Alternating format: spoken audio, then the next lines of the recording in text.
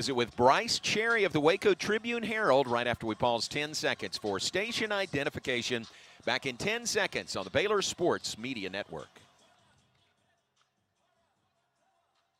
From the Allen Samuels Dodge Chrysler Jeep Ram Studios, this is KRZI Waco, K222DC Waco, K265DV Temple, ESPN Central Texas.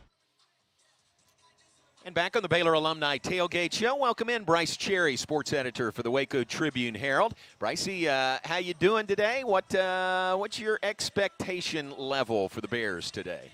J-Mo, you and I are old enough to remember a guy by the name of Al Davis. Yes, who used to say, yes, I know what's coming. Just win, baby. Good. I think, Baylor just needs to put a win on the board, get a little confidence, a little momentum rolling before Big 12 play starts next week right here against the Texas Longhorns. I think obviously you would want to win, handily right. if you can. Right. But certainly you want to just get some good feelings, some good vibes going.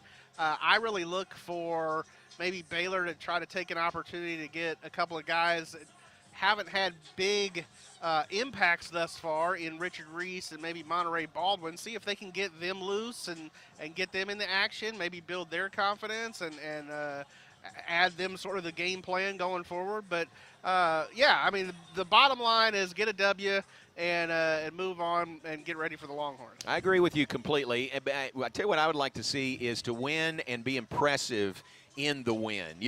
Look good, look sharp. There's a way you can win and maybe slug through it, but I hope we don't see that today. Yeah, and Baylor certainly made improvements from week 1 to week 2 with, going from the Texas State game to the Utah game. You just left the game with a little bit of a bitter taste because of the way it ended.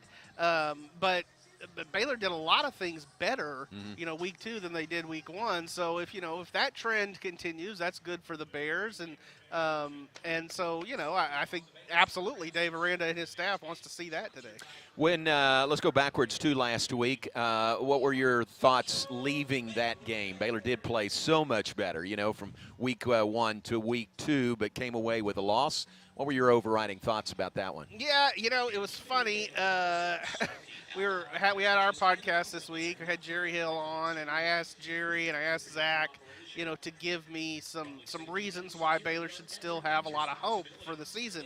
And then it came to my turn, and I played a little good cop, bad cop. Okay. To me, there were a lot of positives that they could extract from that game last week with just the way the defense played. I thought, O-line was better, although you still had some false starts that you got to clean up. But a lot of things, were improved. But, I thought the secondary, after a week against Texas State where there were a lot of guys running free and open, they really tightened up. Overall, the defense had a lot to be proud of. But, again, if Baylor had done all that and they had fallen behind 17-0 and then come back and lost 20-13, you'd have a little bit different feeling than the way it played out with Utah scoring 2 touchdowns in the fourth quarter. And to me, Baylor kind of gift wrapping that one and handing it to the Utes. So got to learn to finish, got to learn to win. It's still a team with a lot of new players and new places, and I think, they're figuring things out as they go. Dave Aranda has shown in his time here he's not afraid to make changes. He made some changes in the lineup, from week 1 to week 2. Albin Obesele stepping in at left tackle for the Bears, shifting that around. That's not all him. It's the coaching staff.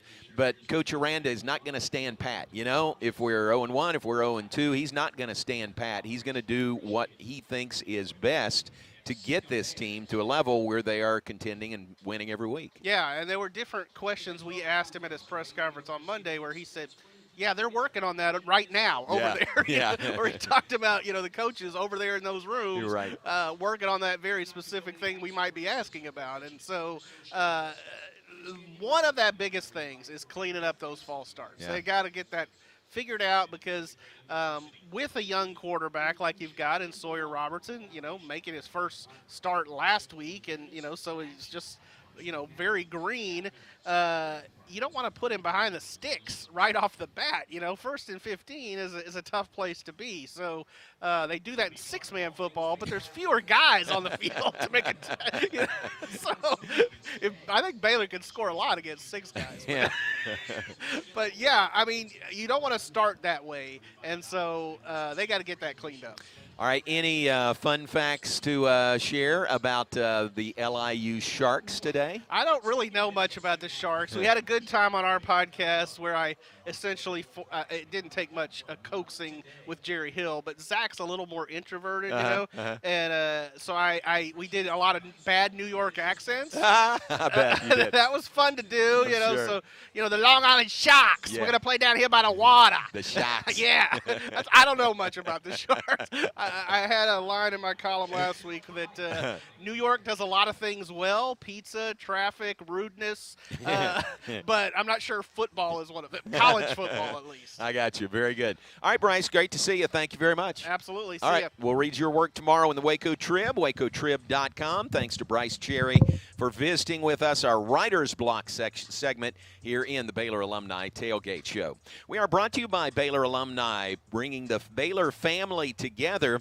Let me tell you, this family weekend, very well attended. I was down there in Touchdown Alley earlier, and the Baylor Alumni tent is hopping like it hasn't been any game this year. So great crowd here. Thanks to Family Weekend, and we appreciate that.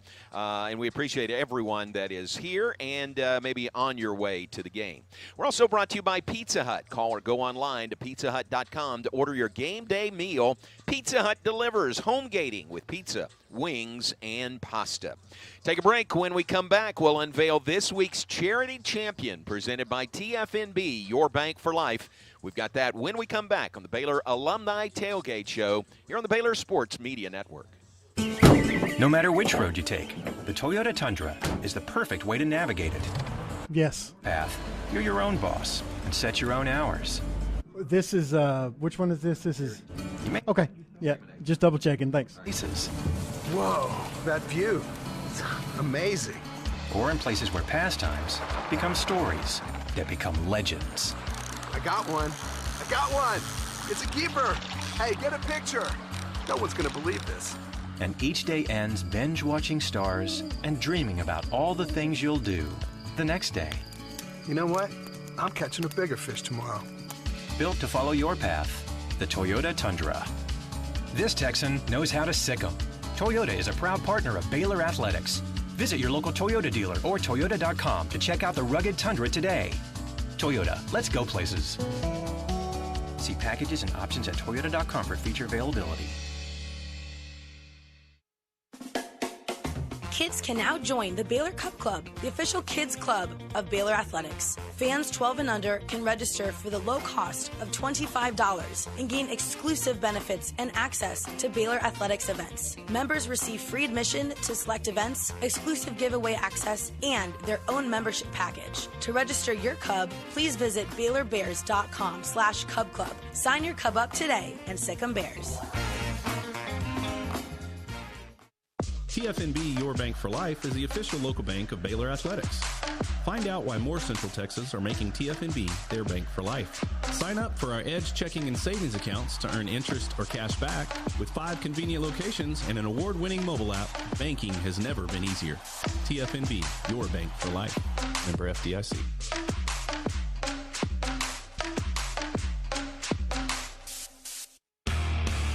You're listening to Baylor Football on the Baylor Sports Media Network. Welcome back as we continue on the Baylor Alumni Tailgate Show. Each week we are honored to help recognize and unveil at this point this week's charity champion presented by TFNB Your Bank for Life, the official local bank of Baylor Athletics. And drum roll please, our charity champion for this week is Waco Downtown Farmers Market. So we are glad to recognize them, and we welcome in the Executive Director, Bethel Erickson. Bethel, congratulations to you. What does it mean to be selected as the charity champion? Oh, so excited to be highlighted for the good work that we do in Waco. Very good. Tell us, for those listening, what you do exactly, the farmers market. What is that? Sure. So we operate a year-round farmers market from 9 a.m. to 1 p.m. every Saturday down in front of the courthouse. We recently added a Wednesday night market that is seasonal as well from 5 to 8 p.m., and that's over in East Waco at the Bridge Street Plaza. And you can find anything from locally produced agricultural goods, prepared food, body care products, just a good smattering of local businesses that are highlighted each week at 2 of those locations. Right, very nice. And I know a lot of people who make it a kind of a weekly, trek to come to the farmers market. Do you see that? A lot of people who, are there week in, week out? Oh, yeah, we have our regulars for sure. And then things like Baylor Family Weekend, definitely the families come in. Magnolia has helped us with tourism as well. But our Wednesday evening market ends up being a little bit more hometown and a good space for locals to come out, bring the family, enjoy some good grassy space, some live music, and get the kids to run around in a good, safe space. Ah, very good. So that Wednesday market is a different location. Tell us where that is. Yes. So it's just across the river in East Waco, same side of the river as McLean Stadium, but 2 blocks off of the suspension bridge in the river. You can actually park downtown and then walk across the suspension bridge if you want a little bit of exercise, but it's a lovely place called the Bridge Street Plaza. Big stage, good grassy fields. It's about a block and a half from Brotherwell Brewing, so we have some nice amenities over in East Waco. But it's just a great place for families to gather as well as get out and explore a different part of Waco. Very nice. That sounds great. So that's on Wednesdays. The other market, folks, I think know in front of the courthouse in that area on Saturdays. You say that your association with the Waco Downtown Farmers Market goes back to its inception, goes back 12 years. Correct. Yeah, we'll be celebrating 12 years this November. Big kickoff celebration. It's always the Saturday before Thanksgiving. So if you're back in town that weekend, it's a good time to swing by, pick up some local goods, especially for your big festivities later that week. Very good. All right, named a charity champion this week. What does that mean to you? How does that help maybe spread your message and create awareness for what you do? Sure. We're so excited to be able to get the word out about our new market, especially in East Waco. We're hoping that we're able to ask for some extra donations to help fund a new market manager position for that Bridge Street Farmers Market, as well as expand our operating budget related to our food incentive program. So we also operate food stamps, have a nutrition incentive program called Double Up Food Bucks, and WIC FMMP. So it's making local food accessible to more families in the Waco community. Very nice. And this is your opportunity. You've got the stage. You're going to be on the field here at McLean Stadium later today. Tell folks how they can help. How could they participate? What are some ways that they could support your program? Sure. So we're looking for donations specifically related to our market manager as well as a marketing campaign, and looking at about $50,000 that we're hoping to raise this next year. So, of course, donations are lovely, but also we just want your physical support in coming out and supporting our businesses weekly or bi-weekly whenever you happen to be in town, when you need some extra groceries or you just want to see a different side of Waco and enjoy our community here. Yeah. That's very good. That's a good point. Some folks may wake up on a Saturday morning. Of course, we've got a game this week in an early morning, but they may say, what are we going to do today? Hey, let's go to the farmers market and check that out. Great way to start a Saturday. Absolutely. I mean, I'm there every week, so when it's not a game day, it's a lovely way that we think we can kick off a Saturday. Very good. Well, congratulations to you. It's very nice to meet you, and best wishes on moving forward and what you're doing. Congratulations on that. Thank you. I appreciate this time. Bethel Erickson, she is the executive director for the Waco Downtown Farmers Market, and they are this week's charity champion presented by TFNB, your bank for life, the official local bank of Baylor Athletics. We'll be back with more of our Baylor Alumni Tailgate Show in a moment. Stay with us. This is the Baylor Sports Media Network. For a limited time, get high-performance, ultra-reliable internet from Astound Broadband, starting as low as $25 per month. And now we have mobile, too. Visit astound.com to order the #1 rated internet. Create the perfect plan with to meet all your needs. Plus, get a 2-year. Do you want me to count you down to 30? Gig internet To the 30 hard out? Okay. And no. Okay. Switch today. Head to astound.com. The affiliates join, yeah. Or Astound. Yeah, Gary was like, no, the affiliates join. I was like, they don't join until 30 minutes before. Have you gone gold yet? Go gold with Baylor Athletics this season and be the gold factor across each of our sports. Wear exclusive Go Gold apparel from the Baylor bookstore at the upcoming Go Gold dates. To stay up to date on some golden opportunities, visit BaylorBears.com/GoGold. Go Gold and Sic 'em Bears. Everything we do for you. First Central Credit Union says it's game on. Lower your monthly vehicle payments by refinancing your vehicle with First Central. Make it a winning season with refinancing set to your preferences. You decide the due date and frequency. Financed elsewhere? Save money with a new local game plan. Apply online today. We make it easy to score at firstcentralcu.com. Membership and loan policy requirements apply. Member NCUA. At Allen Samuels in Waco, we've got amazing deals that make you ask, why shop anywhere else? During Ram Power Days, get a new 2023 1500 Lone Star 4x4 Crew Cab, $11,000 off MSRP, or 2.9% for 72 months. Or choose a new 2023 1500 Laramie 4x4 Crew Cab, $12,500 off MSRP, or 2.9% for 72 months. That's right, we're making big deals, so hurry in today. Allen Samuels in Waco, the place to shop Ram trucks. You're listening to Baylor Football on the Baylor Sports Media Network.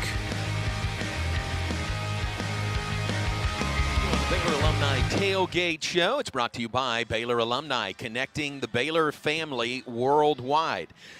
This is the first of a full day of games in the Big 12 Conference, 3 of which are kicking at 11 a.m. Long Island at Baylor. It's here at 11:02 to be exact, kickoff. Also at 11, 15th-ranked Kansas State at Missouri, an old Big 8 and old Big 12 matchup from Columbia. And at 11, Iowa State at Ohio. Iowa State head coach Matt Campbell goes back to his home state of Ohio to play the Bobcats coming up this morning. 2:30 this afternoon, 19th-ranked Oklahoma plays at Tulsa. The evening games, 5:30 Central Time, Villanova at UCF. 6 o'clock, Miami of Ohio at Cincinnati. The Bearcats off to a 2-0 start. 6 o'clock, South Alabama at Oklahoma State tonight. Also at 6, Tarleton at Texas Tech in Lubbock. The Red Raiders looking for their first win this season. 6:30 on national TV tonight, the Backyard Brawl, Pittsburgh at West Virginia. 6:30 also BYU going to Fayetteville to play Arkansas. 7 o'clock tonight, the first Conference League game of the year, TCU at Houston. That'll take place in Houston. It is a 7 o'clock kickoff this evening. Also at 7, Wyoming at number 4, Texas. The Longhorns will be in Waco next Saturday. 9:30, Big 12 After Dark, Kansas at Nevada coming up this evening. Time for our great game in Baylor history. You know, if you're watching, if you have one eye on ESPN's College Game Day, they're in Boulder, Colorado today. Colorado Buffaloes, the talk of college football starting off this season. Let's go back to September 14th, 1991. This week, in 1991, Baylor went to the foothills of the Rockies to play the Colorado Buffs and came home with a huge win. September 2:30 here. 91. Hey, so what was the text now? National champion Colorado Buffaloes at Folsom Field. No, it wasn't. Foothills of the Rockies. The Buffs also. I don't know. Maybe it's on the stream somehow. Okay. But I was listening in air. I was switching back and forth because I took y'all out of program. There in Boulder, Colorado scored first on a 20. Arian Hayes. We just need to figure out why it would have been on the stream. Nothing early in the second. The Bears responded with a 40-yard Jeff Ireland field goal, and the halftime score read Colorado 7, Baylor 3. The third quarter began with a bang as BU quarterback J.J. Joe found his favorite target, Melvin Bonner, on a 74-yard strike that gave the Bears the lead 10-7. Before the end of the period, a 40-yard Ireland field goal increased the Baylor lead to 13-7. Colorado scored early in the fourth quarter to regain the lead 14-13 and were driving for what would be a game-clinching field goal with a little over 3 minutes remaining. But Jim Harper's field goal attempt was blocked by Santana Dotson after a clearing block from the John. at Robin Jones. Talk for a second. Let me see something. Past midfield, where it was recovered by Brian Hand. The Bears started their drive at the Colorado 30, and 6 plays later, with 51 seconds on the clock, and Baylor trailing by 1. 1 minute. Okay. Yeah, I don't know what's going on. It's not going over the stream either. Okay. Well, yeah, I don't know. I don't know what happened. But it definitely wasn't on Baylor. It definitely wasn't on the air because I was listening there. But the game was not over as the Buffs drove to the Baylor 40. Interception of a Darian Hay. As 30 seconds. McCartney and Grant Taft met at midfield, Baylor had knocked off the defending national champions on their home field in front of over 50,000 fans in Boulder, Colorado. Despite a lengthy delay in returning to Waco later that night, a large crowd of enthusiastic Baylor fans met the team at the Waco Regional Airport following a 16-14 Baylor win over the Colorado Buffaloes. This week's great game in Baylor football history. That's going back to September 14th, 1991. Great memory there. That was before Colorado was in the Big 12. They left for the Pac-12. Now they're coming back to the Big 12 next year. So more memorable games, Baylor and Colorado, coming up in the future. Take a break. When we come back, we'll be joined by Baylor insider Jerry Hill. Jerry Hill, his thoughts on this matchup today, Baylor and LIU. Both teams on the field warming up. We'll continue on the Baylor Alumni Tailgate Show after this here on the Baylor Sports Media Network.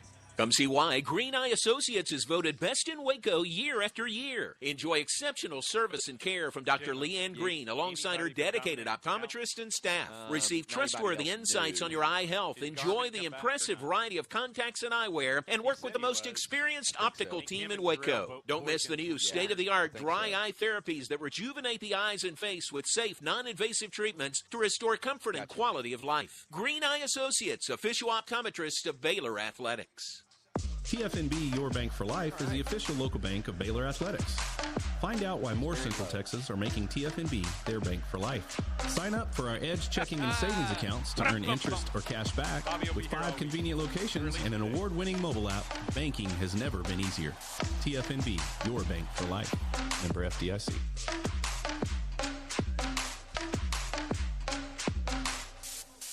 Jeff Haas Mazda and the Baylor Bears both know what it takes to be number one. Hard work, determination, commitment. The #1 Mazda dealer in Texas, Jeff Haas Mazda, is inviting all the Baylor Bear fans listening to visit us for hard-hitting deals on every new Mazda in stock, with fresh inventory hitting the ground daily. And every new Mazda comes with our Jeff Haas Advantage plan. Plus, your trade is now worth more than ever. We're buying all makes and models. Get our best cash offer in minutes. Jeff Haas Mazda on the Katy Freeway. #1 based on 2021 sales and stock volume in the Gulf region.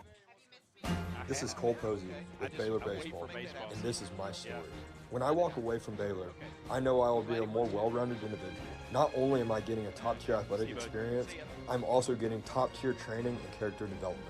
The ability to compete at the highest level, to be challenged spiritually, and to be pushed academically are unique things that no other university but Baylor can offer. My name is Cole Posey, and this is my Champions Tribute. Read more Champions Tribune at BaylorBears.com. You're listening to Baylor Football on the Baylor Sports Media Network. No, I didn't. No, all I did was I looked at these two were unplugged, but I guess that's the way they're supposed to be. Go, John. We're back on the Baylor Alumni Tailgate Show. We're glad you're with us. And Jerry Hill joins us now, doing some engineering work in our booth. Jerry, I appreciate it. Can you be here and be Bob's assistant during the game? I can't even be the assistant engineer on the road. Well, I got bumped out of that. By JJ, right? Well, no, it was the pilot. By Kevin Earl. Kevin bumped me out of the assistant engineer duties. Kevin Earl. That's true. Well, thank you for your help. Just plug that one in there. Plug the white one into the white one, and we'll be okay. Let's talk football. Baylor and LIU coming up. States the obvious. Baylor needs a win today. Yeah, and I like the way JJ described it as a get-right game. You know, you need that. And I think particularly, the timing just worked out right. Certainly that wasn't, the way the schedule was laid out. But I think, needing a win, needing to get a good game under your belt right before Texas, I think this does fall at the right place that, hopefully you can kind of get everything going. Both sides, really, offense and defense. I thought the defense played a lot better last week. Maybe the offense takes and the offense played actually pretty well in the first half, ran the ball a lot better than they did in the first game, but got to be consistent, got to finish, those kind of things. Yeah, and quite honestly, Baylor should win, should roll, Yep. But wouldn't you like to see a really crisp performance today in all facets of the game and get a big lead and give some guys that might normally not play get on the field? Yeah, and that was one of the things Nick Florence talked about this week in the huddle deal. He talked about having a clean game, cut out all those penalties. We've had 10 false starts in the first 2 weeks, so cut all of those out and just have a really clean, methodical game. And like you said, ideally, you play your starters through the first 2 quarters, maybe into the third quarter, and then you give a lot of those younger guys and the backups and stuff some time to play in a real game. A lot of those guys don't ever get to play. And this is their chance to come in and show the coaches what they can do. No Dominic Richardson today. He is out, got injured last week. That's hate that he's not available. Certainly hope he's back for next week. We'll really need him next week. But might give Richard Reese, some extended carries today. Yeah, and he's struggled to kind of get it going this year. But, certainly, he has the talent. He rushed for almost 1,000 yards last year. So, maybe that's what he needs. Maybe he needs more carries and more touches just to kind of get it going. And you hope he really has a big game today to kind of give him some confidence and give the offensive line confidence in him. And vice versa as well. So you'd like to see that today, and then, maybe see a couple of the freshmen step up and get some playing time as well. If they say that a team makes its most improvement between games 1 and game 2, what do they say about the time between game 2 and game 3? Well, and John, I was thinking about that in terms of Sawyer Robertson. Yeah. Basically this is week 2 for him, or second start anyway. And I do think, we'll see a significant improvement from him. I thought he played pretty well, particularly in the first half. He just, had some decisions. And I think the first interception was more of a communication thing. But, I expect him to make a big step. I don't know. I've never heard that with the team. Right.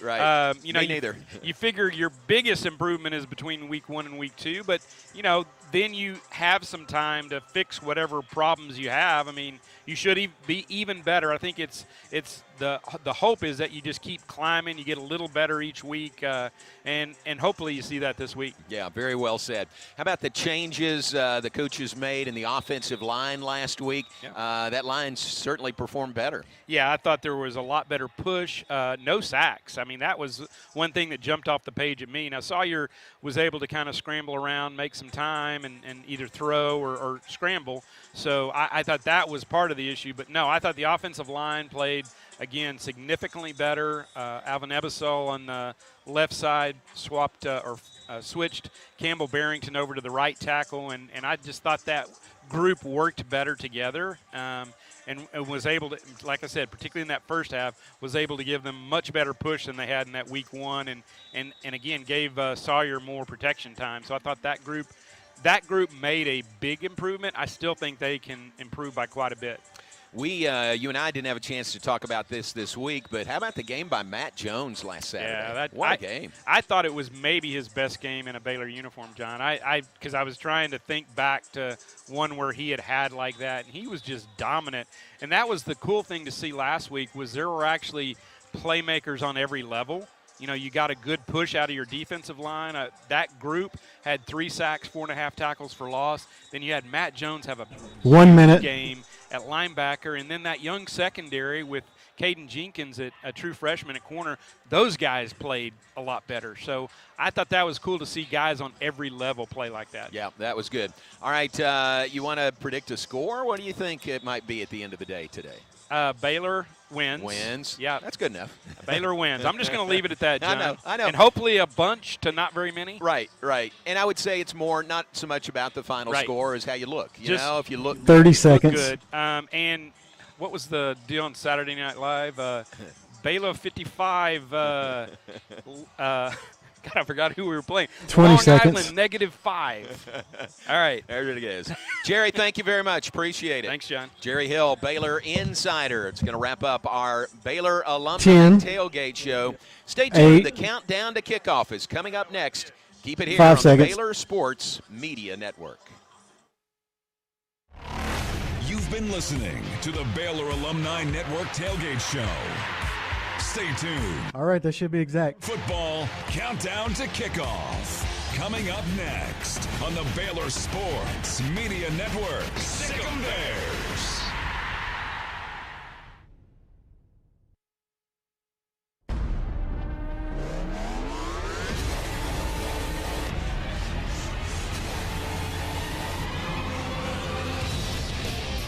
This is the Baylor Football Countdown to Kickoff on the Baylor Sports Media Network. Today's Countdown to Kickoff is brought to you by Texas Farm Bureau Insurance, championship partner of Baylor Athletics. Visit Texas Farm Bureau Insurance online to find a local agent today. Baylor Scott and White Health, the official hospital and healthcare system of Baylor Athletics. Your healthcare, your way. HEB, the official grocer of Baylor Athletics. Proudly serving Texans since 1905. TFNB, the official local bank of Baylor Athletics. Premier ER and Urgent Care. Feel better now. Nissan, innovation for excitement. Coming up, we'll break down today's game, check scores, and take you inside Baylor football. And now, let's go live to the booth with the voice of the Baylor Bears, John Morris. Stadium on the banks of the Brazos in Waco. Welcome in to Baylor Bear football. Today the Bears wrap up non-conference play with a first-ever meeting against the Sharks of Long Island University. Hi, everybody. I'm John Morris. J.J. Joe is alongside Ricky Thompson at field level. Our entire crew together today here at McLean Stadium. Jeff Walter, our spotter and statistician. Bob Baker is our engineer in the booth. Kelly Moore is our frequency coordinator. Has made his presence known early and often today. And we appreciate Aaron Sexton in our network board operations. JJ, for the Bears, they need a win. 0-2 to start the season. Certainly played better last week than in week 1. But no matter who the opponent is, Bears just need a win today. Yeah, John, just winning brings, just a little bit of confidence, a little bit of energy.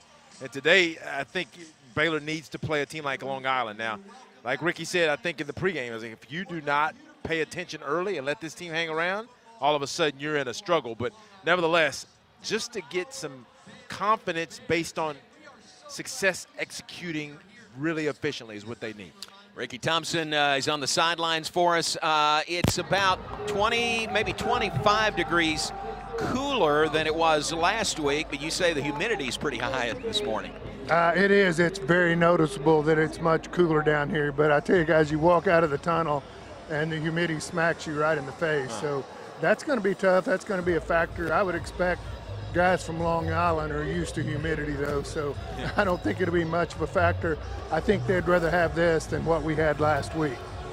Yeah, very much so. Rick, what are your thoughts about Baylor just continuing to get better week in and week out? Not really who doesn't really depend on who the opponent is, but just playing yourself and getting better. Yeah, that's right.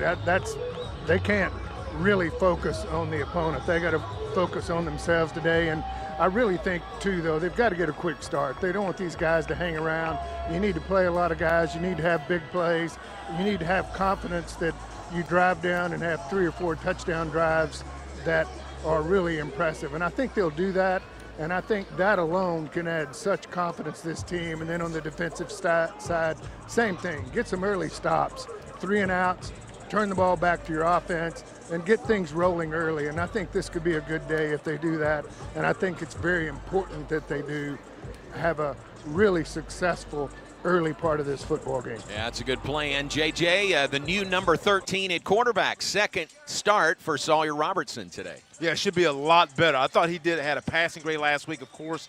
I think you talked to Sawyer, towards the end, he wished he had that back. But that's a young man in his first start. So I expect him to be really efficient today, have some opportunities in the passing game. And I'll be interested to see if we help him a little bit. Number one, get that running game going like last week, John, but get that ball out of his hands with easy completions early just to get that confidence up because he's a thrower now, so he can throw it. All right, we'll see as the Bears in all green today. Green pants, green jerseys, gold numerals and lettering. They've got the green helmets with the interlocking gold BU on either side. LIU comes in with the white jersey tops, white pants, a light blue stripe down the side of their pants, white jerseys, white helmets with the Shark logo on either side. First meeting all time between Baylor and Long Island University comes up from McLean Stadium, and we'll have more on our countdown to kickoff following this break here on the Baylor Sports Media Network. At Allen Samuels in Waco, we've got amazing deals that make you ask, why shop anywhere else? During Ram Power Days, get a new 2023 1500 Lone Star 4x4 Crew Cab, $11,000 off MSRP, or 2.9% for 72 months. Or choose a new 2023 1500 Laramie 4x4 Crew Cab, $12,500 off MSRP, or 2.9% for 72 months. That's right, we're making big. Okay. So hurry in. You'll intro it, correct? Samuels in Waco, the place to shop Ram trucks. This is Walter Abercrombie, Executive Director of the Baylor. Okay. Invitation to join us November 3rd for our 2023 Baylor Athletic Hall of Fame and Wall of Honor induction banquet. This year's outstanding class includes Max Muncy from Baylor Baseball, basketball standout and longtime radio analyst Pat Nunley. The Hall of Fame class also includes Ken Quisenberry and J.D. Walton from football, track and field's Tiffany Townsend, Sandy Forsyth Massey, and Stan Curry, and Dennis Lukash from men's tennis. Also recognized will be former tennis letter winner George Chandler as the latest addition to the B Association's Wall of Honor. The 2023 induction banquet will be held Friday, November 3rd at the Cashin Building on Baylor campus. For tickets or table sponsorships, contact Tammy Harden at 254-710-3045 or email her at tammy_harden@baylor.edu. We hope to see you there.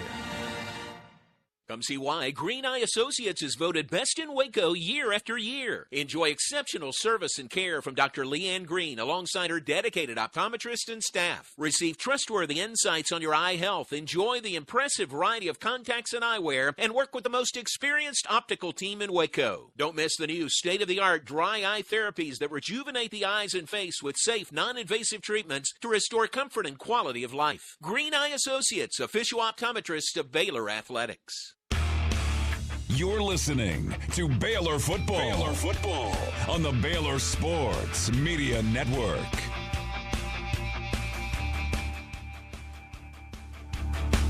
Stadium, Baylor and LIU coming up top of the hour.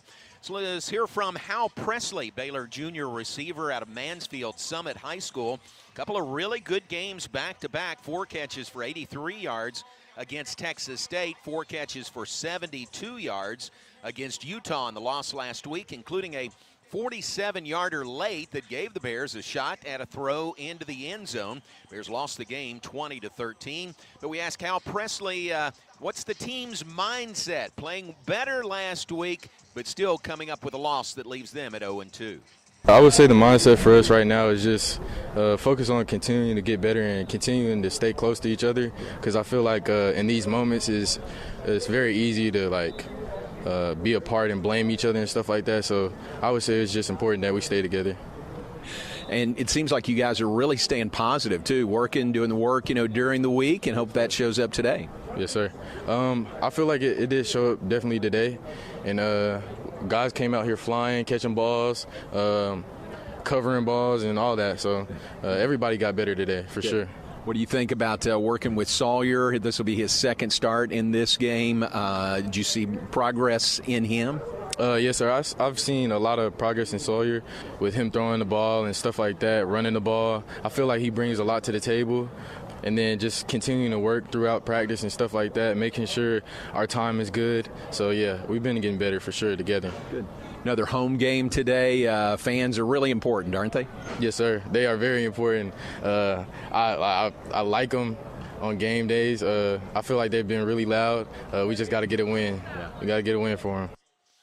That's Hal Presley, the junior receiver for the Bears. Ricky, Hal has had his share of big catches this year. Keytron Jackson, likewise. Just need those guys to be even more factors today and moving forward. Well, they really are, and I think that they've had some success on the deep ball, and I'm going to be really surprised if they don't get some shots like that today as far as going deep. I'll tell you, the catch that he made late in the game last week and then out of bounds with, 1 second to go, that was a huge play that really could have turned into a game winner. So these guys can play. They just got to get their shots, and we've got to take them today, get the confidence that that outside deep game is going to work, because it will pay off throughout this season. JJ, that was really a heads-up play by Presley. I mean, the clock was winding down. He says he had that clock in his mind. He knew he had to get out of bounds with 1 second on the clock to give Baylor another shot. Yeah, Hal's really impressed me, John. I mean, the first game we saw against Texas State, he made early big play, but then a heady play. So I'm really excited about where he is. I mean, I just think that now I think for that offense, it's just really a consistent execution. So he's doing his part. So it'll be interesting to see if everybody else, especially when we get inside that red zone, if we can try to figure out how to get touchdowns. Baylor and Long Island coming up top of the hour. We're brought to you in part by Premier ER and Urgent Care. Premier ER and Urgent Care is the place to go when you're not sure where to go. Open 24/7 and just a short walk across campus. No appointment necessary. Just walk in. Visit premier.com to learn more. Take a break. More on our countdown to kickoff. JJ and Ricky's What to Watch For in this game coming up today. Our coverage continues after this word from your local station. First Central Credit Union invites you to join our team. Game strategy, earn 5% APY on your money. Enjoy ATM fee refunds and the ability to make deposits 24/7 at our ATMs. You can earn interest and have access to your money. Suit up in a free new member t-shirt. Join our team today at firstcentralcu.com. Everything we do for you. Hey, John. Bears. Next one is local. Supply. APY annual percentage. Okay, I was just making sure. No worries. This is Cole Posey with Baylor Baseball, and this is my story. When I walk away from Baylor, I know I will be a more well-rounded individual. Not only am I getting a top-tier athletic experience, I'm also getting top-tier training and character development. The ability to compete at the highest level, to be challenged spiritually, and to be pushed academically are unique things that no other university but Baylor can offer. My name is Cole Posey, and this is my Champions Tribune. Read more Champions Tribune at BaylorBears.com. No matter which road you take, the Toyota Tundra is the perfect way to navigate it. On your path, you're your own boss and set your own hours. Look at that sunrise. You may find yourself in some pretty remote places. Whoa, that view. It's amazing. Or in places where pastimes become stories that become legends. I got one. It's a keeper. Hey, get a picture. No one's gonna believe this. And each day ends binge-watching stars and dreaming about all the things you'll do the next day. You know what? I'm catching a bigger fish tomorrow. Built to follow your path, the Toyota Tundra. This Texan knows how to sick 'em. Toyota is a proud partner of Baylor Athletics. Visit your local Toyota dealer or Toyota.com to check out the rugged Tundra today. Toyota, let's go places. Packages and options at Toyota.com for feature availability. You're listening to Baylor Football on the Baylor Sports Media Network. Here we go, guys. Live from McLean Stadium, let's bring in Ricky and JJ. Get your thoughts on what to watch for in this game today. JJ, a player, a position, a matchup. What's top of mind for you? Well, John, I'm going to look at the defense. And really, to me, this game begins and ends at the defensive front for Baylor today. I mean, they outmatching this Long Island front, I believe. So I'm looking at Gabe Hall and T.J. Franklin, those two players. How can they come out early, dominate, and make it really hard for this Long Island offense to get any kind of traction? And Long Island's already struggled to score and move the ball anyway. So looking at those two players. All right, Ricky, how about you? Well, offensively, we've talked about receivers, but I'm going to flip that. I'm going to go to Richard Reese. He hasn't had many carries in these first couple of ball games, and I think it's very important today to establish the run. I'm looking for him to get in the ball game, get into a rhythm, have a big day rushing the football. If he does that, we're going to score points, and it's going to be a successful day for the Bears. So I'm going to go with Richard Reese to have 15, 16 carries today and have a big day. All right, very good. That would be more carries than he's had through the first 2 games so far this year. Richard, 972 yards rushing last year, has just 35 total through 2 games so far this season. Ricky and JJ's What to Watch For. Take a break as the Golden Wave Band takes to the field. We'll hear from head coach Dave Aranda when we come back. This is the countdown to kickoff, and our coverage continues after this word from your local station. Come see why Green Eye Associates is voted best in Waco year after. Okay, and Aranda's self-contained, correct? From Dr. Lee. Okay. Insider dedicated optometrist and staff. Receive trustworthy insights on your eye health. Enjoy the impressive variety of contacts and eyewear, and work with the most experienced optical team in Waco. Don't miss the new state-of-the-art dry eye therapies that rejuvenate the eyes and face with safe, non-invasive treatments to restore comfort and quality of life. Green Eye Associates, official optometrist of Baylor Athletics. At Allen Samuels in Waco, we've got amazing deals that make you ask, why shop anywhere else? During Ram Power Days, get a new 2023 1500 Lone Star 4x4 Crew Cab, $11,000 off MSRP, or 2.9% for 72 months. Or choose a new 2023 1500 Laramie 4x4 Crew Cab, $12,500 off MSRP, or 2.9% for 72 months. That's right, we're making big deals, so hurry in today. Allen Samuels in Waco, the place to shop Ram trucks. Ask for Kasasa Checking. It's our superpower. First Central Credit Union pays 5% APY on your checking account. There's no penalty in this game. Get great returns while having complete access to your cash. Get in motion with First Central's Reward Checking that refunds ATM fees nationwide. Enjoy an automatic savings feature that pays you too. It's a snap to apply online at firstcentralcu.com. Everything we do for you. Eligibility and qualifications apply. APY annual percentage yield. Member NCUA. If you need a trailer, Flat Rock Trailers has got you covered. From light-duty single-axle utility trailers to the Big Tex tandem duals. We also carry a full line of enclosed cargo trailers. Need a motorcycle trailer? We've got them. Need a dump trailer? We've got the largest selection in the state. Oil field trailers? We carry a full line of Big Tex trailers to handle all your needs. Trailer repairs? We repair all makes and models. We'll even rent you a trailer if you need to use one for a day. Flat Rock Trailers, your #1 source for all your trailer needs. Find us at flatrocktrailers.com. You're listening to Baylor Football on the Baylor Sports Media Network. Welcome back inside McLean Stadium as we continue on our pregame show. Let's visit now with Bears head coach Dave Aranda. Coach, back at it, another 11 a.m. game today, and another opportunity for you guys to get in the win column. No, I appreciate that. There's been improvement, from week 1 to week 2, and just the finish part and the closing out a game and just everything that entails in terms of the execution and the confidence to do so. We came up short, and it's been a great week of practice, and this is an opportunity for us to take that next step, kind of get us into conference play full speed ahead. A little rain this week, cooler temperatures, starting to feel a little bit like fall, isn't it? It does. It helps. There's definitely some energy that comes along with that, just the cooler temperatures. And I think everyone remembers, falls that were cool and crisp and just, and how football relates to that. And so I think that is something that for sure the coaches and the older generation, for sure that comes up. Yes, I feel the same way. What do you think, or what did you see from Sawyer Robertson in his first start last week? I thought there was a lot of confidence to start the game. I thought there was a lot of clear, concise communication. I thought he was adjusting protection, calling out pressures.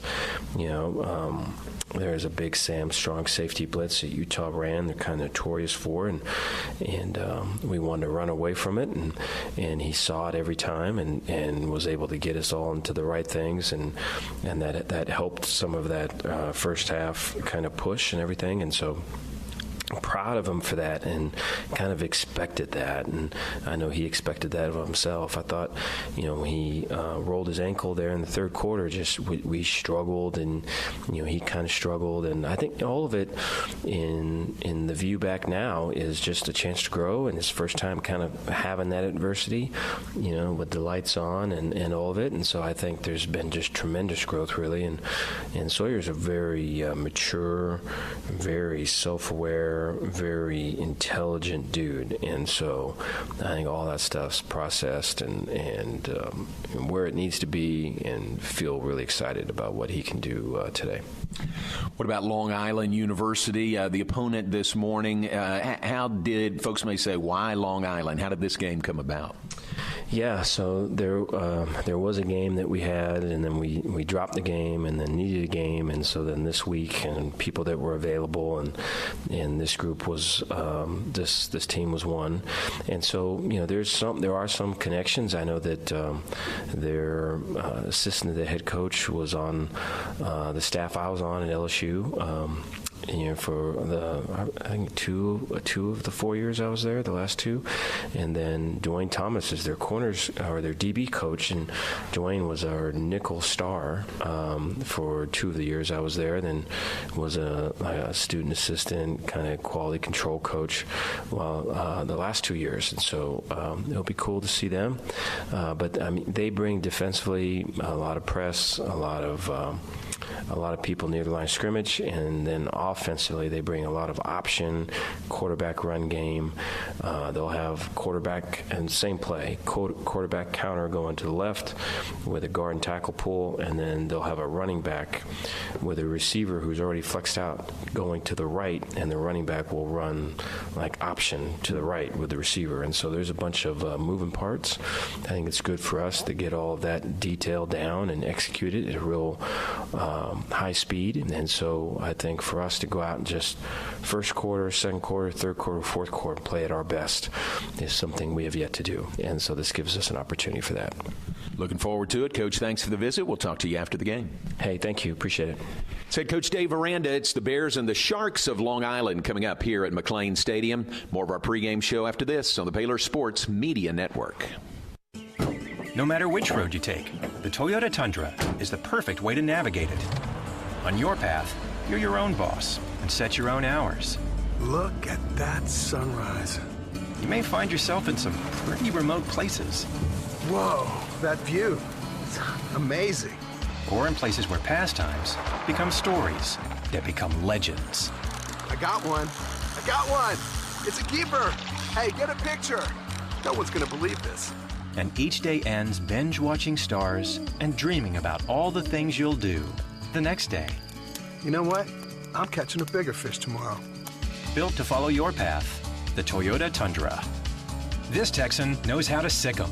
Toyota is a proud partner of Baylor Athletics. Visit your local Toyota dealer or Toyota.com to check out the rugged Tundra today. Toyota, let's go places. See packages and options at Toyota.com for feature availability. For a limited time, get high-performance, ultra-reliable internet from Astound Broadband, starting as low as $25 per month. And now we have mobile, too. Visit astound.com to order the #1 rated internet. Create the perfect plan with fast speeds to meet all your needs, plus get a 2-year price lock when you upgrade to award-winning gig internet. No contracts, no hidden monthly fees, and no data caps. Switch today. Head to astound.com or call 1-800-4ASTOUND. Restrictions apply. See website for details. Premier ER and Urgent Care has all the convenience of urgent care with all the expertise of an ER, all under one roof. At every visit, be seen by ER-trained staff with on-site lab and CT, X-ray, ultrasound, and EKG. Here, you pay for the appropriate level of care that you receive, and we are in-network with most major insurance providers. Premier ER and Urgent Care has 4 convenient locations serving Texas: San Marcos, Temple, Waco, and Woodway. To learn more, visit www.premier.care. You're listening to Baylor Football. Baylor Football on the Baylor Sports Media Network.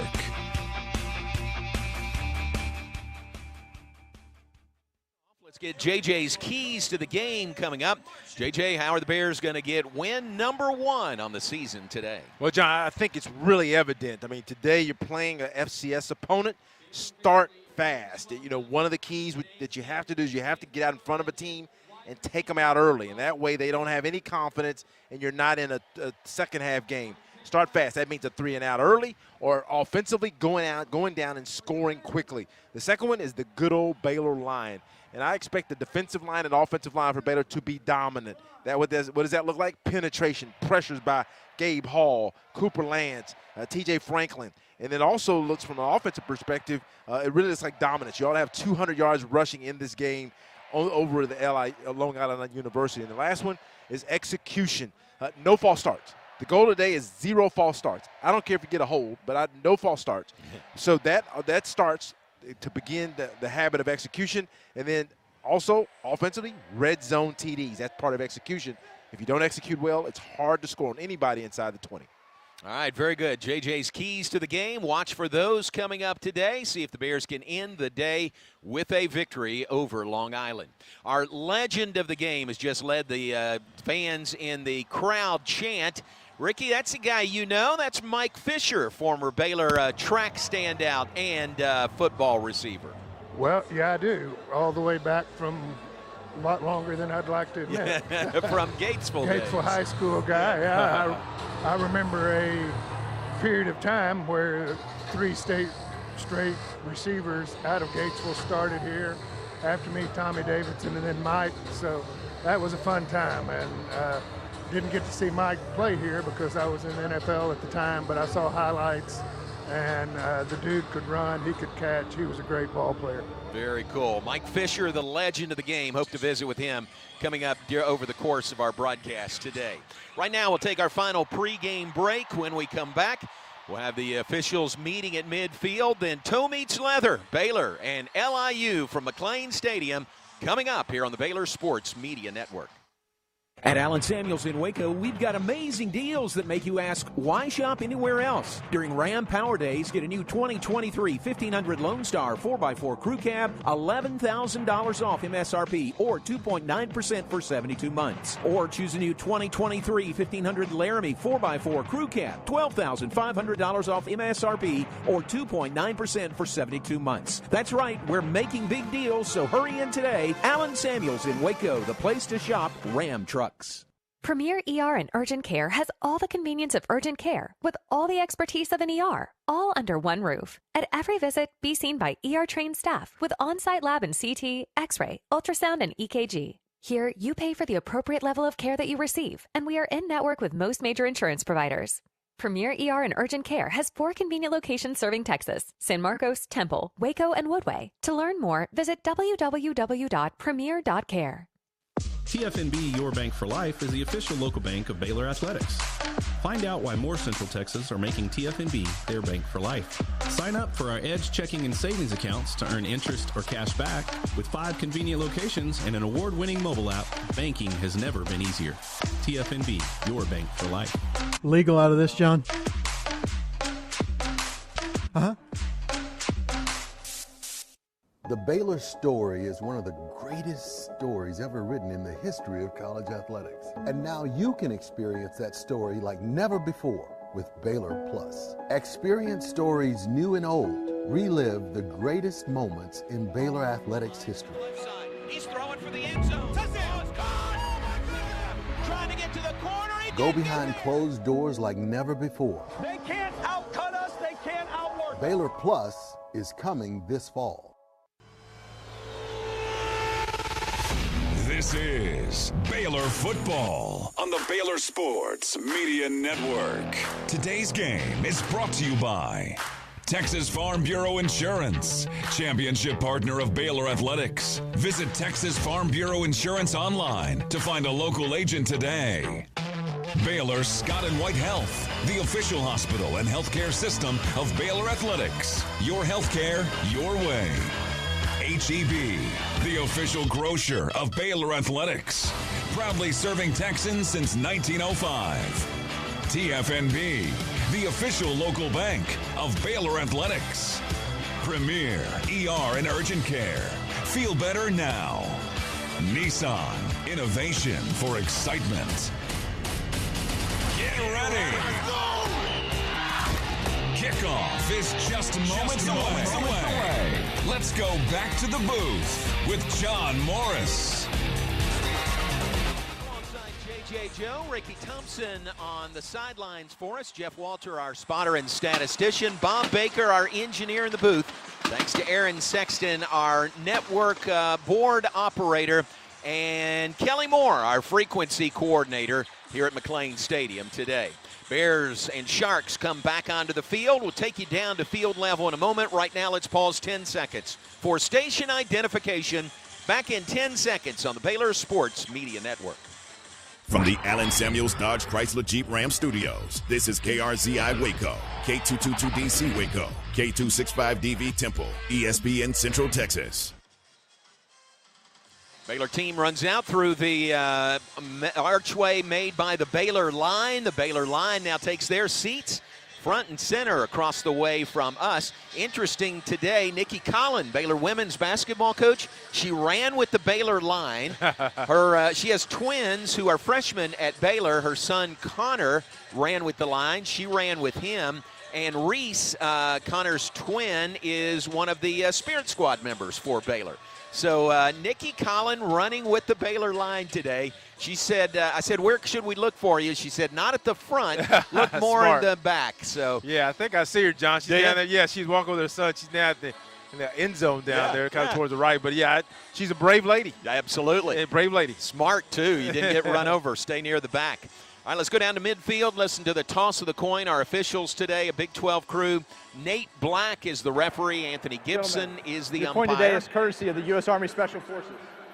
The Lion will represent heads. The continent of Africa will represent tails. A visiting captain, what's your call? Tails. Tails is called. This tails, you've won the toss. Defer to the second half. Long Island has won the toss. We'll defer their option to the second half. You want the ball. Which way would you like to kick? All right, green down here. Baylor will receive to begin the game. Gentlemen, good luck.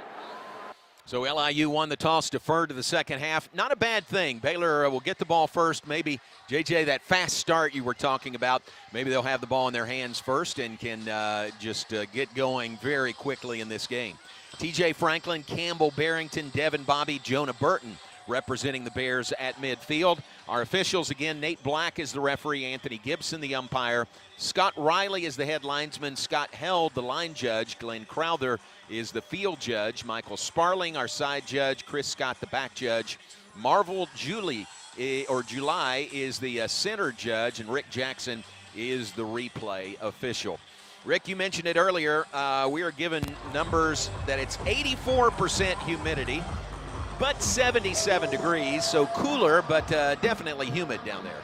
Well, I'll take it. I'll take the humidity higher than the temperature. That's a right, change. Right, exactly. It's really not bad down here. A little bit of a breeze, not much. I don't think it's going to be much of a factor in this game, but it will wear on you as this day goes, the humidity on these players. But with the temperature, I think everybody's going to be fine. Much better, really a perfect day for football. All right, they're going to tee it up, kick it from left to right. We'll give you our starting lineups brought to you by Baylor Scott & White, Southwest Sports Medicine and Orthopedics. When it comes to Baylor Sports Medicine and Orthopedics, Baylor Scott & White, Southwest Sports Medicine and Orthopedics brings the home team advantage to Central Texans. Sharks will kick it off from left to right, back deep to receive for the Bears. Richard Reese back deep at the goal line. So JJ and Ricky, we want to get him going today. How about getting him going with the opening kickoff, standing back at the goal line? John, either way, he just needs to touch the ball. I think for a guy like Richard Reese, preseason, all conference pick, he's a freshman All-American last year. I really believe him touching the ball at least 10 to 15 times a game is essential for our offense that really has kind of struggled inside the red zone. The best way, John, to score inside the red zone, if you have struggles scoring inside the red zone, yes, is to score before you get to the. Don't even make it not even a red zone stat, right? Yeah. Score from the 40, man, going in. That's good. All right, here's Michael Coney. Approaches the ball, kicks it, taken at the 2-yard line. Here's Reese to the 10, to the 15, to the 20, and down right there. Let's continue with our starting lineups brought to you by Baylor Scott & White, Southwest Sports Medicine and Orthopedics. The change in the offensive line we saw last week. Alvin Ebosele will start at left tackle for the Bears. Campbell Barrington will start at right tackle for the Bears. Gavin Byers at left guard, Caden Siraki at right guard, and Clark Barrington in the middle at the center position. Reese in the backfield, the sophomore from Belleville. Sawyer Robertson at center, wearing the number 13 that JJ wore so well. Robertson, the transfer from Mississippi State, through 2 games, 18 of 40, 45% completion rate, 331 yards passing so far. Reese steps back behind him in the pistol. Snap back to Robertson. Handoff to Reese. Looking for a hole on the right side. Bumps to the outside and pulled down at about the 25-yard line. 5.5-yard gain on first down. The starters for Long Island defensively. Front line, Mike Thompson, Graylin Stokes, Eric O'Neill. Watch this guy, Eric O'Neill, a 6'3", 250-pound sophomore defensive end. The linebackers, Shamar Paul, Dalen Fuller, D.K. Watkins, and Janias Morgan. Here's the play. They spotted at the 25, so a 5-yard gain. Dawson Pendergrass gets the next carry, and he's across the 25 to the 26. So 3rd and 4 coming up for Baylor. Secondary for LIU, Antoine Spencer, Layson Hibbert, Caleb Nardi, and Jay Rowe. It's our starting lineups brought to you by Baylor Scott & White, Southwest Sports Medicine and Orthopedics. From injury prevention to enhanced recovery, team up with us to get back in the game. Well, Long Island's defense, they're putting a little extra body down in the box. And right now, 3rd down and 4, Baylor's going to try to stretch them out with big personnel. 2 receivers left, 2 on the right side. Pass over the middle. It is a dive for the ball, and it's incomplete. Tried to hit Hal Presley. Pass was a little low. He came and dove back toward the line of scrimmage for the ball. But it's 4th down, and here comes Palmer Williams. Bears will have to punt it away on their first possession of the day. Well, not the start I want. I mean, a great run on first down. I think we got 5, close to 6 yards. Facing a 2nd and 5, got to 3rd and 4, and then all of a sudden we tried to go to a little hitch route. Sawyer just couldn't get it in. It was a tight fit, as it was a sticks route, I call it. But the receivers run to the sticks, turn around, and that's where Long Island was squatting. So Baylor's going to punt this away. Palmer Williams boots it. Nice high punt. Fair catch called for. Taken at the 33-yard line. Catch taken in there by Devon Wells. 42-yard punt. Change of possession. LIU's offense is coming out. Baylor defense is taking the field. At defense for the Bears, T.J. Franklin, Cooper Lands, Gabe Hall on the front line. Kyler Jordan is the jack. Mike Smith, Matt Jones are the linebackers. Bryson Jackson, the star. The secondary for the Bears, Devin Lemire remains out there. Alfonso Allen looks like will get the start at a safety with Devin Bobby. And here's the play from the 33-yard line. Quarterback is Chris Howell, the backup quarterback. Handoff, running left. No gain on the play. Pat Bowen the carry. Matt Jones makes the tackle for no gain. So the starting quarterback for LIU is out. Luca Stanzani hurt his shoulder last week.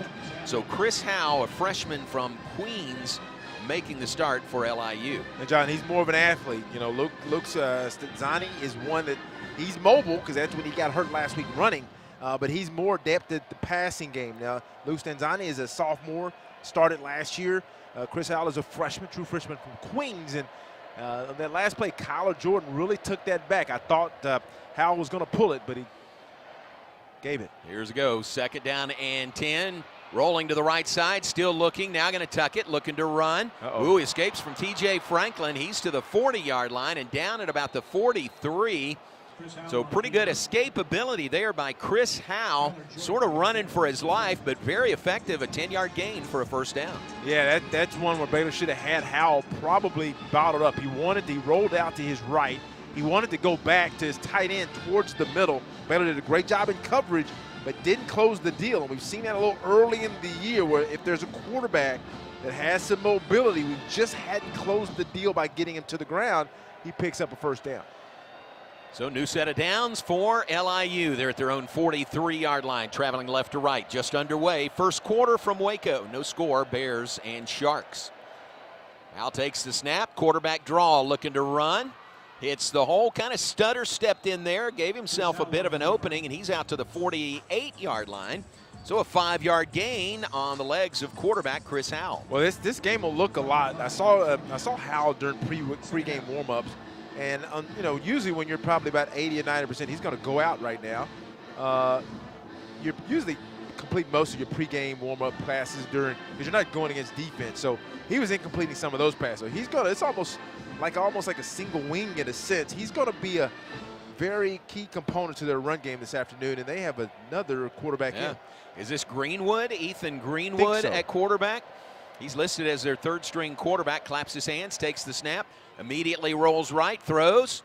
Pass is caught. Baylor has him surrounded and on the ground at the Baylor 48-yard line.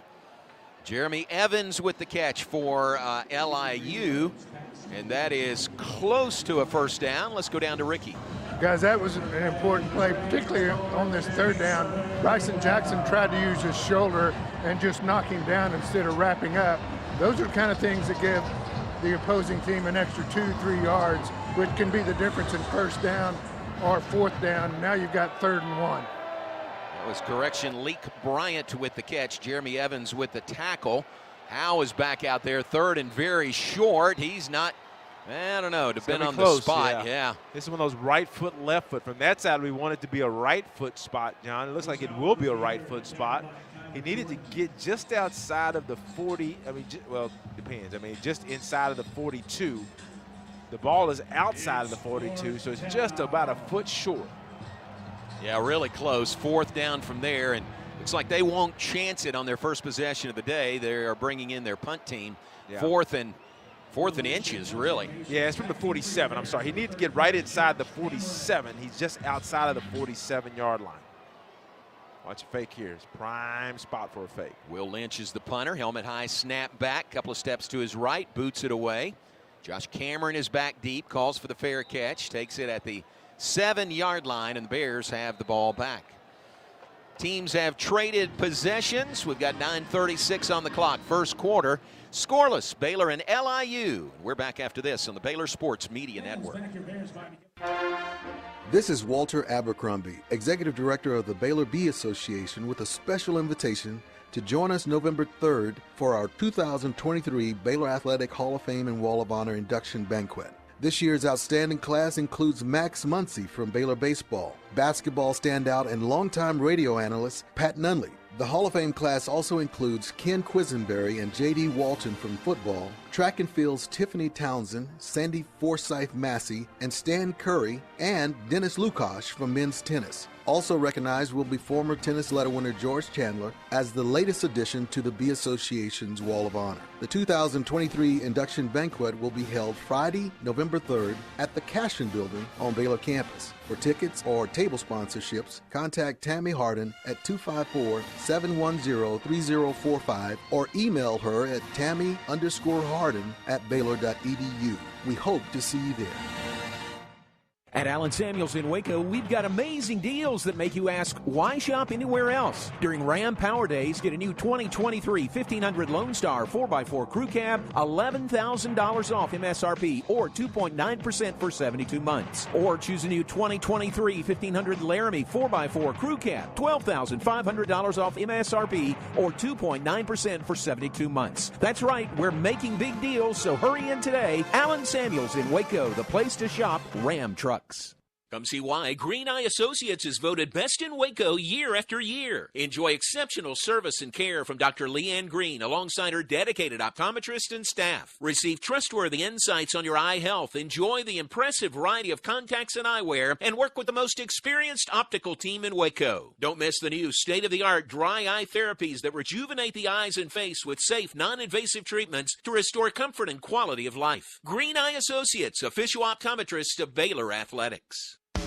You're listening to Baylor Football on the Baylor Sports Media Network.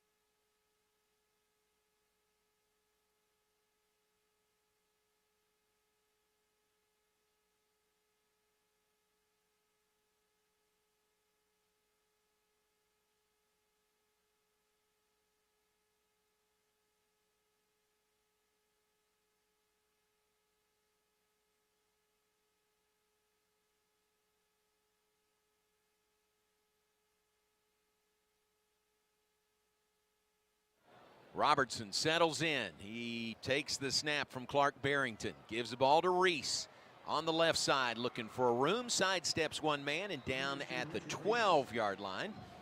So about a 5-yard pickup on first down, same as his first down carry on the previous possession. Yeah, John, but the previous series he came out after that first carry, probably because he ran the kickoff back, but you got to have Reese in there, I believe, until it's time for him to, he taps out to just get the offense, just keep the threat on the field. So Baylor's going to go a little heavy here, see if they can get it to 3rd and manageable, if not a first down.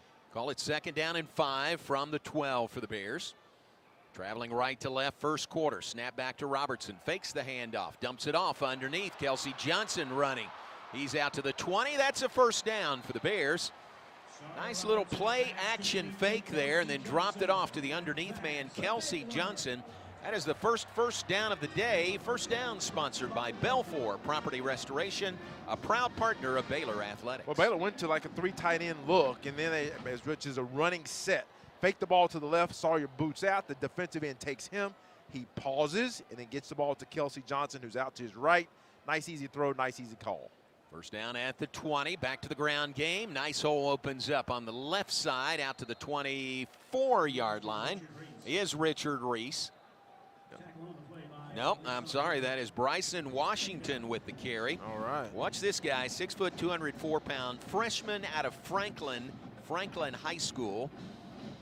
I'm really excited to see him and see what he can do. Yeah, it's interesting. I mean, they're trying to make sure they get the backs in. You want to get some guys some carries who hadn't carried the ball that much and get Reese back in there. But you want to spread it out because it's going to be a long day. Gain of 3, 2nd and 7 for the Bears. Fake the handoff. Robertson looking to throw over the middle. It is caught right over the middle. Jake the Snake Roberts makes the catch out to the 34-yard line. That's another Baylor first down, and the pass right on the money from Robertson to Roberts. Well, we're really going to use those tight ends today, and it's good to see that because I think what happens is Baylor tries to run that ball. When you try to run that ball, it's good to have tight ends in there blocking. Right now they have Jake in, and then Dabney comes in. And then eventually you hope LIU sneaks up to the line of scrimmage and you sneak a receiver behind them. 10 yards on the pickup. 1st and 10 at the 34 for the Bears. Snap back to Robertson in an empty backfield on a slant. It's Ketron Jackson. Jackson spins away from one man, then down at the 45.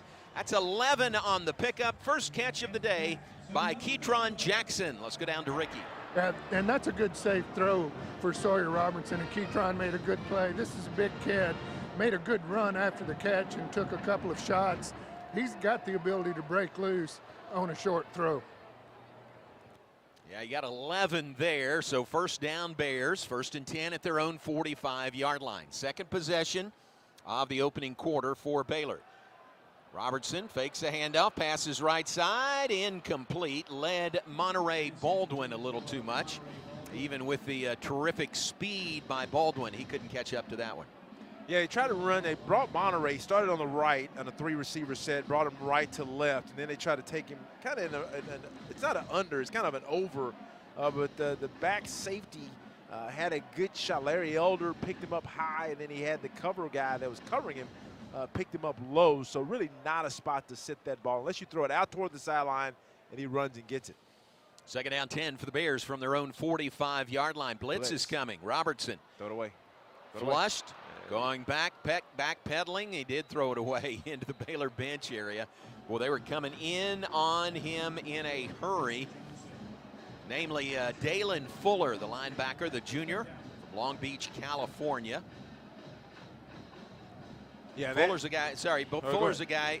He's their leading tackler on the year. 13 tackles each of the first 2 games. He's got 26 tackles in 2 games. No, I'm glad you said that, but I mean, he's very active, and I think that's why for Baylor, I think you go heavy, then all of a sudden you figure out how can we stretch behind them, but pressure early here in this game on Sawyer. 3rd down 10 for the Bears from their own 45. Robertson gives to Reese running right. As a hole, he's through the hole. The pile is moving forward. Finally, he's down. Close. They're going to get forward progress very close to the first down marker, which is the LIU 45. I think they're going to spot it just short. You would expect Baylor to go for it here. 4th and 1 from the LIU 46. Yeah, that's just a good run. Then he got a lot of help from his offensive lineman at the end of that. So Baylor's going to bring in some heavies. LIU's going to match that, bring in an extra defensive lineman. And now here, Sawyer's going to go under center. This is probably a check either for a quarterback sneak if he has it. Then if not, he'll probably go to a power run over to his right. Two backs in an I behind him. He will give it to the I back. That is Pendergrass. He's got a first down and more. Dawson Pendergrass, another freshman in the backfield for the Bears, a freshman out of Mineola High School, runs for the Baylor first down, a 6-yard pickup on 4th and 1. Yeah, just an old power play. You got a fullback in, you got those tight ends. And I think Sawyer was looking at, can I quarterback sneak it? If I can quarterback sneak it, then I'll take it. If not, then what I do is I check to maybe an ISO. We call that ISO play, and he goes either left or right depending on where the nose is. So first down and 10 for the Bears from the LIU 3rd and 9. 2 receivers either side. Robertson takes the snap. Time in the pocket this time. Looking, now flushed, now rolling to the left side. Now a throw it on the sideline intended for Dabney, and it's batted away at the last second by Jay Rowe. Had a lot of time there, and then finally flushed out of the pocket. Ends up being an incompletion that brings up 2nd and 10. Well, you can tell from Sawyer he wanted to go at his initial read. It wasn't there, and then he went to the check down. It was covered, and you can tell he has a little hitch in his giddy up, so not as adept at running this week, but nice, easy attempt at trying to get the ball short. With Bryson Washington in the backfield, he gets the handoff, running right, cuts upfield, strong run inside the 35 to the 34. About a 5-yard pickup on that carry. They're going to bring in now. They're going to bring a different runner here, Pendergrass, and then bring in another tight end. So 3rd and 5. What you're looking at, this is potentially the ripe area.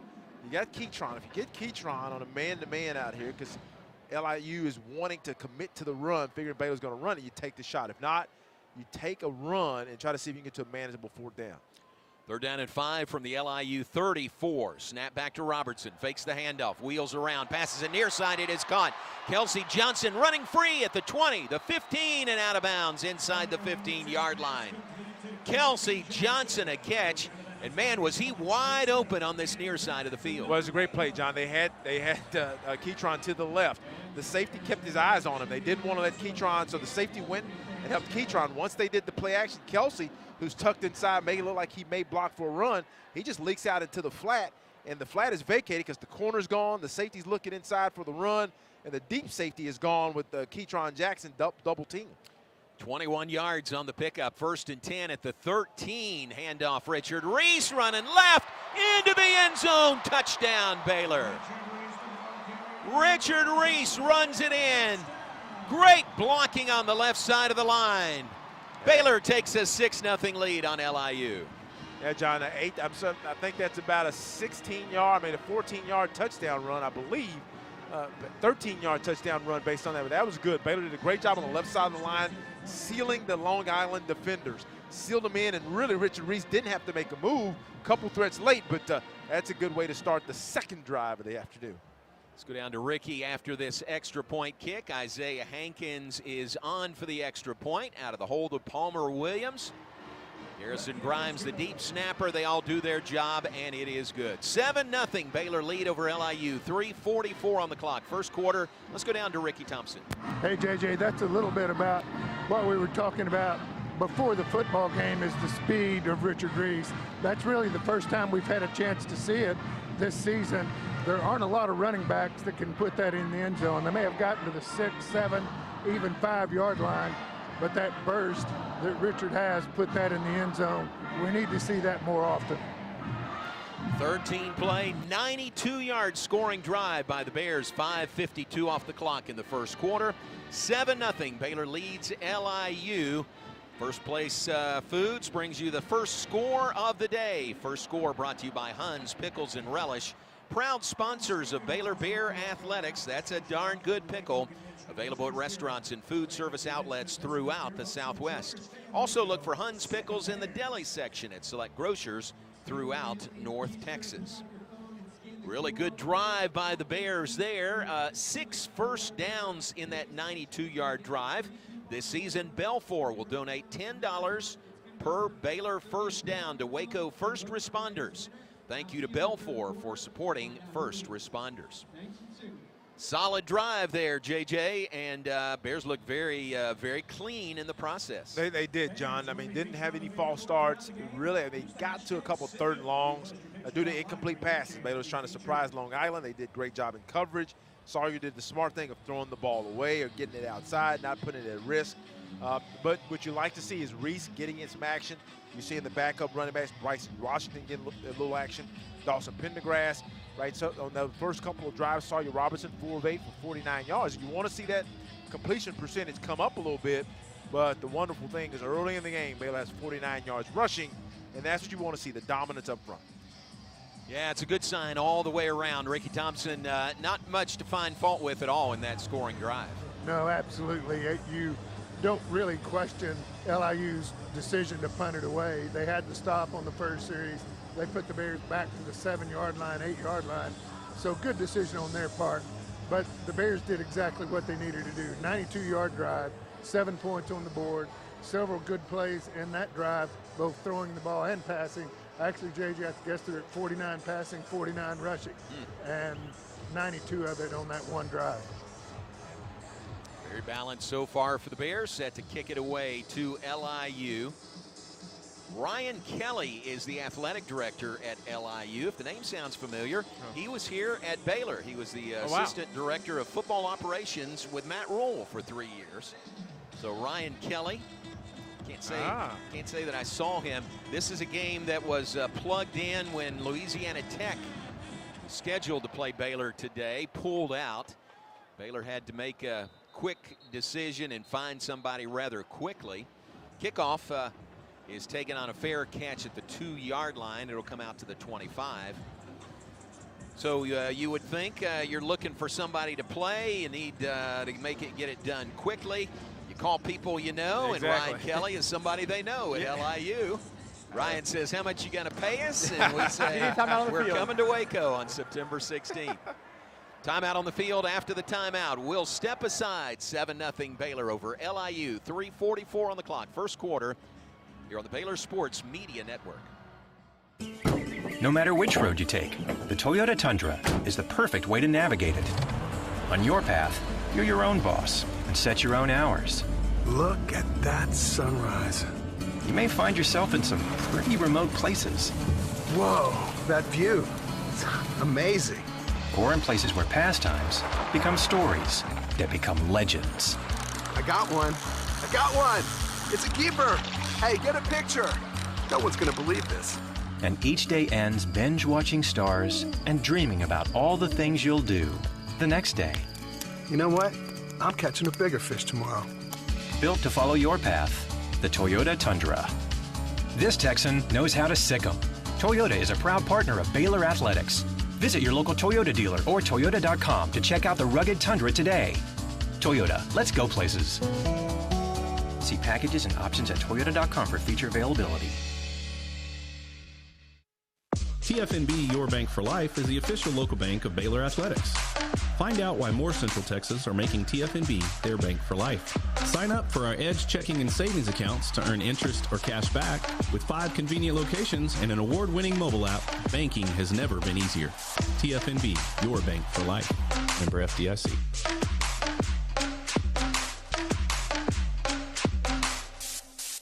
For a limited time, get high-performance, ultra-reliable internet from Astound Broadband, starting as low as $25 per month. And now we have mobile, too. Visit astound.com to order the #1 rated internet. Create the perfect plan with fast speeds to meet all your needs, plus get a 2-year price lock when you upgrade to award-winning gig internet. No contracts, no hidden monthly fees, and no data caps. Switch today. Head to astound.com or call 1-800-4ASTOUND. Restrictions apply. See website for details.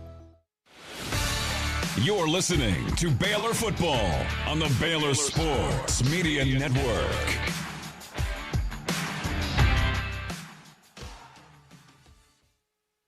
HEB. Also brought to you in part by Pepsi. Hey, Bears fans, this football season, make Pepsi your go-to game day drink because it's the only drink for football watching. Pepsi, that's what I like. Proud partner of Baylor Bears football. A second series here, John, and I think Ricky gave us a report. Looks like Garmin Randolph is at least, is he out there? Oh, Garvin, yeah, he's in. So if people remember, Garmin got nicked up against Texas State, didn't play last week, but it's good to have him back there in that jack position, playing with Kyler Jordan, but he is in the contest. Gave you those starters earlier. Didn't mention Corey Gordon starting at a cornerback spot for the Bears today. Chris Howe is at quarterback for LIU. Claps his hands, takes the snap in the shotgun. Backpedals, left-handed thrower, leashes it, incomplete. Down the left side, double coverage there, well covered. They took a shot, and it comes up empty. It'll be 2nd down and 10. And that's how it should work. Defensive back, the cornerback had outside part. It's either a 3-deep or kind of a man-free. But nevertheless, the cornerback on that side, I'm trying to see if that was Tevin Williams or if that was Chateau Reed. Yeah, he does a great job staying outside, running with the receiver, gets help inside from Devin Bobby. I believe that's the safety back there to help him on that pass defense. 2nd and 10 from the 25 for LIU, trailing Baylor 7-0. Here's the receiver around, handoff, running right, and a gain of 2 yards, maybe 3 to the 28. Bryson Jackson, the 7th-year senior for the Bears out of Mansfield Lake Ridge. Sounds crazy, doesn't it? 7th-year senior. Oh, yeah. 7th and final. There won't be an 8th. Well, no more years left. No more. Right? Hey, but we're glad to have him. But what I like about that, Ricky mentioned before that he missed on a tackle. He just tried to shoulder the tight end down. That one, he wraps up a guy. He hits the running back coming from left to right on the little wide receiver sweep, and he gets him to the ground. And that's what you want to bring your pads, your shoulders, and wrap him up, get him to the ground. Now 3rd down and about 7, and they are 0 of 1 on 3rd down so far. And that was Zach Rhodes, the receiver, who took that handoff on the receiver around. First short timeout to have. LIU will call a timeout right timeout here.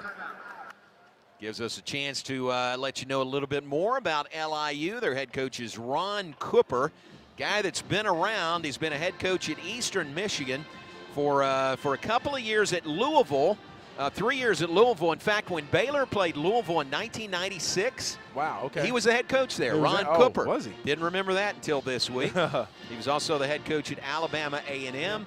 2nd season as head coach at LIU.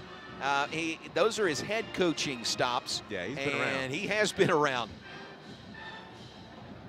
He has been around. He's been assistant to Nick Saban, Steve Spurrier, Lou Holtz, Mac Brown, Barry Alvarez, those type of programs and head coaches. And that's Ron Cooper, the head coach at LIU. Yes, Ricky, let's do that when we can. Here's a 3rd down play coming up. 3rd down and 7, 2:47 on the clock. First quarter, big 3rd down play for the Sharks. 0-2 on the season. Chris Howe in the shotgun, takes the snap, flares it out, left side, it is caught, and not going to be enough for a 1st down. Nice open field tackle by Caden Jenkins. Well done in the open field. He's down at the 32. So a gain of about 5 on the play will leave them 4th down and 3. Well, they tried. It was a great play because actually they had 2 receivers set to their left. Then they took the running back and motioned him out behind those 2 receivers. Then they just throw a swing pass at running back, and he has 2 blockers in front of him. And Caden Jenkins is forcing playing time. He's taking time because that was a fantastic play through the receiver block and make the tackle at the same time. Will Lynch is the punter. Couple of steps to his right, boots it away, returnable for Josh Cameron. Takes it at the 25, 30, 35. Flag is down. He's pushed out of bounds far side at the 45. See what this flag is. It's in the area of holding. That's a preliminary indication, John. Let's see, they're discussing it, but it's right there in the area of either blocking the back or holding. I think it was a hold. I didn't get the number for the Baylor defender, but that was going to be a nice return setup. Yeah. So they're walking it back. Here's the call. During the return, illegal block in the back. Receiving team, number 44.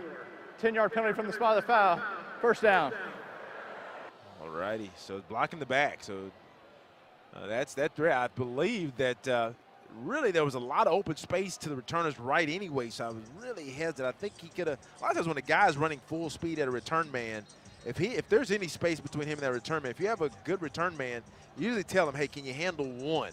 It means can you make one guy miss? And if you can do that, then really as a blocker, you don't want to block a guy in the back. But nevertheless, Baylor's going to have the ball back inside the 20 at the 18. All right, so the line of scrimmage is the 18. That's where the Bears will begin after that block in the back penalty. Snap back to Robertson. Dawson Pendergrass with the carry. Nice, strong, pulls a defender forward, falls across the 20. Ball just across the 20-yard line. Eric O'Neill makes the tackle for LIU. Pendergrass out. Richard Reese is in. Nice start to the day by Richard Reese, as we were hoping. 4 carries, 32 yards, and a touchdown. Second down and 8 for the Bears. Call it the 20-yard line. 1:24 and counting, first quarter. Sawyer Robertson takes the snap. Passes it near sideline and incomplete. Ketron Jackson, the intended receiver.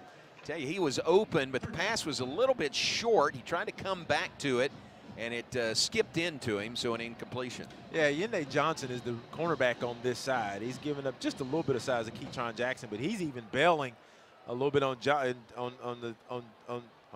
and Ketron runs down at about 11, 12. He just shuts it down, and when he shuts it down, he turns around. The ball usually should be right there, and that's to the wide side of the field.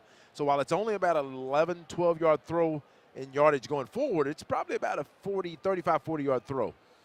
Leaves the Bears third down and 8. Ball just across their own 20-yard line. First charge timeout of the now timeout Baylor. by the This Bears. is a 30-second timeout. Subs in there.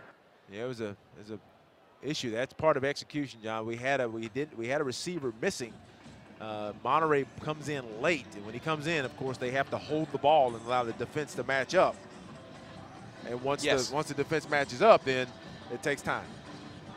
All right, we're going to check in with Ricky during this timeout. He's going to track down a special guest on the sidelines. Ricky, take it away. Yeah, we're going to switch here from football to basketball, if that's okay, Coach Nicky. All right, you're real close to time to get this thing started. You got to travel overseas. Tell us a little bit about your team right now. Yeah, I just think a really deep team. I think we can play a lot of different ways. We added size with a 6'7" Brazilian kid, but I think we can play small ball and really stretch you with our transfers. And so just a really versatile team with some veteran leadership. Well, over time, you've been able to develop this team in the manner that you want to play, and I think you probably think you're getting a lot closer to that. I just think we have the ability to stretch the floor, play in pick and rolls, really do a good job of getting the ball to the paint, but then making the read. Is it kick out? Is it attack? And really we're going to this year be more aggressive defensively now that we have depth. So could be a lot of fun to watch us this year. Well, and about halfway through the season, you're going to go into a new arena. Yeah. That's going to be fun. Absolutely. I mean, certainly Farrell has been good to us, and we want to go out the right way, but excited about Foster Pavilion and just the intimate setting, the way it can affect the game. That's probably the thing we're most looking forward to, the way the students are going to be right there, the fans are going to be right there, and really how they can impact the game. Well, we can't wait to get it started. We'll be there and watch the Lady Bears. All right, thank you. All right, Rick, thanks very much for that. We had a pass intended for Jake Roberts, incomplete, but defensive holding gives the Bears a first down. Ball across the 35-yard line. 1st and 10 from there. First down's brought to you by Belfour Property Restoration. Handoff, Richard Reese, half a yard to about the 36-yard line. So 2nd and 9 coming up for the Bears. Baylor leading 7-0. Final minute of the first quarter here at McLean Stadium. Yeah, on that first down run, Richard Reese had gone in. I mean, really, there was a cutback lane right there, and I think he didn't see it. He actually tried to stay on the track, running to his right.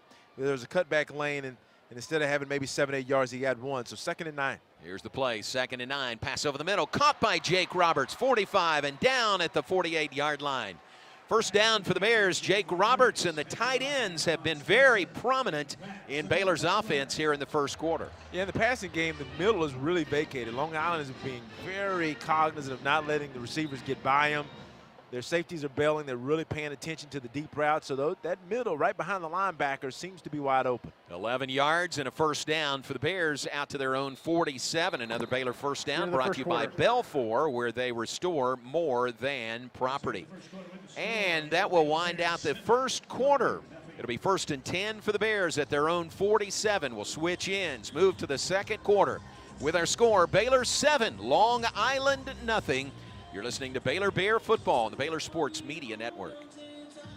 At Allen Samuels in Waco, we've got amazing deals that make you ask, why shop anywhere else? During Ram Power Days, get a new 2023 1500 Lone Star 4x4 Crew Cab, $11,000 off MSRP, or 2.9% for 72 months. Or choose a new 2023 1500 Laramie 4x4 Crew Cab, $12,500 off MSRP, or 2.9% for 72 months. That's right, we're making big deals, so hurry in today. Allen Samuels in Waco, the place to shop Ram trucks. Baylor alumni are more than 160,000 strong. When we all join hands to support our university, we don't just move the needle, we move mountains. Working together, we create life-changing opportunities for students on the field, in the classroom, in the laboratory, and in life for generations to come. So get connected. Get involved. Learn how at baylor.edu/alumni. If you need a trailer, Flat Rock Trailers has got you covered. From light-duty single-axle utility trailers to the big Tex tandem duals. We also carry a full line of enclosed cargo trailers. Need a motorcycle trailer? We've got them. Need a dump trailer? We've got the largest selection in the state. Oilfield trailers? We carry a full line of big Tex trailers to handle all your needs. Trailer repairs? We repair all makes and models. We'll even rent you a trailer if you need to use one for a day. Flat Rock Trailers, your #1 source for all your trailer needs. Find us at flatrocktrailers.com. Come see why Green Eye Associates is voted best in Waco year after year. Enjoy exceptional service and care from Dr. Leanne Green alongside her dedicated optometrist and staff. Receive trustworthy insights on your eye health. Enjoy the impressive variety of contacts and eyewear, and work with the most experienced optical team in Waco. Don't miss the new state-of-the-art dry eye therapies that rejuvenate the eyes and face with safe, non-invasive treatments to restore comfort and quality of life. Green Eye Associates, official optometrist of Baylor Athletics. You're listening to Baylor Football. Baylor Football on the Baylor Sports Media Network.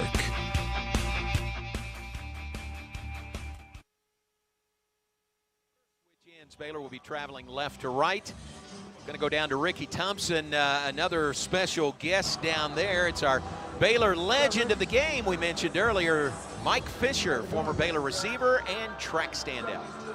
Well, yeah, you guys said former Baylor receiver, but also former Gatesville Hornet receiver, which might be just as important. Mike, congratulations on being today's legend. Thanks, Ricky. It looks like you and me came from the same town. You know, a coincidence. I think we did. All right, tell us a little bit about what you're doing now, Mike. Right now, I'm just a substitute teacher. I taught school for over 30 years, and I coached football and track. And I try to stay away from the game because I feel like I can still do it. I can still coach anyway. Yeah, that's right. I think we both could do it for maybe one play, go deep once, and then it'd be over. That's true. That's true. But I'm back at watching games. I love it. Yeah. Well, proud of you. Proud to be from the same town and enjoyed watching you play and grow up and come behind Tommy Davidson and me here at Baylor. 3 Gatesville receivers in a row for the Baylor Bears. Yes, the 70s was a good year for Gatesville. Ball start. And offense, number 35. I am proud to say that you guys led me right to Baylor. I didn't even go to get recruited anywhere else. I just came straight here because you guys already came here, so I came here. Well, and you ended up with the Southwest Conference Championship. And we had Cotton Davidson as somebody from Gatesville to help us come here. Absolutely, that was a big reason. Yeah. Thanks, Mike. Congratulations. Rick, thanks very much. Mike Fisher out of Gatesville High School, and Baylor, our legend of the game. False start penalty against Baylor backs him up 5. 1st and 15. Robertson double clutches, holds onto the ball, then throws it over the middle, and dropped by Monterey Baldwin, center of the field. Well, that was odd, JJ. Looked like for the world he was throwing and then held on to the ball. Almost lost it there, but got the handle and passed it incomplete. Yeah, he was looking for Monterey, and it looked like he and Monterey were not on the same page because there was a void there, and maybe I think he saw a flash or something, and when he saw a flash, he held it, which is tough to do. And Monterey started coming back, but the ball was too shallow. But we had a false start on that first down, so that's going against one of the keys, so 2nd and 15. Yep, 2nd and 15 now. Pressure. Drops it off underneath. It's complete. 45, 50 to the 45-yard line. Spins to the 40, to the 36-yard line. That is Dawson Pendergrass. Some tough running after the catch and a big Baylor first down. Let's go down to Ricky Thompson. Hey, guys, I don't know if y'all remember or were here. The last scrimmage the Bears had, Pendergrass had a run where he moved the whole pile about 10 yards. The linemen were going with him. They were pushing. He was pushing. They thought he was going to stop, and he went an extra 10 with about 10 other guys around him. Well, he got 22 on that one, most of it after the catch. First down Bears at the 36. Hand off Richard Reese. Little thunder and lightning there from Pendergrass to Reese, and there's 10 more yards to the 26-yard line. Bears on the move again, early second quarter, leading 7-0 over LIU. Well, right there, I think, Richard Reese, this is when you get carries what happens. The first time he missed the cutback, coach brought him to the sideline and probably told him, hey, make sure you're paying attention to the cutback because they're over pursuing. And on that one, Richard Reese was running to his to his right, and then found that cutback lane, picked up the first down. So 1st and 10 for the Bears. Another first down brought to you by Belfour Property Restoration. Handoff in the backfield, Bryson Washington. He's to the 20-yard line. Tough running. Again, we're missing Dominic Richardson today. Richardson not available for the Bears. Dinged up in the game last week against Utah.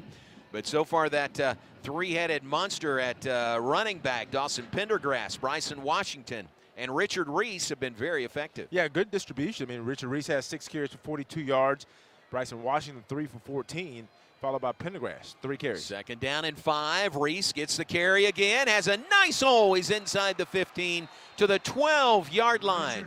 Bears are in the HEB red zone. Baylor football 2023 presented by HEB. And you think about it, Pendergrass comes in now to rotate these backs. This is what you want. You want to really start pounding up front.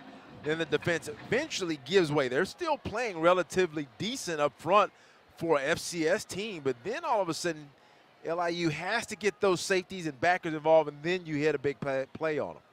2 tight ends, no 3 tight ends. Tight on the right side. Handoff to Pendergrass. He's inside the 10 to the 9-yard line, so about a 4-yard pickup there. Bears can get a first down at the 4. It is 2nd down and 6 coming up. And the way he runs, after a while, you don't want any part of Pendergrass. He's like 6'2", 212. And 212 may be a little light as they call a timeout here because they have a player down, but he may be about 215, and he runs hard. Ricky, they're going on break, but Ricky, he runs like a big guy. Well, he does, and I think you're right, JJ. I think 212 is a little light when you look at him. I think this guy's more like 220. Yeah. Well, timeout on the field to attend to an injured Shark player. JJ gives us a chance to go back. How about some first quarter stats? Into the first quarter, Baylor a 7-0 lead, driving here early second quarter, trying to add to it. Well, the first quarter, John, Baylor dominated as they should. 20 plays for 112 yards. LIU only 26 yards on 8 plays.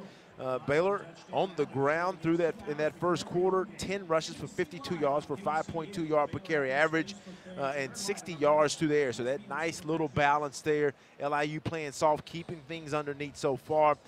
Baylor was leading 7-0. They had 8 first downs to LIU's 1 first down. And really, John, if you look at it, time of possession is almost double, 9 minutes and 20 seconds to 5 minutes and 40 seconds. Both teams really not that adept on third down. Baylor got away with it because they were really getting into very second and shorts and then pushing for the first down on those on the touchdown drive. 9 minutes and 20 seconds for Baylor, 5 minutes and 40 seconds time of possession for LIU. Sawyer Robertson, 5 of 10 for 60 yards. Richard Reese, 5 carries for 32 yards and a touchdown on that 13-yard scamper. He's averaging over 6 yards a carry. And Chris Howell, they rotated quarterbacks. Chris Howell was in. He's 1 of 2 for 4 yards. Ethan Greenwood was 1 for 1, but of no yards no yards. And really through the air, Kelsey Johnson, the tight ends are really leading. Kelsey Johnson, 2 catches for 28 yards. Jake Roberts, 2 catches for 21 yards, and Keytron has 1 for 11. So right now, LIU is giving Baylor the underneath tight end stuff. They're taking it. So didn't start initially fast on the first drives, John, but eventually kind of got there. Now the offense is threatening inside the 9-yard line, but we have had, I want to think the false start was in that first quarter. So it's right before the quarter. So that was 1 false start there in that quarter. Yeah, we've had enough of those, so but just 1 so far, and penalties 2 for 15 yards against the Bears. So a 7-0 Baylor lead. Now have 12-11 on the clock, second quarter. Bears driving. They've got a 2nd and 6 coming up from the 9-yard line. A really impressive drive. Most of it on the ground, hadn't it been, with those 3 backs? Yeah, it's good to see. I mean, coach is doing a good job. Pendergrass is in now. He's got an overmatched opponent. He's going against an overmatched opponent. No need to mess around a lot. But then you do want to make sure that your receivers stay in the game. And he's done a good job at that. But now second and about 6 from, I want to say, the 9. Here we go. From the 9-yard line, 1 back in the backfield is Pendergrass. Sawyer Robertson under center. Josh Cameron in motion right to left. Handoff Pendergrass. He is down at the 6-yard line. So a 3-yard gain, and it'll be 3rd down and 3 for the Bears from there.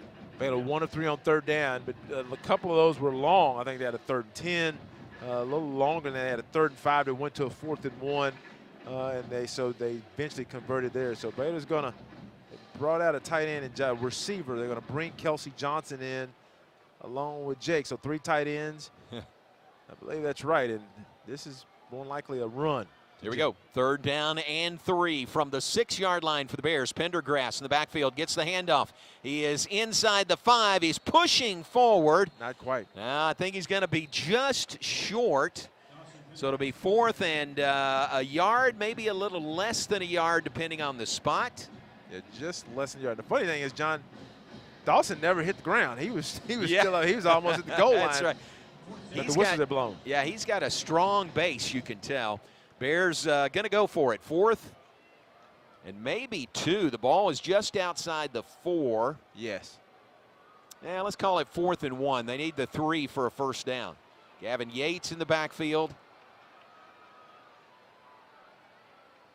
Here's the play. 4th down and a yard from the 4-yard line. Turn. Washington the handoff. He's got a 1st down. He's to the 2-yard line. It'll be 1st and goal for the Bears as they convert on 4th and 1. That is that's the second 4th down conversion here in the first half. Yeah, and actually they started that play to the right, and you got immediate penetration from the nose. I think it was Galen Stokes across the face of the center. By Bryson Washington, that goes, you won't see this, they won't talk about it, but he made a cutback right out after getting the handoff to his left, and that's what allowed him to get that 1st down. So spotted at the 10-minute mark, second quarter. Gavin Yates, Dawson Pendergrass in the backfield, Sawyer Robertson behind center, Clark Barrington. Turn, give the ball to Washington, and he is stacked up. He'll lose a yard on that play, running to the left side. Well, what we've seen from Bryson Washington, just let him go north and south. Let him run forward. Not that he's not fast enough to get to the edge, but he's been really good running it right up the middle. Well, John, I'm trying to get the number. They have a very odd kind of white jersey with a yellow number. Hard to see. It's hard to see it. Right. But that's exactly what happened on the previous play, but Bryson read it and made the cutback on that one, missed it on that, where the defender beat our lineman across the face. 2nd and goal from the 3 for the Bears. Robertson steps back in the shotgun. Handoff Richard Reese. He hits the hole up the middle. He's to the goal line. He is just short. Richard Reese just held out of the goal line. And it'll be 3rd and goal. Let's check on the spot. Ricky, looks like it's inside the 1. Well, it's about as close as you can get. Wow. Richard Reese actually stretched that ball across the end line, but I think his knee was down prior to that. So this one's well inside the 1, just about a nose of the football from the end line. Wow. We're going to review that. The ruling on the field, the runner being short of the goal line, is under further review. And here we go, John. All right, here we go. He's running from the 10-yard line to the opposite 20. No, he's going to go beyond the 20. Now they're going to set that up on the 19. Let's get it. Let's do some. Jeff, give us the distance of this trot here. Jeff, how long did that official have to run for this replay? Well, maybe they are looking at the same thing Ricky said, that Reese extended the ball across the goal line, but was his knee down before he did so. So maybe that's what they're looking at here. And what Baylor's seeing, what you're seeing, John, is actually Reese is in a pile, and I think he's laying on some bodies, but he does a great job. It starts to the left. He cuts it back because LIU is really over-committing to the play side. And I'll tell you, he was laying on top of a body at the very end as he rolls over on his side. He tries to put it over the goal line, and it's going to be close. And he points at the football. He's trying to help the officials. Hey, look at the ball. It's in the gold end zone. They may have a pretty good case because you're right. He tumbled on top of a body, an LIU defender. Now the question is, based on the camera angles, can they see? Because it was called short on the field. So that's kind of the call they would like to stick with if they don't have definitive video evidence. After further review, the ruling on the field stands. Third down. I think that's what it is, John. It looked like he was on top of someone, but you can't tell. Maybe if his hip was down or his knee hit down as he rolls on top of the LIU defender, and then he does get over, but you can't tell if he's down, so they're going to just stick with the call. All right, so it is inches away. It's 3rd and goal, inches out of the gold end zone at the south end here of McLean Stadium. Bears looking to up their 7-0 lead on LIU, 8:39 on the clock here in the second quarter. Straight eye behind quarterback Sawyer. He's under center. Gavin Yates, the lead blocker. Pendergrass, the eye back, gets the handoff. He's in, standing up. Dawson Pendergrass into the end zone. His first touchdown as a Baylor Bear. Baylor ups the lead to 13-0 over LIU. That's a good move by Dawson Pendergrass. And what you're getting with the wide zone, or like they're not running really a wide zone on the goal line. They're kind of running a power, and it's just like what would I call a stretch play. But Baylor was going to the right, and what LIU is doing, as soon as they read the direction Baylor's going, those linemen are slammed. They're taking off that way, and it's leaving a cutback lane, and Dawson just found it. Bryson Jackson found it. Richard Reese found it one time, so they're finding those cutback lanes. Isaiah Hankins, left-footed kicker, boots the extra point through the goal post. And with 8:27 to play in the second quarter, our new score, Baylor 14, Long Island 0. We're back after this on the Baylor Sports Media Network. For a limited time, get high-performance, ultra-reliable internet from Astound Broadband, starting as low as $25 per month. And now we have mobile, too. Visit astound.com to order the #1 rated internet. Create the perfect plan with fast speeds to meet all your needs. Plus, get a 2-year price lock when you upgrade to award-winning gig internet. No contracts, no hidden monthly fees, and no data caps. Switch today. Head to astound.com or call 1-800-4ASTOUND. Restrictions apply. See website for details. Premier ER and Urgent Care has all the convenience of urgent care with all the expertise of an ER, all under one roof. At every visit, be seen by ER-trained staff with on-site lab and CT, X-ray, ultrasound, and EKG. Here, you pay for the appropriate level of care that you receive, and we are in-network with most major insurance providers.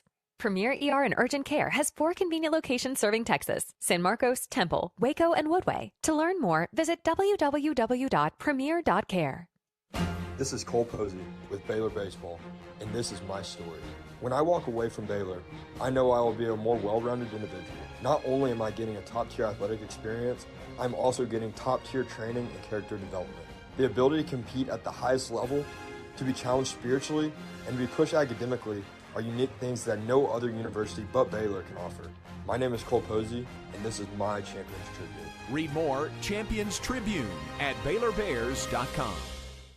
TFNB Your Bank for Life is the official local bank of Baylor Athletics. Find out why more Central Texas are making TFNB their bank for life. Sign up for our Edge checking and savings accounts to earn interest or cash back. With 5 convenient locations and an award-winning mobile app, banking has never been easier. TFNB, your bank for life. Member FDIC.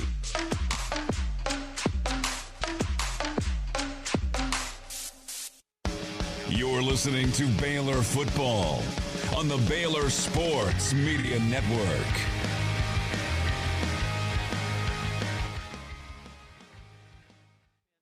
For station identification. Back in 10 seconds on the Baylor Sports Media Network. From the Allen Samuels Dodge Chrysler Jeep Ram Studios, this is KRZI Waco, K222DC Waco, K265DV Temple, ESPN Central Texas. Thanks to Premier ER and Urgent Care, our game sponsor today. Premier ER and Urgent Care, the place to go when you're not sure where to go. Open 24/7 and just a short walk across campus. No appointment necessary, just walk in. Visit premier.com to learn more. They're set to kick it off following a 16-play, 82-yard scoring drive, 8:32 off the clock. Dawson Pendergrass ran it in the final yard, officially a yard touchdown run for a 14-0 Baylor lead. Now Jack Stone kicks it out of the end zone, and LIU has the ball back. They'll begin at their own 25. LIU trying to find some footing, but coming into the game, they've not been, the type of offense that has really put up a lot of points and yards. 10 points in the previous 2 games, and today they don't have their starting quarterback, so it looks like they're going to bring Hal, I believe this is Hal, back on the field, trying to get the number.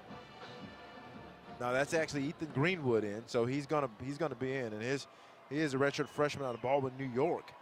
He had 1 pass tip coming into this game, so Baylor now has opportunity to really start putting the chokehold on this LIU offense. All right, so Greenwood at cornerback. He's in the shotgun from their own 25. He takes the snap, fakes the handoff, slant pass, incomplete. Leak Bryant, the intended receiver. Hit him about hip level, and he couldn't haul it in, so an incompletion at 2nd and 10 coming up. Yeah, this seems just not efficient. I mean, offensively, as you can expect, especially when you're playing with the backup quarterback, things are not going to be as smooth. But just try to do a simple slant to his left, one, and he had a little space, one that you expect for him to complete easily with the amount of 7:07 these teams play now, but 2nd and 10. From their own 25-yard line, traveling right to left, second quarter, Bears leading 14-0 over LIU. Snap back to Greenwood, time in the pocket, flushed, and down he goes. Wow, what penetration there to get to him. Byron Vaughn's got to him and pulls him down, the Utah State transfer. Man, he was in the backfield really quickly. Yeah, really like to see that. I mean, he was in there quickly, great penetration, and he gets Greenwood to the ground. That's what you want to see. You want to see up front. It's easy to kind of lull as a defensive lineman, Ricky, because you know they're not going to move the ball, but that's great penetration. Well, it was, and I tell you what, he ran right through the tackle, the offensive tackle, which is even more impressive that he ran through a big guy to make that play. And guys, he was in there really quick. He was, wasn't he? That was impressive by Byron Vaughn's. Remember that name. Here's flags, maybe motion. Yeah, I think Byron Vaughn's again got it was either the right, left guard, or left tackle. Trying to get a head start on him, right? 5-yard penalty, 3rd down. Yeah, I think it was that tackle trying to get a head start, but he knew Byron's coming, and he tried to, let me get out of the stands and get ready. But the LIU now is facing a 3rd and 18, now 3rd and 23. They're already 0-2 on 3rd down. So, right here, I mean, I bet, what Cooper's thinking, just don't turn it over. Maybe something safe. Yeah, they're back to the 12-yard line, so call it 3rd and 23. Snap back to Greenwood. Flares it out right side. Whoa! Catch is made, and then he is planted in the turf. What a play there in the secondary by Carl Williams, the 4th. Wow, how about that? Catch was made, and they'll lose a yard, another yard to the 11 on an outstanding open field tackle. Yeah, it was. That was something safe. I figured Cooper would have his OC call something safe. That's just a swing pass to a running back behind him blocking wide receiver. Receiver couldn't hold the block on Carl Williams, the 4th. He makes a fantastic play. Whoa, and the snap over the punter's head out the back of the end zone.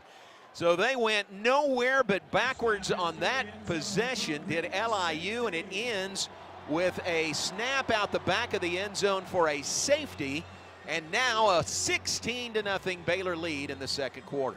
Yeah, it's just starting to misfire now. I mean, LIU came in. Of course, they were hoping to have a little bit of kind of energy, but they would need some help from Baylor. And now LIU is giving Baylor help by snapping the ball over the head of the punter out of the back, and now they're going to have to punt the ball or free kick it away to the Baylor Bears. Timeout on the field will step aside. Baylor ups its lead. Really stout defense. And then the safety that puts the lead at 16-0. Baylor up on LIU. 6:55 to play. Second quarter from Waco.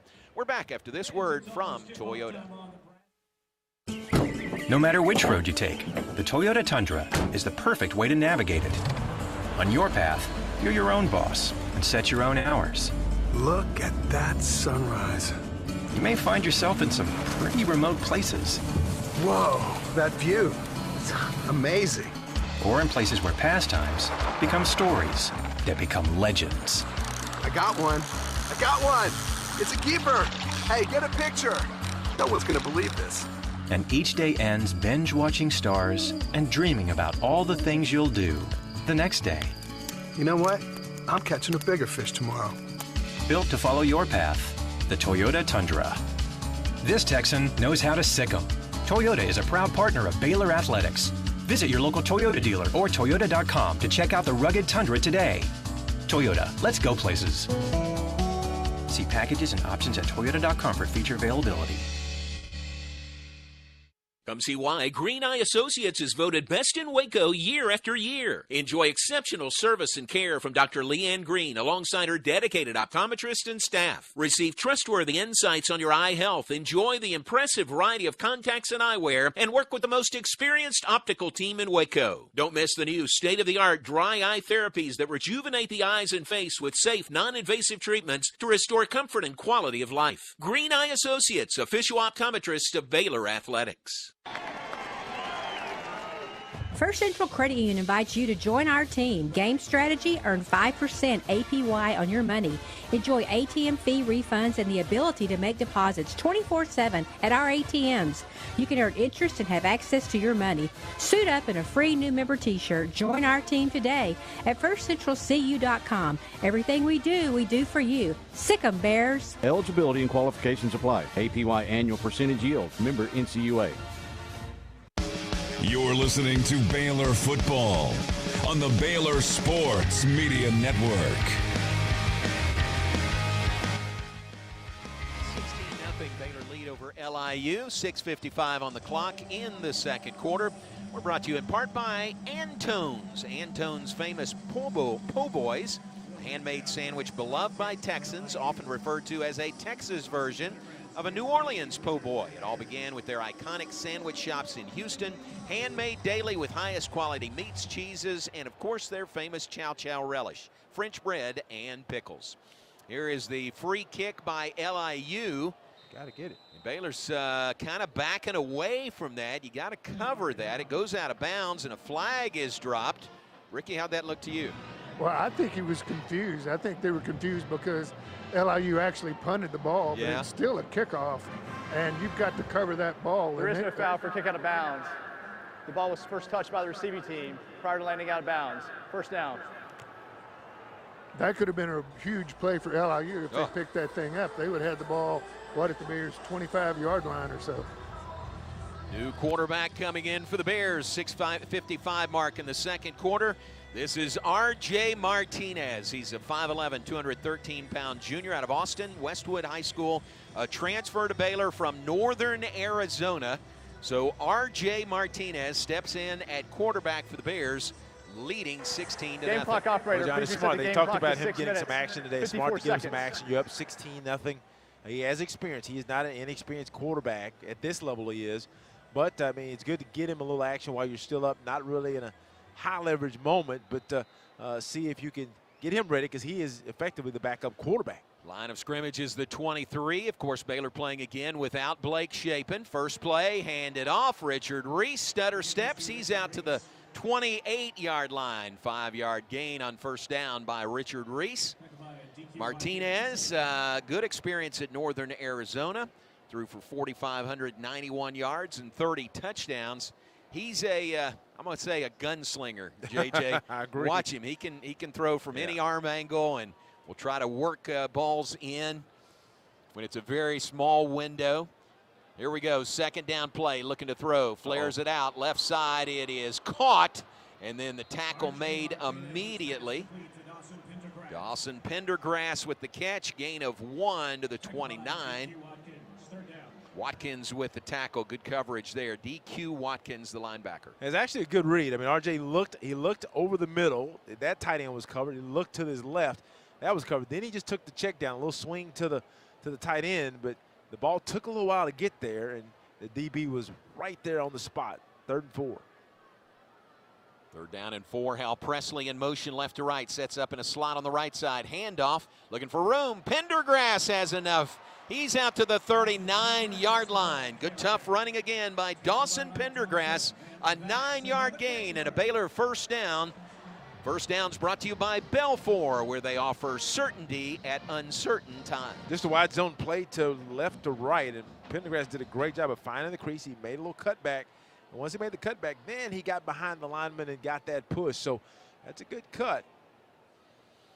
From the 39, first down and 10 for the Bears. Martinez fakes the handoff, rolls right, passes right, caught by Jonah Burton, slung out of bounds at about the 44-yard line.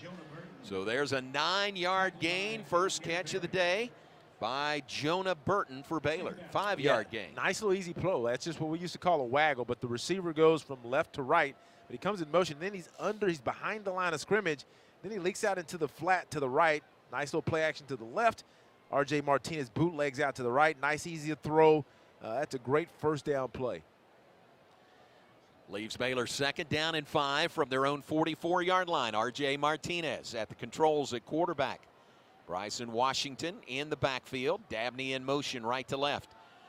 Martinez flares it out right side to Washington. He's out of bounds at about the 45. A yard gain there. Will leave Baylor 3rd down and 4. With 4:15 to play in the second quarter. They're playing like rain's coming or something. They are. 4:10 to play in the second quarter. Baylor 306 on 3rd down now. They've upped that percentage, and that's the way it should be today. Now 3rd and 5. You got RJ. You feel comfortable that he's reading it quickly, but you figure Pendergrass will get another shot at this. Pendergrass behind him in the pistol. He does get the handoff. Runs up the middle. He's got a first down across midfield into LIU territory. Good push by that offensive front, and then a good strong back in Dawson Pendergrass. That's another Baylor first down, sponsored by Belfour Property Restoration, a proud partner of Baylor Athletics. But I like, though, if you give a quarterback, and R.J. Martinez has some experience throwing the ball, so I don't care what level you play at. If you just experience reading defenses, getting the ball out, you can tell he's a little bit more sure of where he wants to go with the ball. Nice, easy completions, gets him some confidence, and now they're facing a 1st and 10 here. Ball inside. Cross midfield, here's a throw, deep ball, left side, Cameron Bonner, the intended receiver, and it's incomplete. Broken up at about the 10-yard line. Nice play defensively by Jay Rowe. Rowe, a senior defensive back from Riverside, California. Yeah, Cameron had gotten behind the defender, and R.J. Martinez, I mean, the one thing he has to remember is that you got to let that ball go. Not a big guy, decent arm, but that's to the wide side of the field. And he's throwing it 40 yards down, so that technically be about 55, 60-yard throw. Pretty good throw, wasn't it? Oh, it is. Yeah, so there's the arm of R.J. Martinez. 2nd down and 10. Richard Reese through a hole on the left side, weaves his way to the 41-yard line. That is an 8-yard carry by Richard Reese. This is the Richard Reese that we saw last year as the Big 12 Offensive Freshman of the Year. Well, it's good to see him, John, get carries. That's just a stretch play to the left or wide zone to the left. And what you're seeing now is, for a running back, they just have to get rhythm, have to get in tune with that offensive line in live game action. And when they do that, all of a sudden you see kind of what were 2-yard runs early turn into 6, 7, 8, 9-yard runs. That one was 8, leaves the Bears 3rd and 2. 2.5 minutes on the clock, second quarter. And off to Pendergrass. This time he is with a high tackle. He is down. No gain on the play. They'll spot it about the 41. Yeah, that's a good play. Pendergrass has done a great job on 3rd down. Now you're left with a 4th, and that's a real 2.5. But Pendergrass was going left to right, and from the backside they made a great tackle. I didn't catch the number of that defender. Nieves, the 44, he's a linebacker, backside linebacker. He comes in and gets him down. Now they're facing 4th and 2. They're going to go with a heavy, couple tight ends, move Keytron, and Drake Dabney actually is out to the left. They're going to try to work tight ends to the middle. It's 4th down play. It's 4th down and 2. Martinez flushed, passes behind his intended receiver. Pendergrass was the intended receiver, but Martinez had to unleash the ball quicker than Pendergrass had looked around for it. So the Bears turn it over on downs to LIU.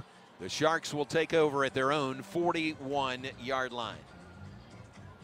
Timeout on the field, 1:46 on the clock. Second quarter, Bears lead 16-0 over LIU. Let's take a break. We'll be back with more in a moment here on the Baylor Sports Media Network. Everything we do for you. Are you looking for a new set of wheels? First Central Credit Union Auto Financing offers fast, complete coverage. Competitive rates and flexible terms make for a win in financing your next vehicle. A quick online application makes it easy to score the money you need at firstcentralcu.com. Everything we do for you. Membership and loan policy requirements apply. Member NCUA. For a limited time, get high-performance, ultra-reliable internet from Astound Broadband, starting as low as $25 per month. And now we have mobile, too. Visit astound.com to order the #1 rated internet. Create the perfect plan with fast speeds to meet all your needs. Plus, get a 2-year price lock when you upgrade to award-winning gig internet. No contracts, no hidden monthly fees, and no data caps. Switch today. Head to astound.com or call 1-800-4ASTOUND. Restrictions apply. See website for details. TFNB Your Bank for Life is the official local bank of Baylor Athletics. Find out why more Central Texas are making TFNB their bank for life. Sign up for our Edge checking and savings accounts to earn interest or cash back. With 5 convenient locations and an award-winning mobile app, banking has never been easier. TFNB Your Bank for Life. Member FDIC.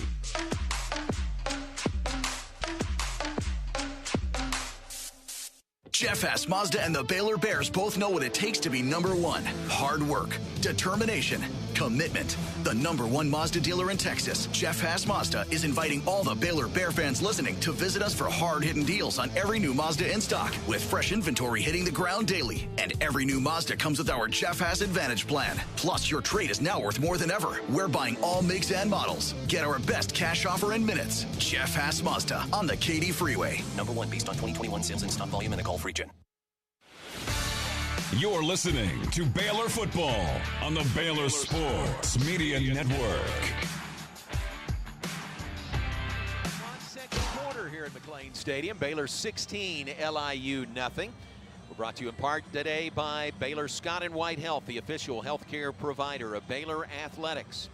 By Gulf States Toyota. Baylor fans, enter for your chance to win a football recruit game day experience for 2 in the Toyota 5-Star Fan Sweepstakes. Visit ToyotaFiveStarFan.com to enter. Toyota is a proud partner of Baylor Athletics. Ball goes over on downs to LIU. This is Chris Howell back at quarterback. A called quarterback draw. He tries to stretch it to the right side. He is down for a loss, but a flag down on the play also. Jeremy Evans on the tackle for the Bears. The ball was spotted at the 40, so the loss of a yard pending the flag. It's going to be, looks like holding against LIU. I think you decline it here, John. They're talking to Coach Aranda. It's going to be 1st and 15, or be 1st and about, still at 10, where the ball is spotted. 2nd and 10, I'm sorry.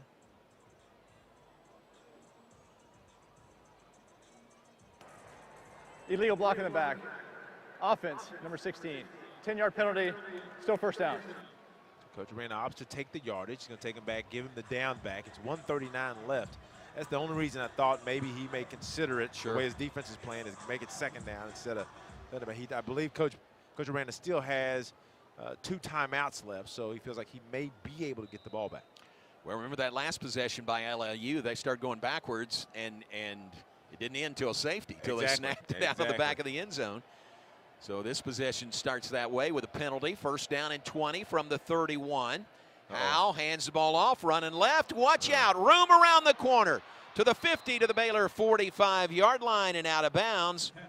Quick hitter there, Pat Bowen with the carry. Biggest single play today by the LIU Sharks. Yeah, I'm not sure what happened. Everybody vacated. I believe the backside linebacker, John, on this side for Baylor, which I'm trying to get that number. I don't think it was Mike Smith, because they have a few subs in right now. But he just vacated. I think it looks like he got caught up inside, and once that running back got out to the left side of the offense, right side of the defense, No one was there. 24-yard gain on the play to the Baylor 45. Minute 20 to play before halftime. Hal slings it out the left side. He's got a man. Did he catch it at the 10? Yes. Wow, catch made at the 10-yard line and down right there, but another big gainer, and LIU is knocking on the door. And you know, Ricky, as you think about it, that's what I talked about trying to score, but also when you have a guy who can run by somebody and keep going, that changes the way defenses are called. Well, it does, and even if you get an incompletion on that, that affects the way these corners play for the rest of the game. That's smart for LIU to take the shot. That's the second one they've taken at least, and that one was very effective. Good throw, good catch. Now, with the Bears driving hopefully for a score before half, it's reversed with LIU getting the stop. Now they're on the Bears 10. Long Island. 30 and seconds. LIU will take a timeout right here. The ball is at the 10-yard line. It is 1st and goal. Following we'll give it to you in a moment, but a 24-yard rush, and then the pass to the 10-yard line, 35 yards on that pass. So 2 big plays by LIU, and they are 1st and goal from the 10. Interesting throwing motion, isn't it, by Chris Howe? It really is, John. I mean, it's almost like he does reach back, too. He kind of reaches back, but he got that one out there enough, which is a nice throw. Now LIU with 1st down and 10, they can get they can't get a 1st down. They're actually on the 10-yard line. Right, so 1st and goal. 1st and goal from the 10. So now you got to look at it. If I'm LIU, I'm probably going to try to attack Baylor's corners. I mean, they watched the Texas State game and see if we can make a play and get it 7. Here we go, 1st and goal. Howe fires it, end zone, incomplete. Overshot his man. He was open over there. Corey Gordon on pass defense for the Bears. That's a nice combination. He had 2 receivers out to his left. They had the receiver that run. Both those outside receivers went in, and then he had an inside receiver that went out. And that guy was wide open because he was being chased by the Baylor defender, and Corey Gordon just couldn't get there. And if it was a better throw, Howell probably has a touchdown pass. Avion Smith was the intended receiver. He's the man who made the big catch on the previous play for 35 yards. Avion Smith-Mack. Here's the play. 2nd and goal from the 10. Watch out. Howe. He's going to run it in for a touchdown. Started up the middle, popped out to the outside on the left side, and went in untouched. LIU is in the end zone with 40 seconds to play before halftime. It's now 16-6. Baylor on top. Well, Long Island, which was really looking dead to rights. Baylor was dominating the game. 206 yards of offense to LIU, which really could never move the ball. Now with 1 score, they're back in the game here. They're going to set up for the extra point, won't go for 2, and they'll be within 9 in a half. I mean, in a half where Baylor really dominated but hadn't separated themselves on the scoreboard. Michael Cooney on for the extra point kick. The kick is good. So with 40 seconds to play in the 2nd quarter, our new score, Baylor 16, LIU 7. The drive, 4 plays, 59 yards, only a minute 6 off the clock. And remember that drive, a short field because Baylor went for it on 4th and 2 and was not able to convert. Yeah, and John, you're right. Remember, LIU gets the ball coming out of half. And really what you have, this is what we talk about execution, especially what helps is that what you miss Blake for what I would call end of half, into specific execution moments in the game. And Baylor had the ball. They were moving up 16-0. And then all of a sudden you have a turnover on downs after a third really manageable, and now LIU gets a couple big plays. Baylor struggled to contain mobile quarterbacks early in the season. Your defense gets compressed, and then all of a sudden they get outside. Richard Reese is back deep for the Bears, standing at the goal line. LIU will kick it off right to left. Lights are on here at McLean Stadium, overcast. We do hear that rain is on the way, so see how that plays out over the course of the afternoon. Kick is away. Reese comes up, takes it at the 5 on the near hash. To the 10, to the 15, to the 20, and down at the 21 is Richard Reese. 34 seconds on the clock, 2nd quarter. The Bears have the ball back. Their lead cut to 9 at 16-7. Well, right here, Coach, may default. You know, you don't have your veteran quarterback available to you. Sawyer's back in at quarterback. You may try something safe to try to see if you can get some yardage, just to see if you can get 10, 15 yards, maybe some easy throw toward the sideline. Don't put it at risk. Or you may run a draw or swing pass to your running back, Richard Reese, to see if you can get something, a big play, and then you get active. But I expect something really safe right now. Here's the play from the 21-yard line. It is Sawyer Robertson back in at quarterback for the Bears. Pass, slant, caught. Keytron Jackson's got it. Jackson down at the 40, and the ball is stripped away. It just was taken away, and then he fumbles the ball. Baylor may end up with it. Let's see. Back near midfield, Keytron Jackson made the catch and then was just stripped of the ball. And then LIU lost it, but they have recovered it, so it's a turnover by Baylor, and LIU has possession of the ball. Well, I think the original fumble may be reviewed. Keytron was getting tackled. I didn't see. Nice little slant. Really on the field as to a his fumble. right. Recovered by the Keytron defense. breaks a tackle. First down. Then he's going. The LIU defender now hits a fumble. I mean, he takes it away. He actually just rips it out of the hands of Keytron, and then he fumbles, and Baylor defenders can't get there. And it looks like the number one for, I think that's number one for Long Island, finally jumps on it. It's actually number 4. Number Those 4. numbers are hard to see. Yeah. Janias Morgan. I got you. The linebacker who ended up with the fumble recovery. So turnover Baylor, and LIU has it back with 20 seconds to play before halftime. And this is one of those games now that coaches always tell you about.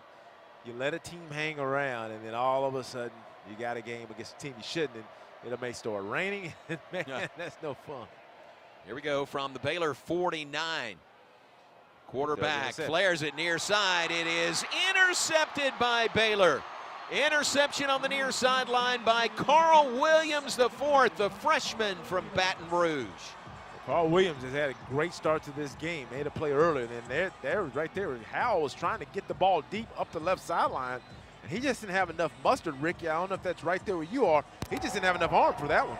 No, he didn't. That was underthrown, but I'll tell you, if he would have put it on the money, there was another Bear defender there that would have probably picked that anyway. I don't think there's any way that ball was going to get in. Yeah, Corey Gordon was the other DB that was there, and one of those two Baylor defensive backs was going to get that interception. And it is Carl Williams who gets it. So the Bears have it back. Teams trade turnovers. Now 13 seconds to play before halftime. Baylor from their own 21. Sawyer Robertson will turn, hand it off to Dawson Pendergrass. He is pulled down for a loss at the 19. Loss of 2 on the play, and that should be, and it is, the final play of the half. So we reach halftime, and Baylor with the lead, 16-7 over LIU. You might say LIU with a little momentum on their side as they go in at halftime, scoring on their next to last possession. But the Bears have the lead. And let's go down to Ricky Thompson with head coach Dave Aranda. Now, Coach, LIU got a big 4th down stop here and then was able to put points on the board before half. 16-7, dominated early, but that put these guys back in the football game. I agree with that. We have to throw the ball better. I think defensively we got to execute in critical moments. You know, we're back on the field there and allowed them to score. And so I think that can be tightened up, and for sure, offensively, our ability to get the ball to our playmakers needs to improve.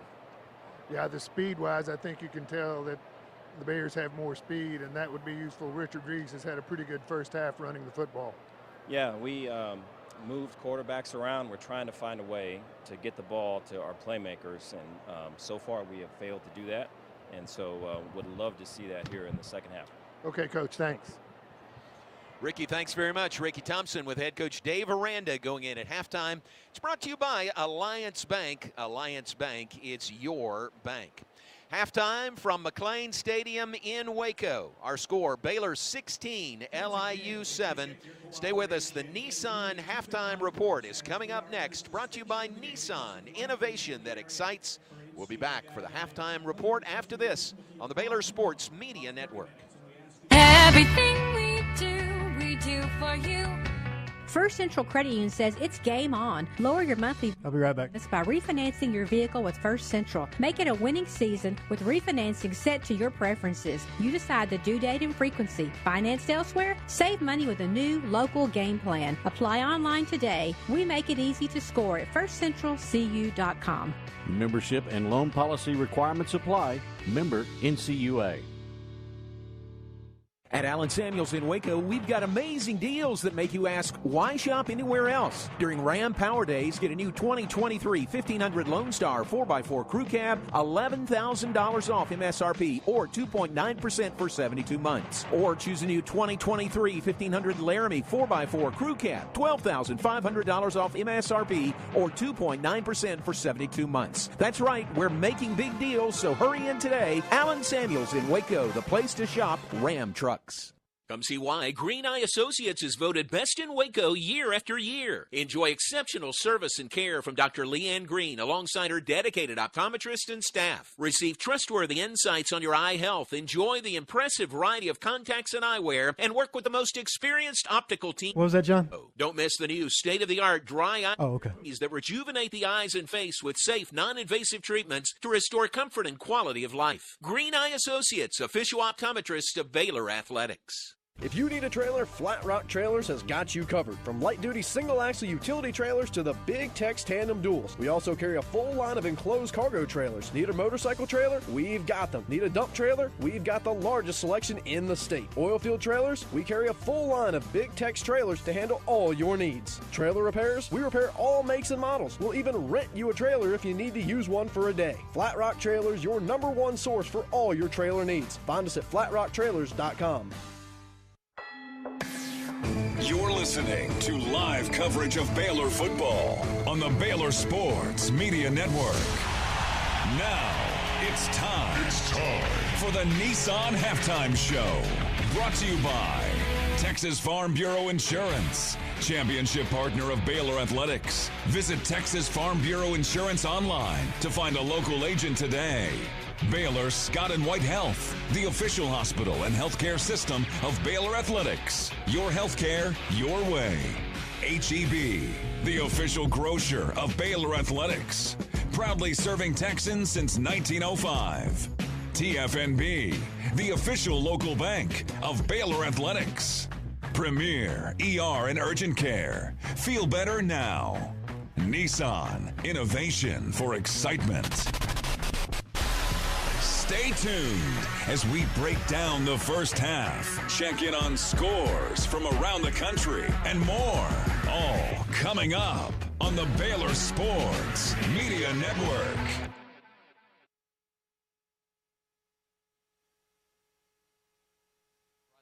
Nissan, innovation that excites.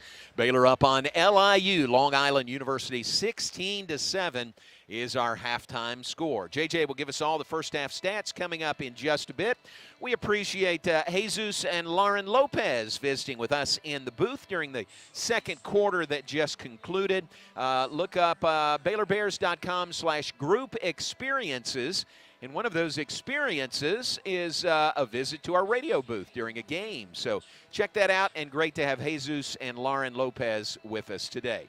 Rain is starting to fall here at McLean Stadium. Question is there lightning associated with that? It's a light rain right now, which you can play through, but the way the fans are leaving the stands, leaving their seats, I just wonder if there might be lightning within the area. We'll try to get a word on that and relay that to you coming up very shortly. There is lightning. All right, so we are in a lightning delay, and it comes right at halftime. So the way that works is each lightning strike within 8 miles of our location, the clock resets at 30 minutes. So we're in at least a 30-minute delay right now with a lightning strike within 8 miles. And if there's another one, then the clock restarts at 30 minutes. So we'll keep you updated on that. But in a weather delay, just as we hit halftime, and the Bears leading LIU 16-7 at the half. Good chance to check on scores. Here at halftime, 2 other Big 12 games already underway. Kansas State playing in Columbia, Missouri, and trailing Mizzou 17-14 at halftime. Kansas State, number 15 in the nation, but down on the road to the Tigers 17-14 at the half. Iowa State playing at Ohio, and that is a scoreless game at halftime, 0-0. Cyclones and Bobcats at halftime. Iowa State going back to the home state of head coach Matt Campbell, and again, scoreless at halftime, 0-0 the score there. The games upcoming in the Big 12, 19th ranked Oklahoma playing at Tulsa. That is a 2:30 start this afternoon. 5:30 kick Villanova at UCF. 6 o'clock kicks for Miami of Ohio at Cincinnati, South Alabama at Oklahoma State, and Tarleton at Texas Tech. 6:30 tonight, BYU at Arkansas, the backyard brawl at 6:30, Pitt and West Virginia. 7 o'clock, Wyoming at Texas down in Austin. 7 o'clock for the first Big 12 Conference League game of the year, TCU at Houston, and U of H's initial game as a member of the Big 12 Conference. So that comes up tonight in Houston at 7 o'clock. Late night, 9:30 kick, Kansas at Nevada, and that's the Big 12 schedule for today. 3 games, including ours, with the early kicks, everything else coming up later today. 16-7 our score at the half. Baylor up on LIU. We've got some time here at halftime, and we'll take a break. And when we come back, JJ will give us some first half stats that add up to that 16-7 Baylor lead. We'll take a break and be right back. You're tuned in to the Nissan Halftime Report. Nissan, innovation that excites. We'll take a break and be right back at the half here on the Baylor Sports Media Network. TFNB Your Bank for Life is the official local bank of Baylor Athletics. Find out why more Central Texas are making TFNB their bank for life. Sign up for our Edge checking and savings accounts to earn interest or cash back. With 5 convenient locations and an award-winning mobile app, banking has never been easier. TFNB, your bank for life. Member FDIC.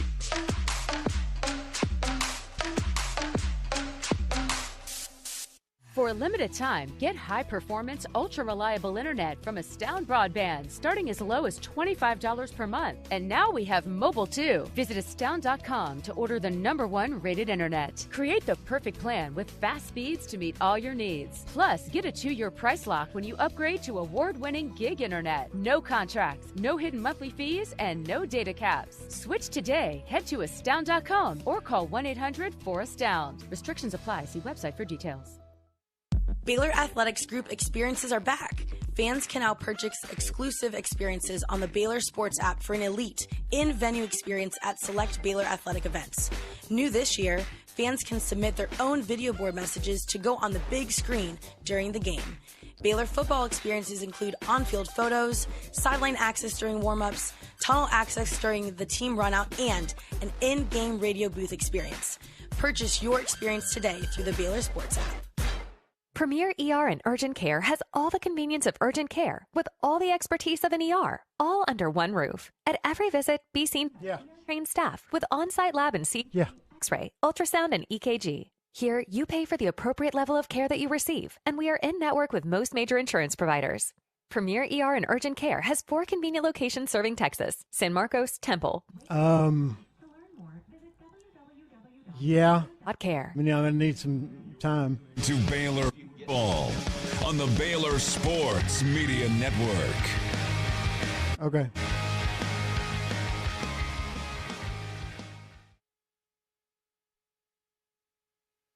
Brought to you by Nissan, innovation that excites. Gave you a look around the Big 12. Other games in progress, other games upcoming. J.J. Joe's going to give us some stats now from the first half of this game, a 16-7 Baylor lead over LIU. Well, John, Baylor dominated that first half. You look at the stat line, but late in the half, Baylor really just a couple of execution issues on a 4th and short. Couldn't really connect, and really should have got that on 3rd down. But through the first half, Baylor leads 16-7 on the scoreboard, but they have outgained LIU by over 130 yards. I mean, 217 yards of offense to 86 for LIU, and Long Island has 16 plays to Baylor's 44. But nevertheless, if you look at the clock, you see 16-7, and that is not the gap that you would expect. I mean, late in that half, a couple of big plays really led to the narrowing of this deficit. But once again, Baylor just not able to really finish, and a lot of that comes to inexperience. So, and I expect that to change, but inexperience in certain positions, especially with a couple of quarterbacks that hadn't played well. Sawyer hadn't played a lot, and RJ has played some, but not at this level. But as we go through the halftime stats to take a quick look at the individual players and key team stats. Sawyer Robertson in that first half, 7 of 13, and it's good to see him get above that 50% moniker. Last week he was 9 of, he was 14 of 20, 12 of 28. So it's good to see him get above 50%. You still want to see that number get up to about north of 60%. 7 of 13 for 95 yards. RJ Martinez, 3 of 5 for 8 yards. And a lot of his passes were checkdowns. You saw on the one deep pass, he had a guy behind him, but it was to the wide side of the field. Couldn't really get it out there. I think that was Hal Presley. Couldn't really get it out there. And then another one late. Richard Reese, it's good to see him back in action. Richard Reese, I believe, is one of the speed players. You heard Coach Aranda at half. What Coach Aranda said is that he wanted to see our players who are playmakers get the ball. Richard Reese, 10 carries for 65 yards in that first half. That's a 6.5 yard per carry average and 1 score. And then Dawson Pendergrass, a great job of the big man, the freshman Dawson Pendergrass out of Alba, Texas, out of Mineola. He came into the game with really only 1 rush to his name, and Dawson's been able to take advantage of a little extra playing time due to Dominique Richardson being out. 12 carries for 33 yards net, 1 touchdown, and it's only a 2.8 yard per carry average. But if you see his impact on the game, then you can see why Coach is using him because of the physicality, especially in short yardage situations. Bryson Washington, a young player as well that we look forward to seeing how his Baylor career envelops. A freshman out of Franklin, Texas, 6 foot 204 pounds. Bryson Washington, 4 carries for 16 yards in the first half. So the running game that we really want to keep going is 26 carries in the first half. I like that number for 114 yards. That's a nice performance in the first half just on those short yards. We go to third down conversions. Baylor 4 of 8 on third down. They did go for it on fourth down. They picked up 2 of them. And, of course, the last one that led to LIU getting points, Baylor missed 2 of 3 on fourth down and 2 of 2 inside the red zone. And both of those have been touchdowns, and that's what you want. That's been the challenge for Baylor through the first part of the season, getting touchdowns and getting field goals instead of touchdowns. Time of possession, Baylor's dominated that 21 minutes and 35 seconds to 8 minutes and 25 seconds. So if I look at the stats, LIU with 86 yards of total offense, Long Island is 4 of 8 through the passing game with 1 interception. So they're right at 50% with the turnover. You would want Baylor to be up 28-7, 23-7, or 23-0, 28-0. And the difference was that the latter part in the half, and we saw that from the defense last week, is that late in the game, Utah was able to get traction and score. And now late in the half, the execution, as Coach mentioned, on the defensive side, which really boiled down to letting the young quarterback, Chris Howell, get out. I think Chris Howell is the kind of player that he would prefer to run the ball versus throw it. And Chris Howell right now is only 2 of 5 for 39 yards, but he had a nice strike here late in the half. Then he threw an interception. And then Ethan Greenwood is 2 of 3 in his negative 1 yards pass. So you can see those guys are not that adept at passing the ball, but Chris Howell made up for it. He's the leading rusher, 4 carries, 29 yards and a score. And Chris Howell has done a good job of, he starts looking. He's looking for holes, and he's a speedy, athletic quarterback there. And it really has made a difference because Baylor has struggled, as we saw against Texas State. They didn't have a fleet-of-foot quarterback, or at least they didn't play him.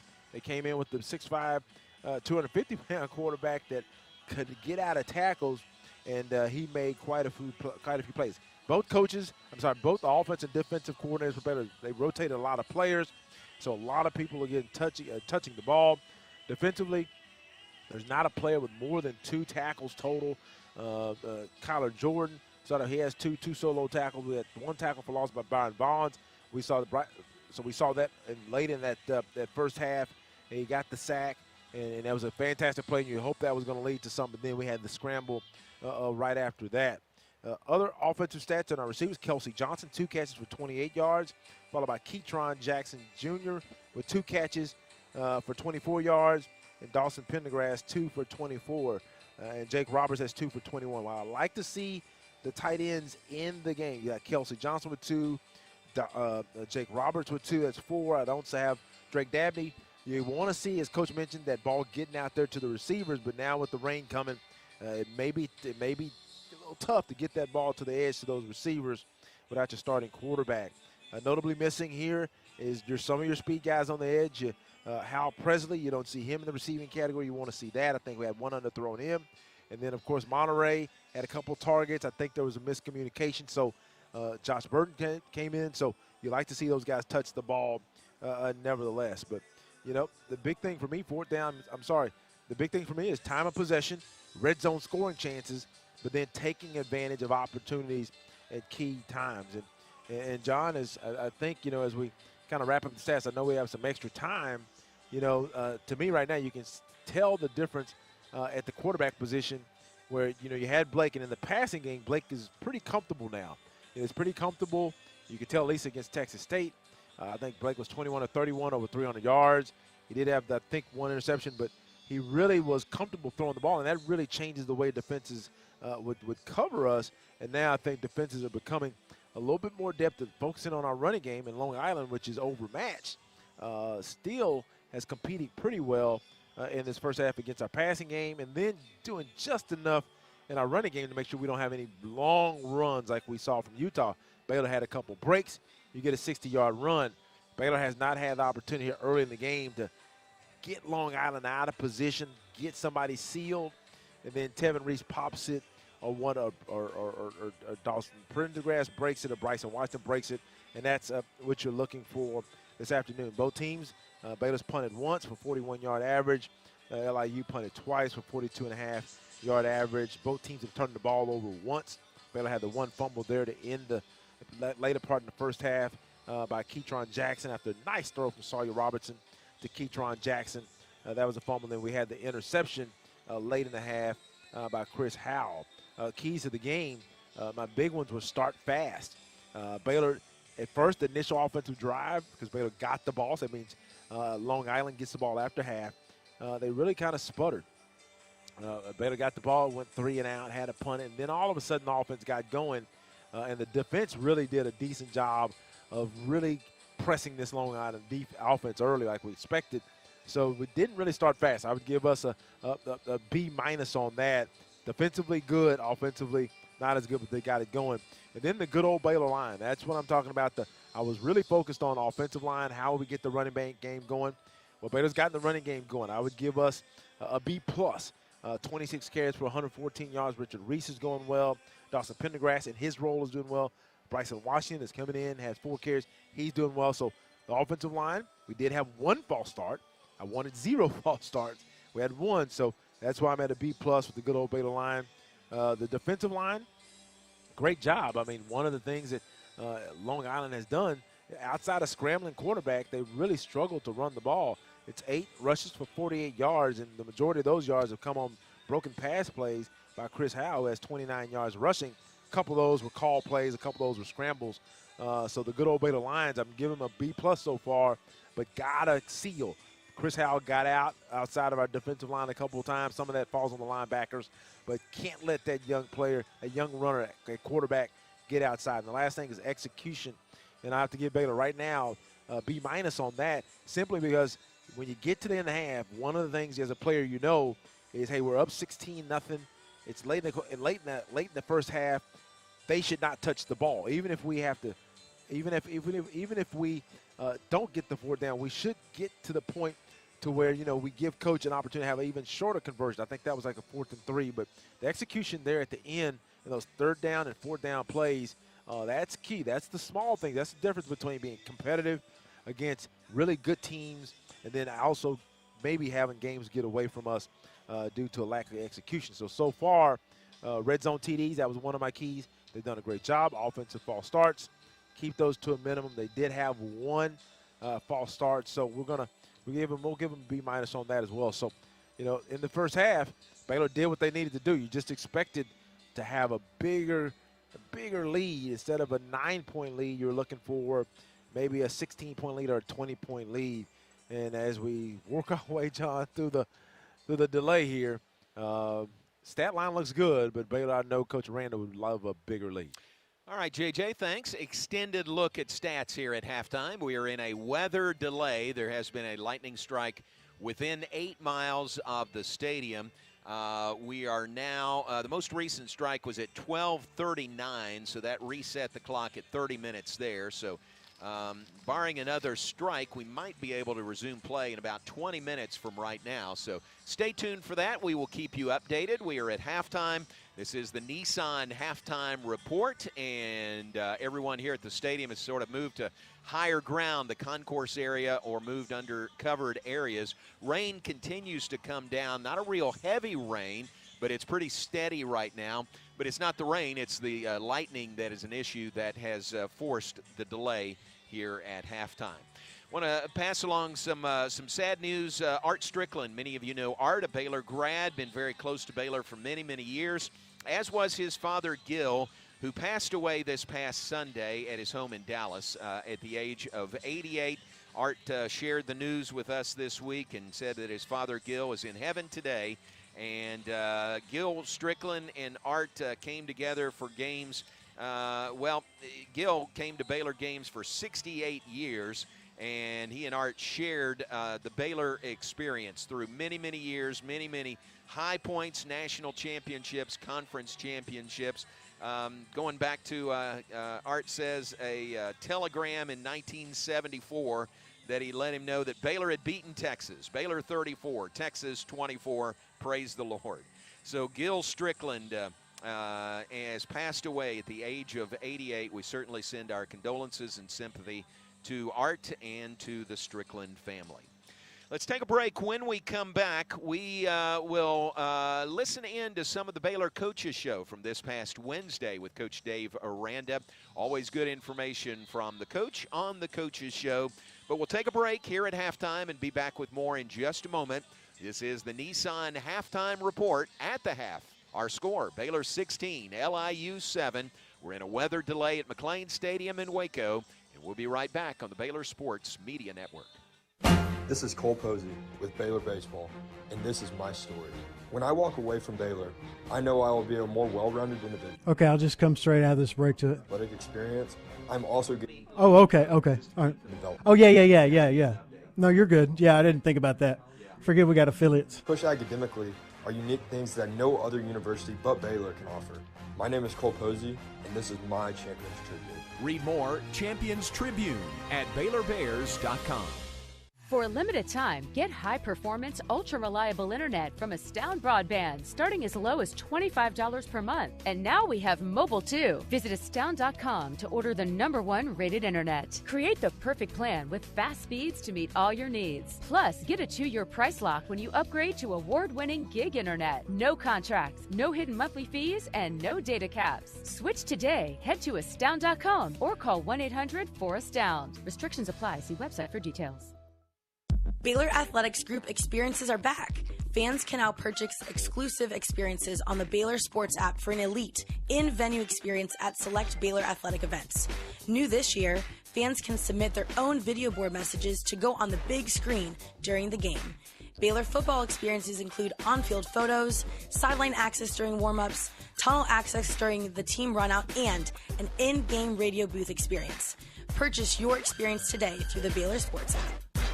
Premier ER and Urgent Care has all the convenience of urgent care with all the expertise of an ER, all under one roof. At every visit, be seen by ER-trained staff with on-site lab and CT, X-ray, ultrasound, and EKG. Here, you pay for the appropriate level of care that you receive, and we are in network with most major insurance providers. Premier ER and Urgent Care has 4 convenient locations serving Texas: San Marcos, Temple, Waco, and Woodway. To learn more, visit www.premier.care.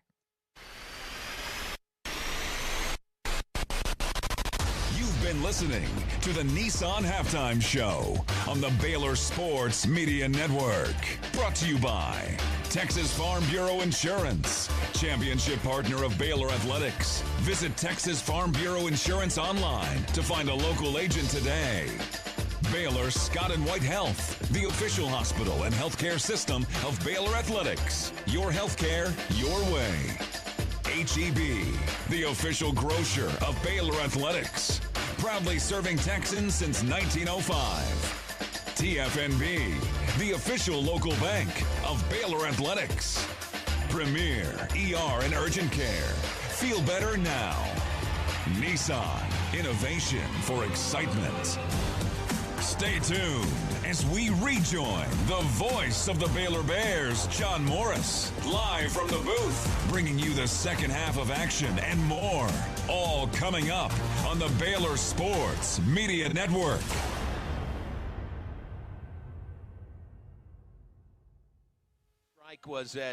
Lightning strike was at 12:39.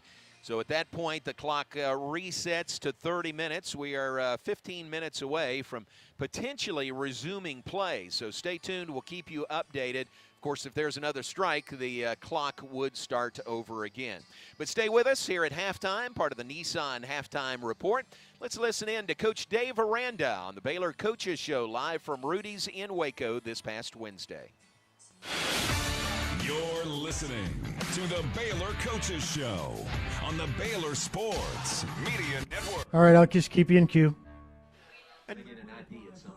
Okay, just holler at me and I can. Coach Dave Aranda joining us now. Coach, welcome to you. Well, appreciate that. Good we to be appreciate it. Really good crowd here tonight. Yeah. So Mason's here, so we can start. So, Mason, we are glad you are here.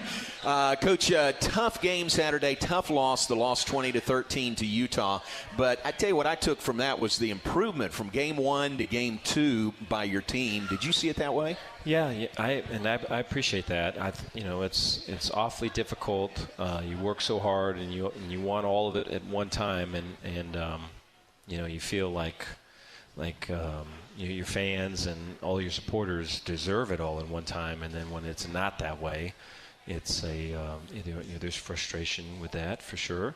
But I think in looking at just the little improvements and looking at the practice that we just had, and just might be like the best Wednesday practice that we've had, and you can just kind of, I think our team knows that we're getting better, that we're getting close to it, and all of it. And so I think that type of incline is cool to be a part of, and we're looking for another shot.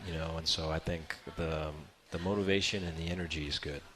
That's, I would guess, what you'd want as a coach is just progress, continual progress, stacking good practices on top of good practices. Yeah, we were talking today that nothing ever really goes away until it's taught you what you need to learn, And so if your universe kind of just keeps coming at you and you can choose not to look at it and learn from it, but it'll just keep coming. And so you have to learn from there's a basketball analogy or a basketball example, and so I was a big Laker fan. We were just talking about the Reds and the Dodgers, and I was a Laker fan, and so I remember reading the story of Tex Winter was one of the was the originator of the triangle offense, and so the term line of truth was when the ball carrier would get up to the top of the key, and the triangle would be, I'm here, you're there, someone else is here, and there's that triangle. And so that, is he open? Is he open? Like, what's the reality? Like, what's the defensive formation? What's the setup?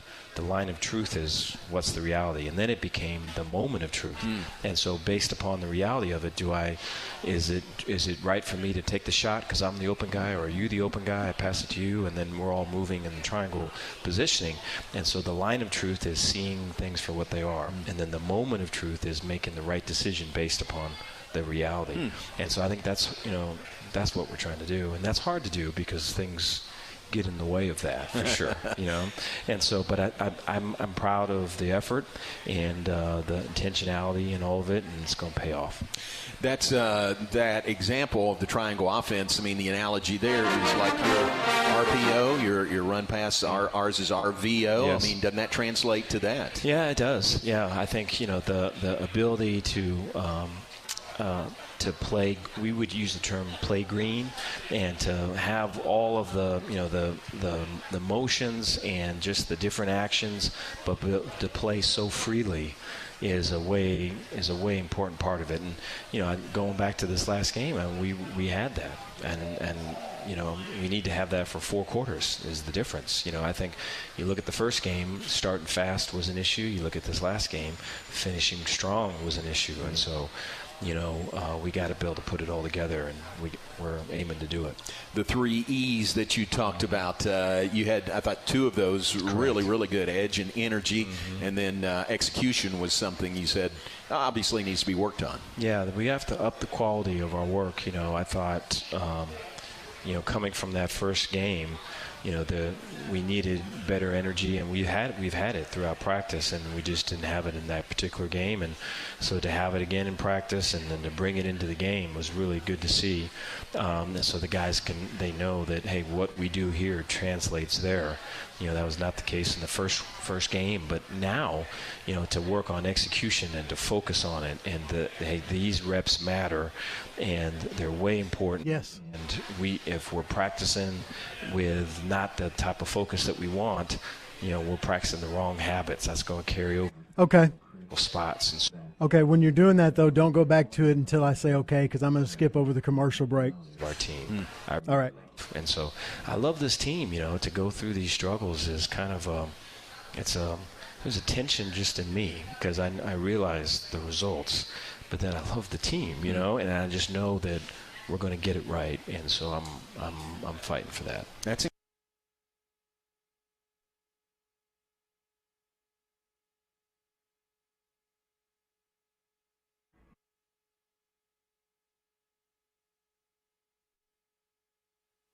The ball the way that we know we can, and then to take those shots, those play action passes, based upon. I thought you were going to go there. Looks here or the. No, I thought you were going there. I'm sorry, my fault. Hitting those honey holes. It's going to be another 6 minutes. That's why when. Yeah, that's okay. So the play. All right. Well, it's on the other side. It's kind of logistically tough. Hold on. At the beginning of goes blank. I'll take it. Okay.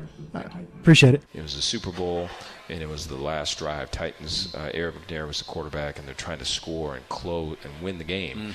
And the Rams were able to close it out. I think there was a tackle like on the 1-yard line to win the Super Bowl.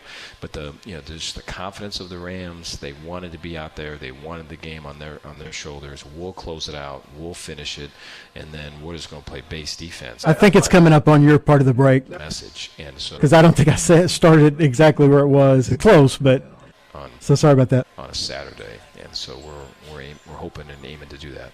It's always interesting to me, no matter who you play. This is Long Island, the Sharks, long way away. Baylor's never played them before, but you've got some connections there with some of their coaches. Yeah, there's an analyst, a defensive analyst for us at LSU was Kevin Cosgrove, and he. Okay, as soon as he finishes this answer. Connection from him from just being at Wisconsin, where I used to coach before, and I remember when I was a kid, I'd watch I was a big Pac-12, Pac-10 fan, and so I'd watch the Bruins, and they would get beat by the Wisconsin Badgers, and they got kind of beat up really in these Rose Bowls, and that was Kevin Cosgrove. I think it's about 90 seconds, give or take. And so it was way cool to have him, and just the wealth of knowledge and everything. And so he's the defensive. No problem. Head coach type role there, and then at LSU in 2016 and 2017, we had like a nickel star, Dwayne Thomas, and we'd blitz him off the edge and do all these things with him, and always knew he was going to be a coach. And went and played a little bit with the Patriots, and came back with us the last 2 years and was a coach with us, and now he's the DB coach for Long Island. So it'd be cool to see those guys. That's fun. That's really fun. All right, we're off and running with Coach Dave Aranda. We got plenty of questions from the audience. Let's take a break. We'll be okay. On the out cue, I'll pod you up and pod them down. Football coach on the Coaches Show, live from Rudy's, and we'll be right back after this. Live from Rudy's with head coach Dave Aranda, because we are in a weather delay here at McLean Stadium. Here's an update. There was another lightning strike within 8 minutes, or within 8 miles at 12:57. And in fact, the last strike was just a mile away from McLean Stadium. So that reset the clock to 30 minutes until possible resumption of play. it would be at the earliest 1:26 resuming play. And I guess that would be 1:26 for the teams to come out and warm up. And so a little longer delay than that.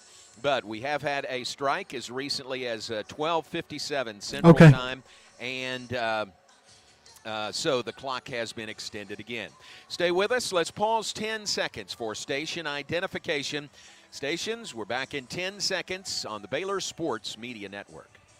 From the Allen Samuels Dodge Chrysler Jeep Ram Studios, this is KRZI Waco, K222DC Waco, K265DV Temple, ESPN Central Texas.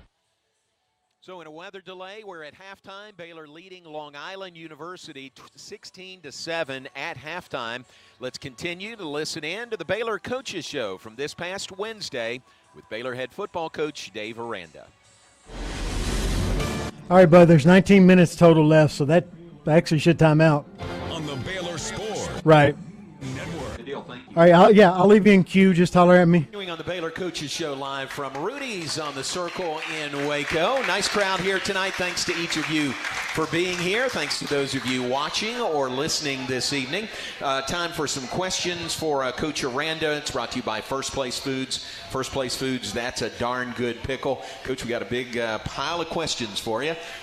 First one is from Tommy right here, and something we talked about. Our energy and edge was much better than game one. How much more improvement in that area do you expect?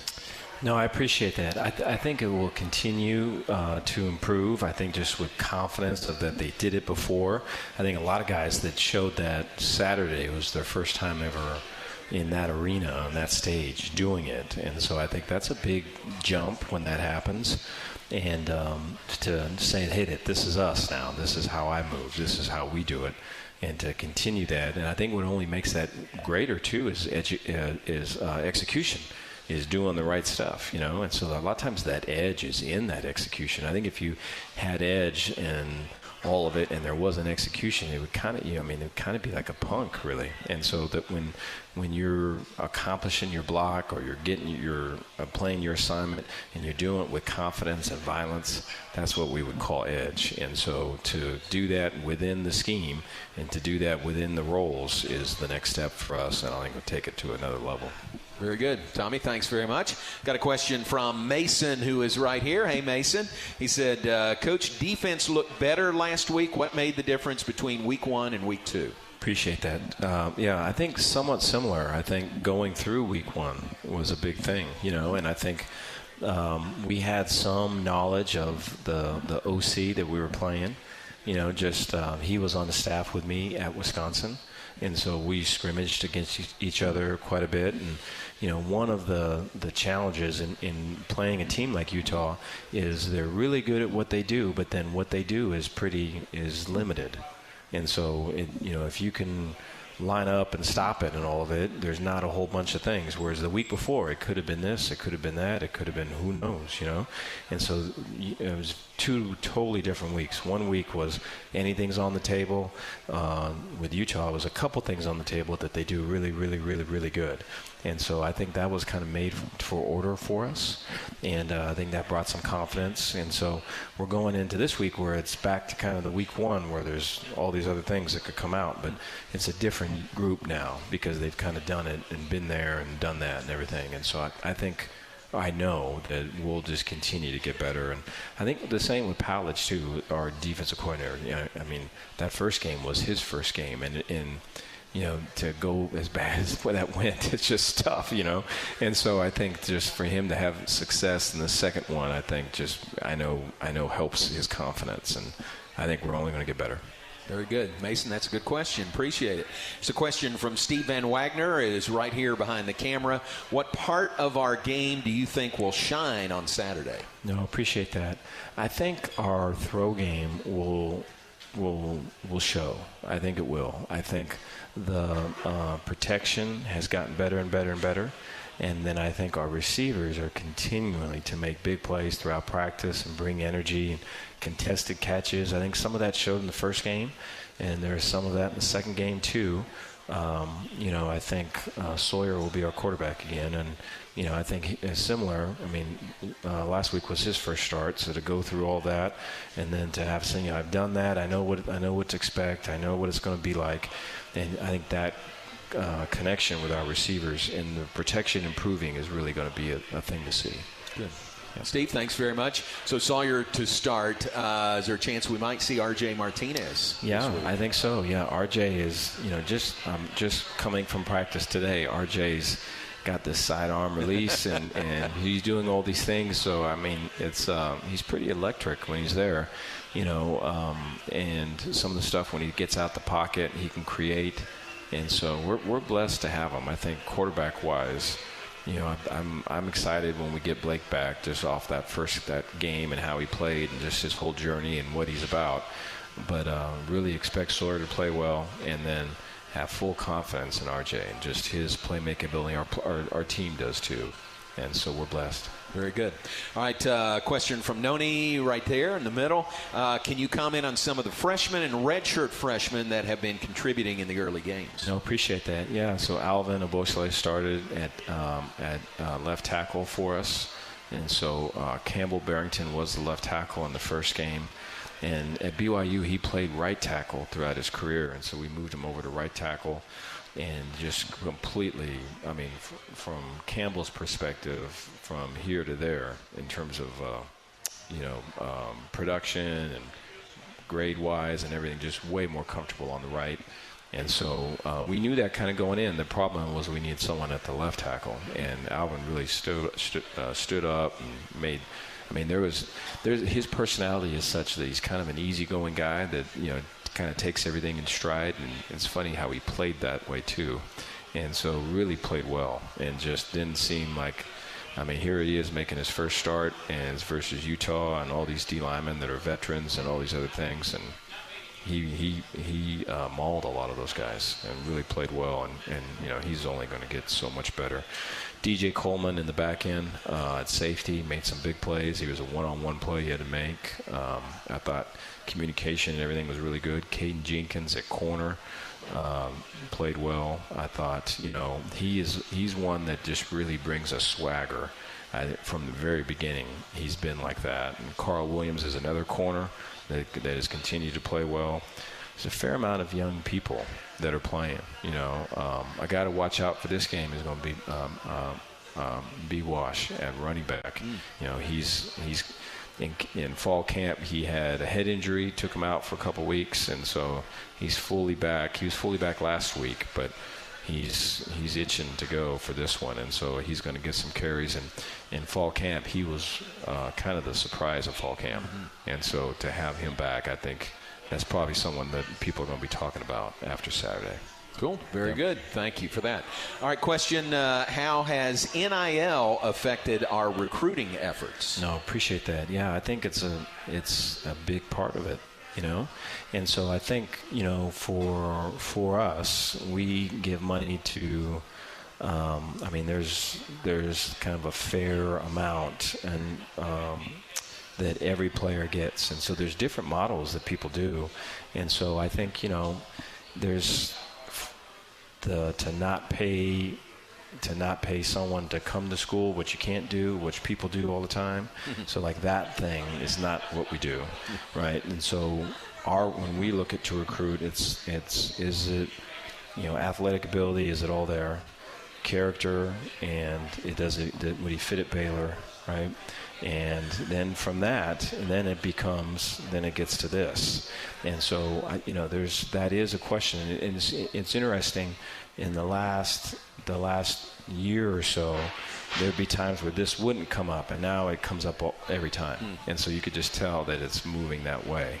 And so I'm really proud of the way that we do it, and I know that our team is comfortable with it, and they're proud of it too. And so, but this will continue to grow because, I think that's the way it is right now. And so I think for coaches and just all of it to kind of embrace it, and to kind of move along with it in a way that fits Baylor and our culture is really the thing. And I believe we're doing that.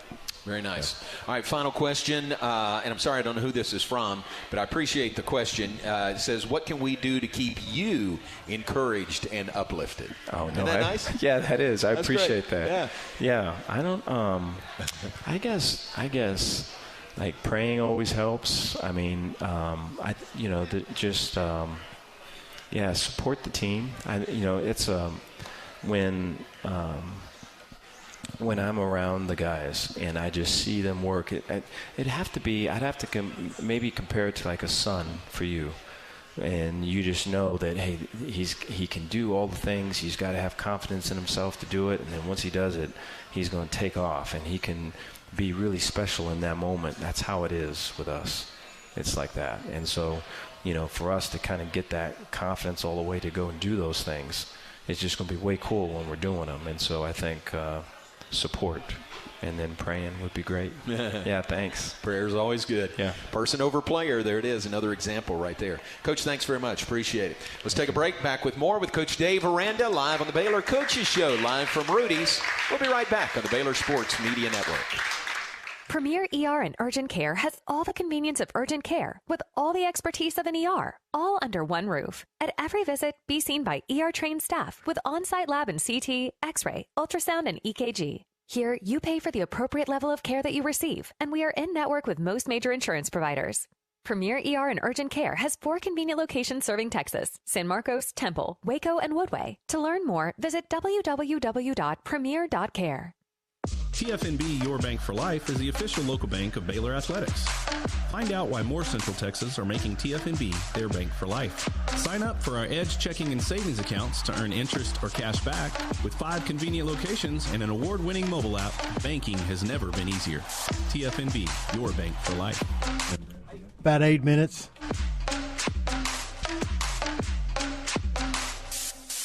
Y'all listen up.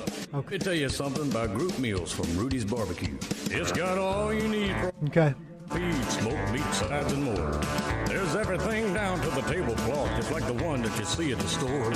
And a bridal shower, it's better than flowers. And a long business meeting, it'll pass the hours. It'll feed all the cousins at a family function. It's better than potluck at a church luncheon. Next time you need to feed 10 or more, call and order a Rudy's group meal. Next in line.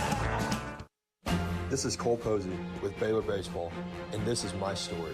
When I walk away from Baylor, I know I will be a more well-rounded individual. Not only am I getting a top-tier athletic experience, I'm also getting top-tier training and character development. The ability to compete at the highest level, to be challenged spiritually, and to be pushed academically are unique things that no other university but Baylor can offer. My name is Cole Posey, and this is my Champions Tribune. Read more Champions Tribune at BaylorBears.com. You're listening to the Baylor Coaches Show on the Baylor Sports Media Network. We are back live from Rudy's on the Baylor Coaches Show on this Wednesday evening. Appreciate everyone that is here tonight, tuned in, watching or listening. Thanks very much. Jovan Overshone's here. Isn't that nice, Jovan? Good to see you. Yes. Tell you what, those of us in Baylor Athletics appreciate Jovan. Great work. And we continue with Coach Dave Aranda. It's family weekend on the Baylor campus, so there's a lot associated with that, a lot of other activities. And part of that is the game on Saturday. Hopefully that'll help with the atmosphere and the support for your team on Saturday. No, I appreciate that. Yeah, we're way excited to have another opportunity at home. And we want to make the most out of it, and we're just so itching and all of it for a win, and so to go out and to prepare and to start fast and to have energy and to have an edge and really play with violence and confidence, and then to execute, and execute when it matters most. And to finish strong at the end, And so I think we do all of those things. I know that's what people want to see, and that's what they need to see, and they deserve to see. And then I think we can kind of build it to where it needs to be as we continue throughout the season. And this is your final non-conference game. Final non-conference, some people would call it a tune-up, and then league play begins the next week. Yeah, I mean, from where we're at right now, there's no overlooking this or any of it. And so for us to get to mentally prepare for a fight on Saturday at 11 o'clock, and then for us to execute when the pressure is on us and it's a 3rd and 3 and we got to have it, or it's a 2-minute drive at the end of half and we got to get it, and it's the end of the game and we got to close it down. Like, those are all things for some of the guys, it's the first time doing it, and so we want to be aggressively attacking those things and own it, and we're aiming to do it. Encouraging to hear you say that today's practice might have been your best Wednesday practice all year. That's good. I mean, that shows, that you're still trending upward. Yeah. We talked about I guess it was yesterday that, here's a team coming in and, Long Island and looked at the record and all of it. And, we said if there's any team, right, that in the country that should not overlook this team, then you're looking at it right now. Right. This is us. And so there's no business looking past this. There's no business going through motions of any of it, and we need to get better. And you need to challenge your left and your right to get better. And as coaches, we need to get better, and we're attacking this. And so it's been that way. That's what I say. With this team, you kind of direct them and get them where you need them to go, and they attack it. And so happy for it. Very cool. Yeah. Thanks for being here tonight. We really appreciate it, and good luck on Saturday. We're looking forward to it. Thank you. All right, Coach Dave Aranda, Baylor in Long Island, Saturday morning, 11 a.m. at McLean Stadium. Take our final break, be back and look at the upcoming schedule presented by Premier ER and Urgent Care. We'll have that when we come back. Live from Rudy's, we're back after this. Y'all listen up. Let me tell you something about group meals from Rudy's Barbecue. It's got all you need for all the folks you gotta feed. Smoked meat, sides, and more. There's everything down to the tablecloth, just like the one that you see at the store. And a bridal shower, it's better than flowers. And a long business meeting, it'll pass the hours. It'll feed all the cousins at a family function. It's better About 3 minutes left on this. luncheon. Next time you need to feed 10 or more, call an order a Rudy's group meal. Next in line. Baylor Athletics Group experiences are back. Fans can now purchase exclusive experiences on the Baylor Sports app for an elite John, did you hear me? experience at select Baylor athletic events. There's about a little less than 3 minutes left. Submit their own video board message. The game. Baylor football experiences include on-field, sideline access, I'll just pod you up as soon as the run out, and an in-game radio booth experience. Purchase your experience today through the Baylor Sports app. TFNB Your Bank for Life is the official local bank of Baylor Athletics. Find out why more Central Texas are making TFNB their bank for life. Sign up for our Edge checking and savings accounts to earn interest or cash back.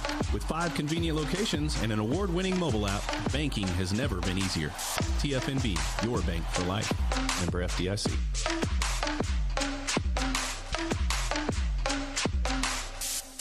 Premier ER and Urgent Care has all the convenience of urgent care with all the expertise of an ER, all under one roof. At every visit, be seen by ER-trained staff with on-site lab and CT, X-ray, ultrasound, and EKG. Here, you pay for the appropriate level of care that you receive, and we are in-network with most major insurance providers.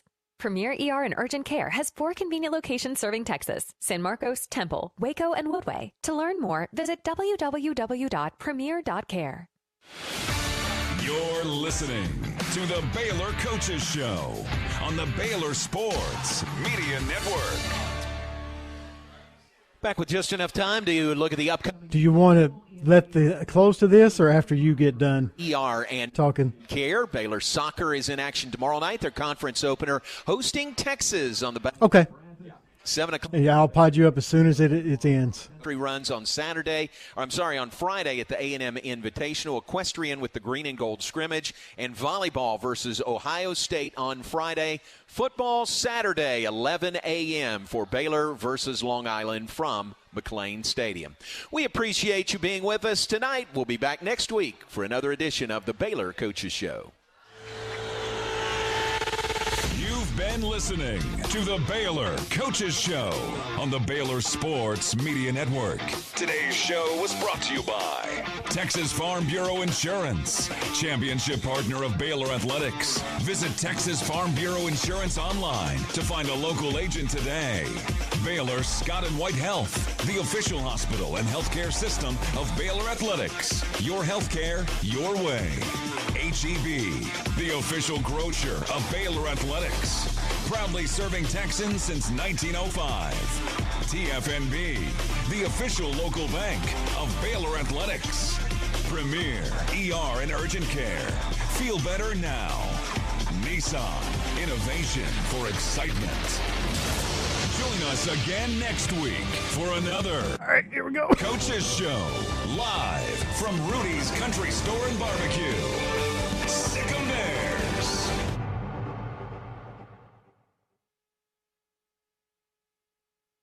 We are in a weather delay here at McLean Stadium.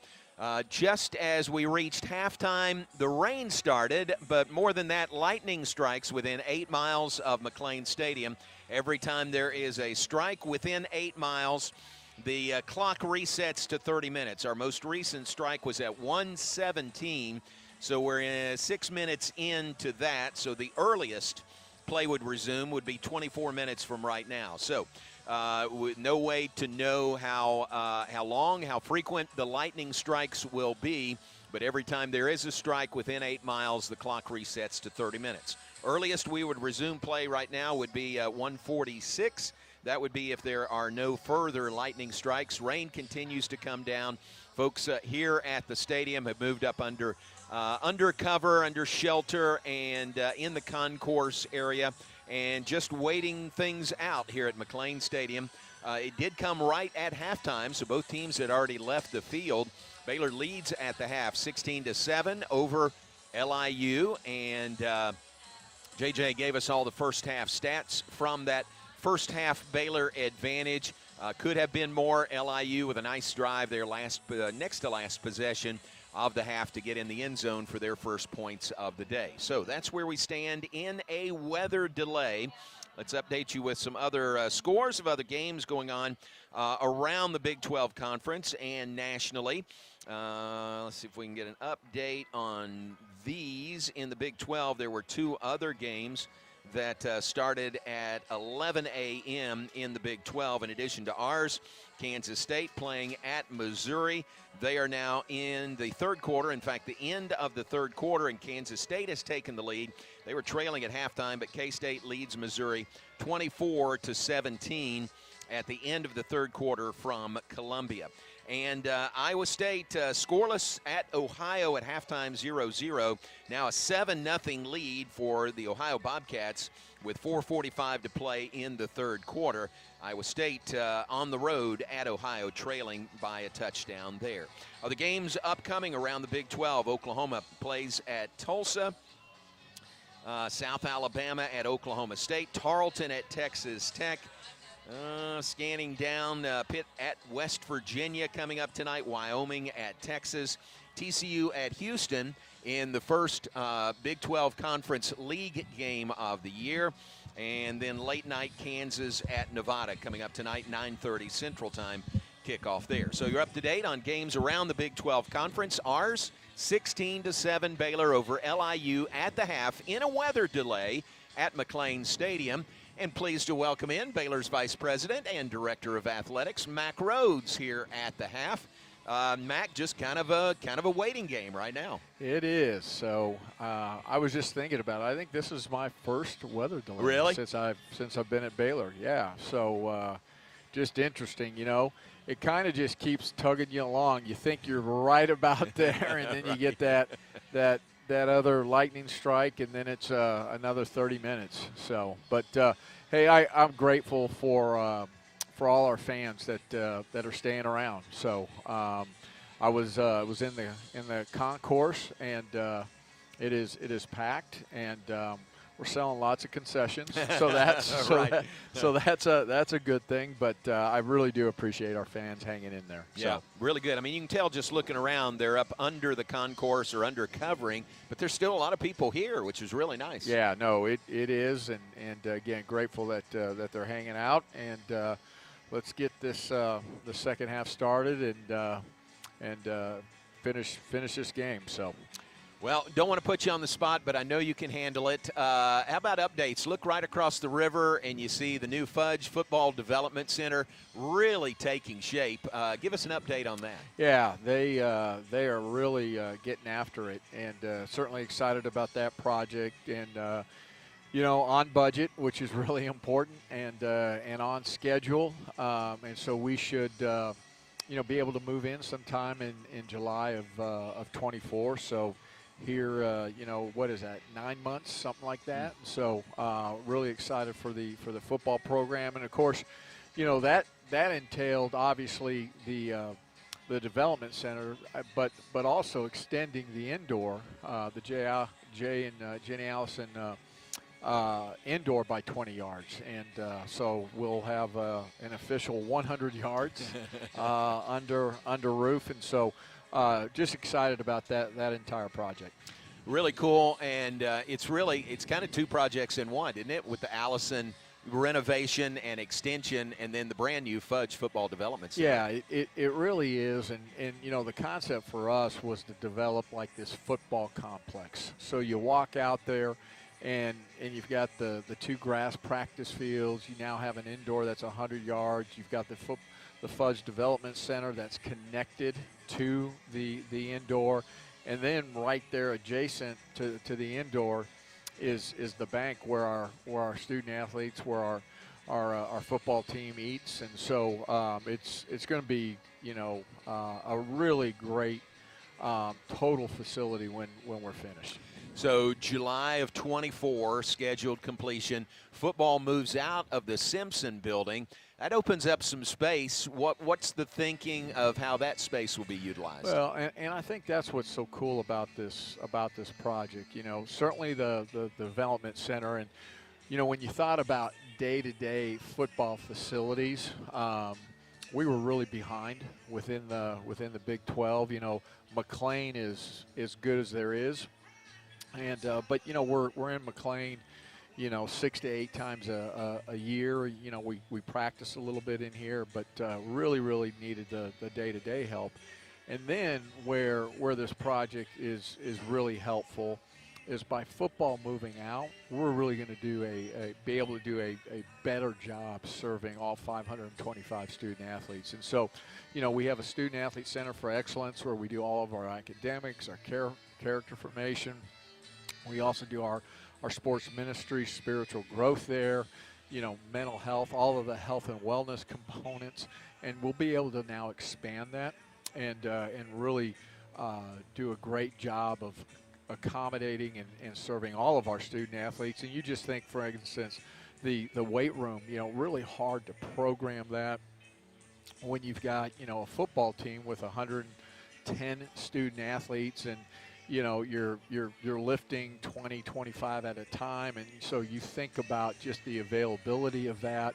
And our staff has done a great job of accommodating all of the sports programs, but some have to lift super early in the morning, later at night, and so again, just that little difference, and then certainly our athletics medicine area, all of it. So it will really give us an opportunity to really step up in how we service all of our student athletes. Yeah. So it's good, and we were thoughtful about the development center. You have a lot of them across the country where football has their own dining hall, right? They have their own academic area, and I think we were really intentional to still have football share academic space, share dining facility, because we think that's really important for our football student athletes and all of our student athletes to be able to interact with one another, support one another, get to know one another, develop relationships with one another.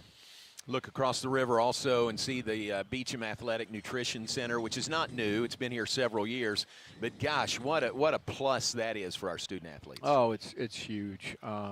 It's an unbelievable blessing. And, you know, we had a couple schools visiting the other day, and they couldn't believe that dining facility. And it's been a tremendous asset for our athletics program. And, man, just in the course of time that I've been athletic director at Baylor, just the whole how you feed your student athletes has changed completely, and it continues to change. And you know, I'm grateful. Feel like we've been on the front end of that with our performance nutrition staff, and Kenny Boyd has done a great job of keeping us, you know, out front and all of that. But the Beecham, you know, Nutrition Center is such a big part of that. Yeah. All right, another huge project that's going on is the Paul and Alejandra Foster Pavilion, scheduled to open first of the year.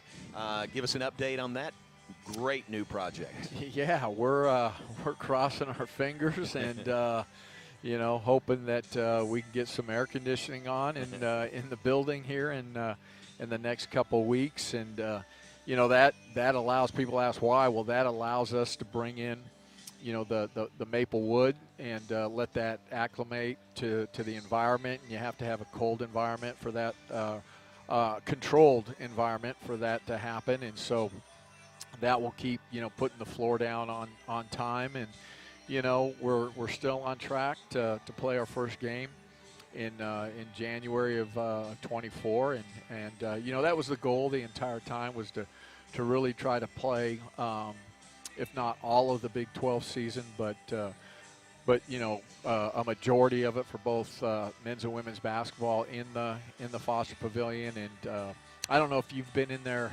lately. I was able to walk through about a week ago, and I hadn't been in there in a while, but man, it is the arena, the seating bowl is unbelievable. There's not a bad seat in the arena, and you are right on top of the action. It's such a big difference from the Farrell Center, because just the rake and just, you know, how close you are to the playing surface. So, you know, again, the intent when we began the project was to really build something that created a home court advantage for us. And, you know, we all saw the articles years and years ago where they rated home court advantages, you know, in the Big 12, and we were down, you know, toward the bottom. And so, you know, this will help and give you know, Scott and Nikki a chance to continue to compete at a high level.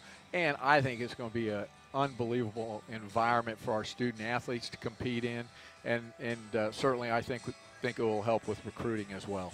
Well, it's beautiful. It's fun to watch it come up. Are we, as far as you know, on track for that move there on 1st of January? Yeah, we are. Again, we need to make sure that the air conditioning turns on, and you know, we've laughed about it, but we'll all be over there working if they need help. Yeah. So, but yeah, it's on track. And again, you know, that's really two buildings in one. It's the arena component, and then you know, on that north side, north end of the Foster Pavilion is the Allison Development Center, and so again, that's going to be great for both of our basketball programs, right? The practice gyms, the athletics medicine area, the athletic performance area. There'll be a dining area there for our student athletes, the locker rooms, the student athlete lounges, team rooms, so all of that, the coaches' offices. So that will be really a complete facility for them. And so, and again, as we've talked about, I think it will be big help for both Scott and Nikki when we think about recruiting. Yeah. So. So they will move out of the Farrell Center. Farrell Center is not going away. It becomes the permanent home for Baylor volleyball and Baylor acrobatics and tumbling. You were there last night. Baylor volleyball, big win over nationally ranked Ohio State. Big 3-2 win last night. What are the plans for the renovations, if any, that will take place at the Farrell Center? Yeah, so, again, we're hoping and right now on track that the development center part of the Foster Pavilion will be completed sometime, probably late spring, and so that will allow both basketball programs to move out, and then volleyball.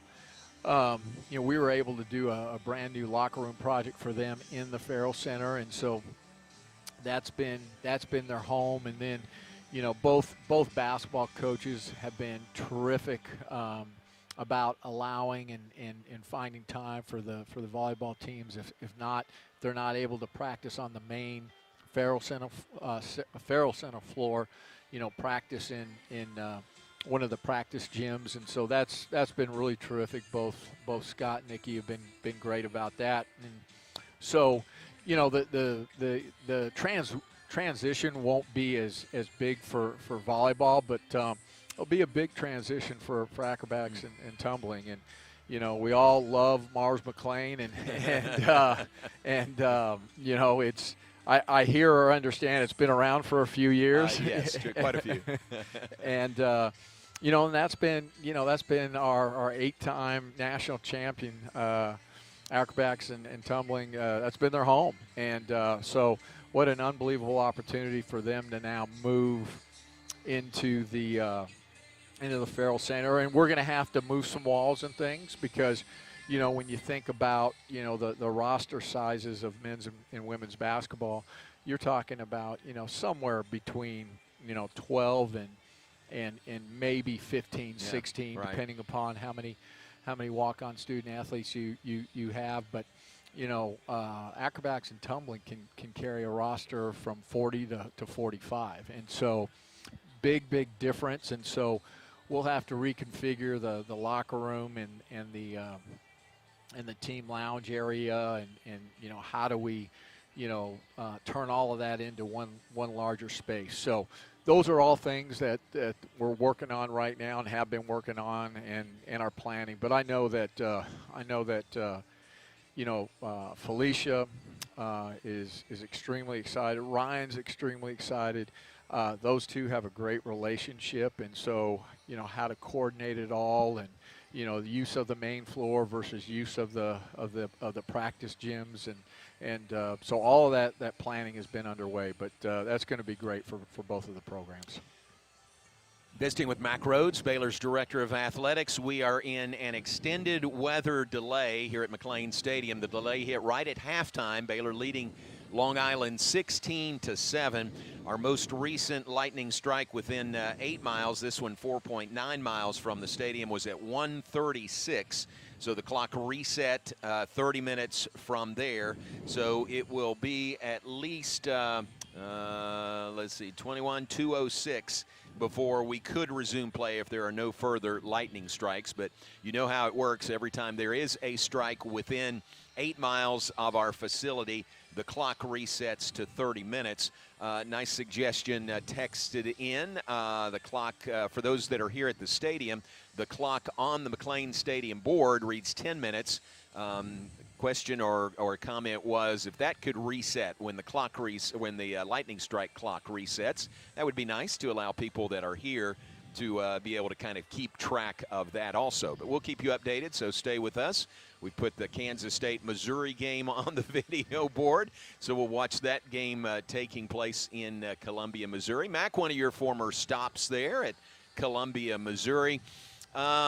We have a little time here, and I'm not sure your availability, so I almost hesitate to even get into this. But in the NIL world, Baylor is, I'm not going to say different, yes, somewhat unique in the approach to NIL.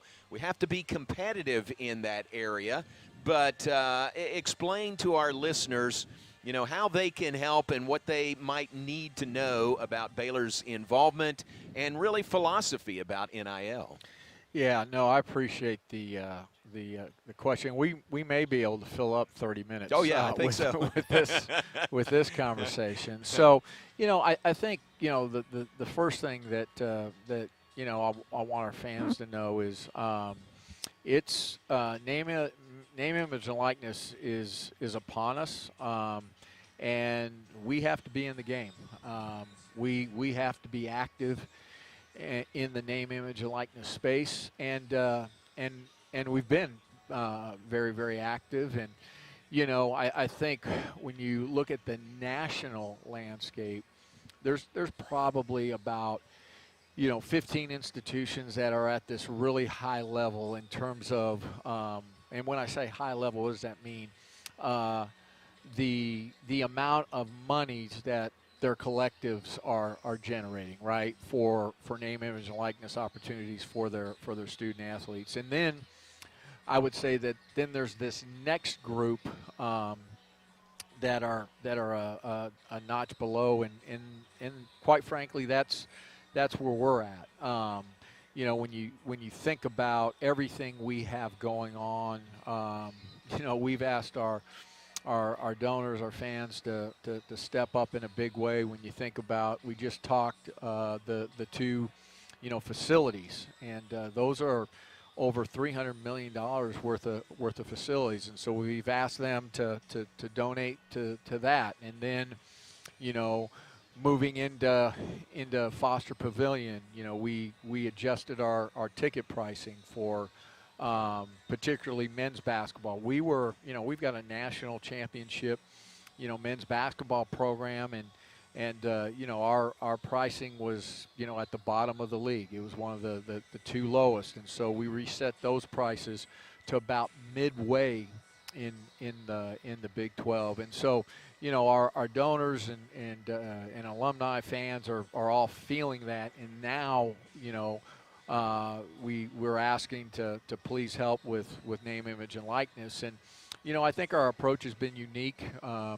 We partnered with Startup Waco GXG Exchange, a 501c3, and so providing those name, image, and likeness opportunities for our student athletes within the community.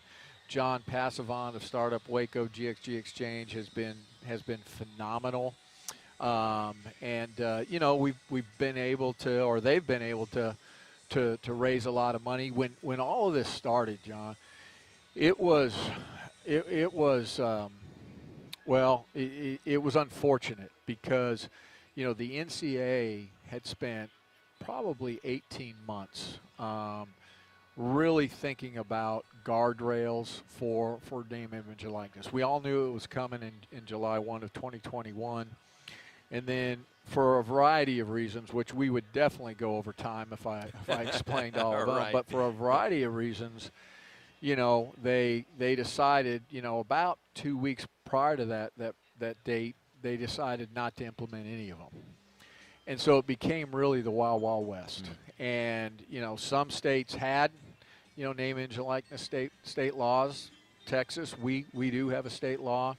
Others didn't, and I think right now there's maybe 33 states that have their own name, image, and likeness state laws, and so that makes it hard because everybody's doing it different, and what's legal, what's not legal, and you still have NCAA rules in the backdrop that try to govern it, but there was just this explosion, and so the pendulum on that July 1 went from one side all the way to the other side. And so all of a sudden, people create these collectives, and then,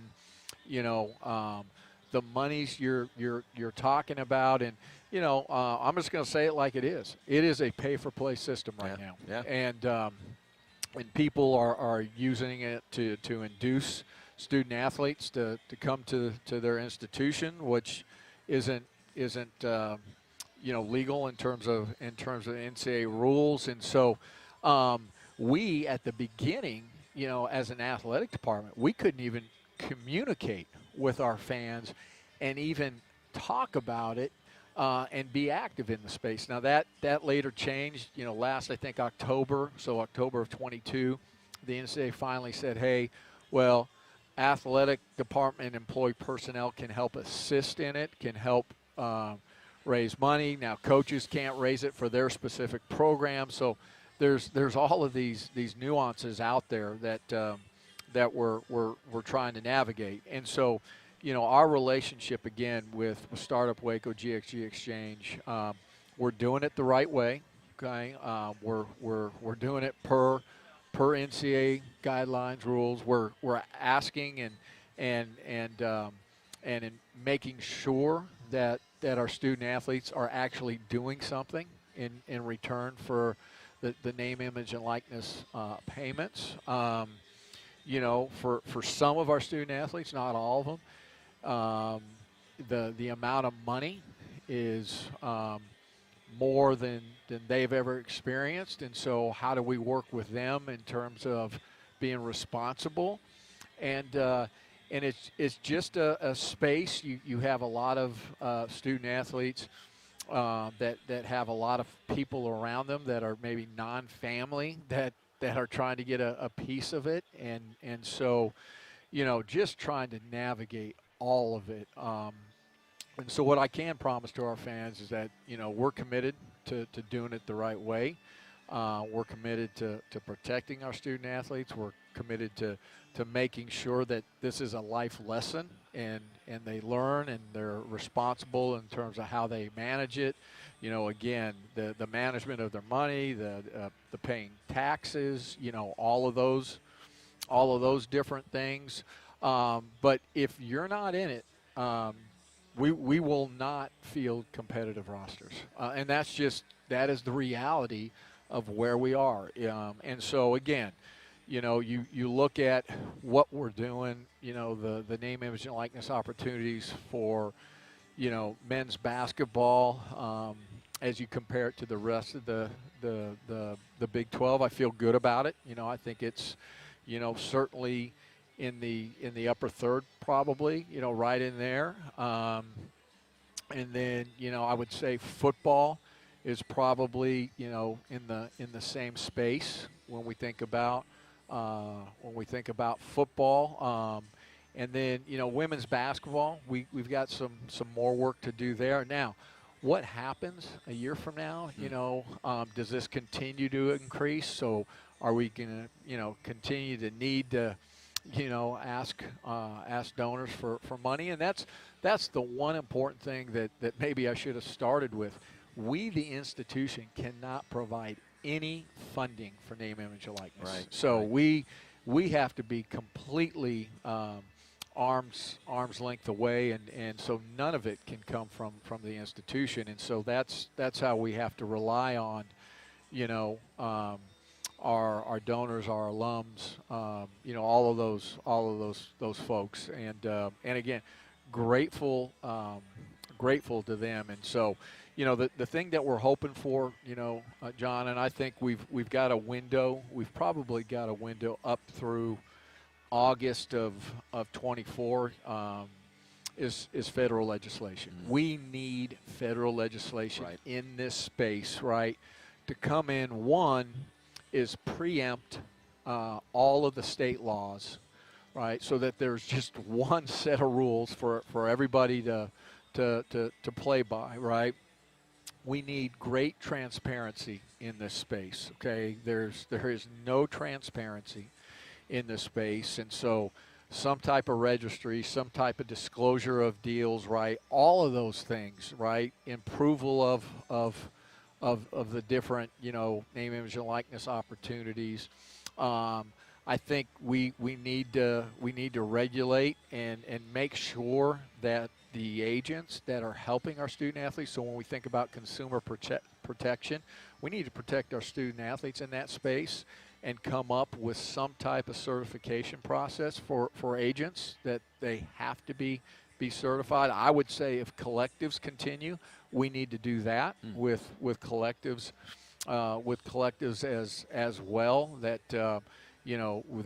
they are doing it the right way. I think there needs to be a consistency of contracts and what the contracts say in them and how they protect the student athlete, but also how they protect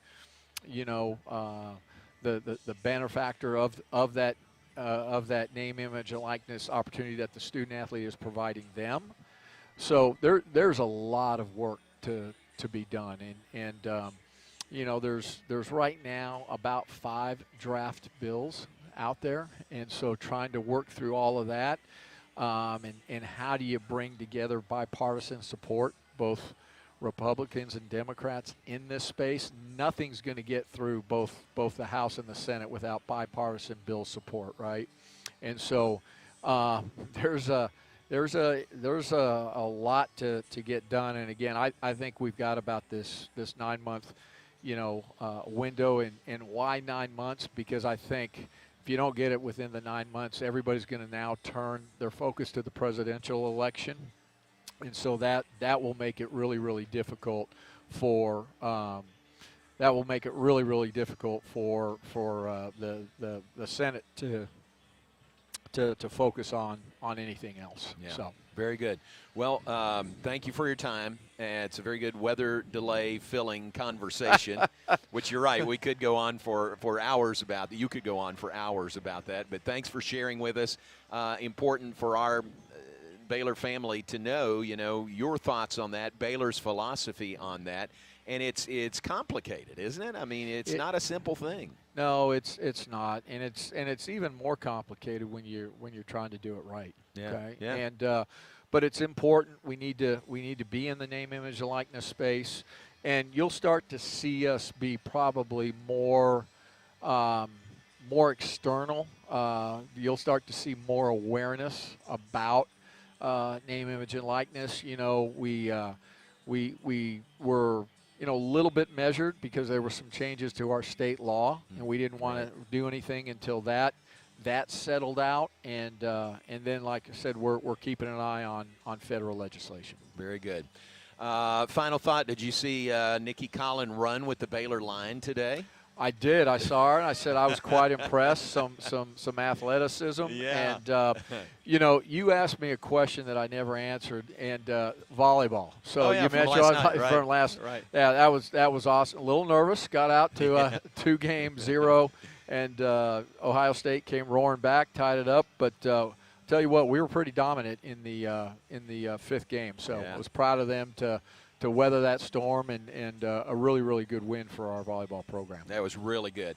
Mac, thanks for your time. I appreciate it. Know there's other things you could be doing and other folks that want to talk to you, but thanks for visiting with us. My pleasure. Thank you. Mac Rhodes, Baylor's Director of Athletics, with us. We are in a weather delay here at McLean Stadium. Let's check the latest lightning strike. It was at recently, 1:53 it's just a minute ago. So we just had another strike, and every time there is a strike, the clock resets. So we are at 29 minutes away from possible resumption of play here. The weather delay came at halftime of the game. Baylor leading LIU 16-7 at the half, and that's where we are now in a weather delay as the strikes continue. Most recent lightning strike 7.42 miles away from McLean Stadium, and every strike within 8 miles resets the clock at 30 minutes. So we're at 28.5 minutes away from possible resumption of play right now at McLean Stadium. Thank you, Mac. Let's do this. Let's go back. We heard a portion of our Baylor Coaches Show from Wednesday with Coach Dave Aranda. The other half of the show was Dave Barnett, Baylor's cross-country coach. Let's listen in now to the first half of the Coaches Show. Can you do the legal Wednesday, first? Talking Baylor cross-country with David Barnett. Live from Rudy's Country Store and Barbecue, and brought to you by Texas. This is about 20 minutes. Partner of I tried to get you. Texas Farm Bureau Insurance Online to find a local agent today. Baylor Scott and White Health, the official hospital and healthcare system of Baylor Athletics. Your healthcare, your way. H-E-B, the official grocer of Baylor Athletics. Proudly serving Texans since 1905. TFNB, the official local bank of Baylor Athletics. Premier ER and Urgent Care. Feel better now. Nissan, innovation for excitement. This is about 20 minutes, John. All right. the voice of the Baylor Bears, John Morris. And hi and welcome live from Rudy's on the Circle in Waco. We're glad you're with us. The Baylor Coaches Show on this Wednesday. Got a big night ahead for you. It is double Daves tonight. We will hear from David Barnett, Baylor's cross-country coach, then Dave Aranda, Baylor head football coach, both coming up in the hour. Live from Rudy's, and we'll begin with Coach Barnett right after this here on the Baylor Sports Media Network.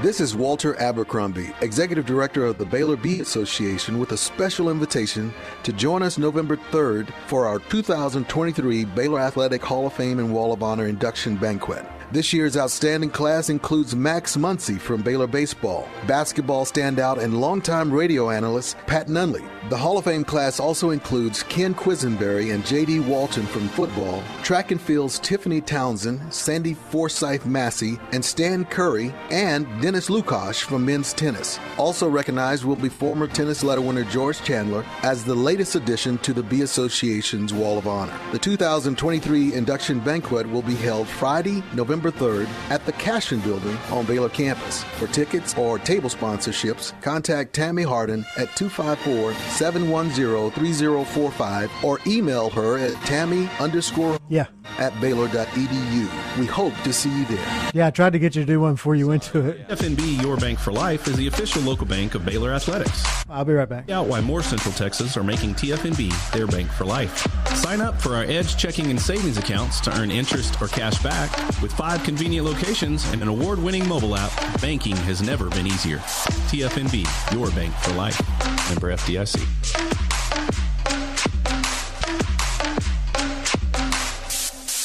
Y'all listen up. Let me tell you something about group meals from Rudy's Barbecue. It's got all you need for all the folks you gotta feed. Smoked meat, sides, and more.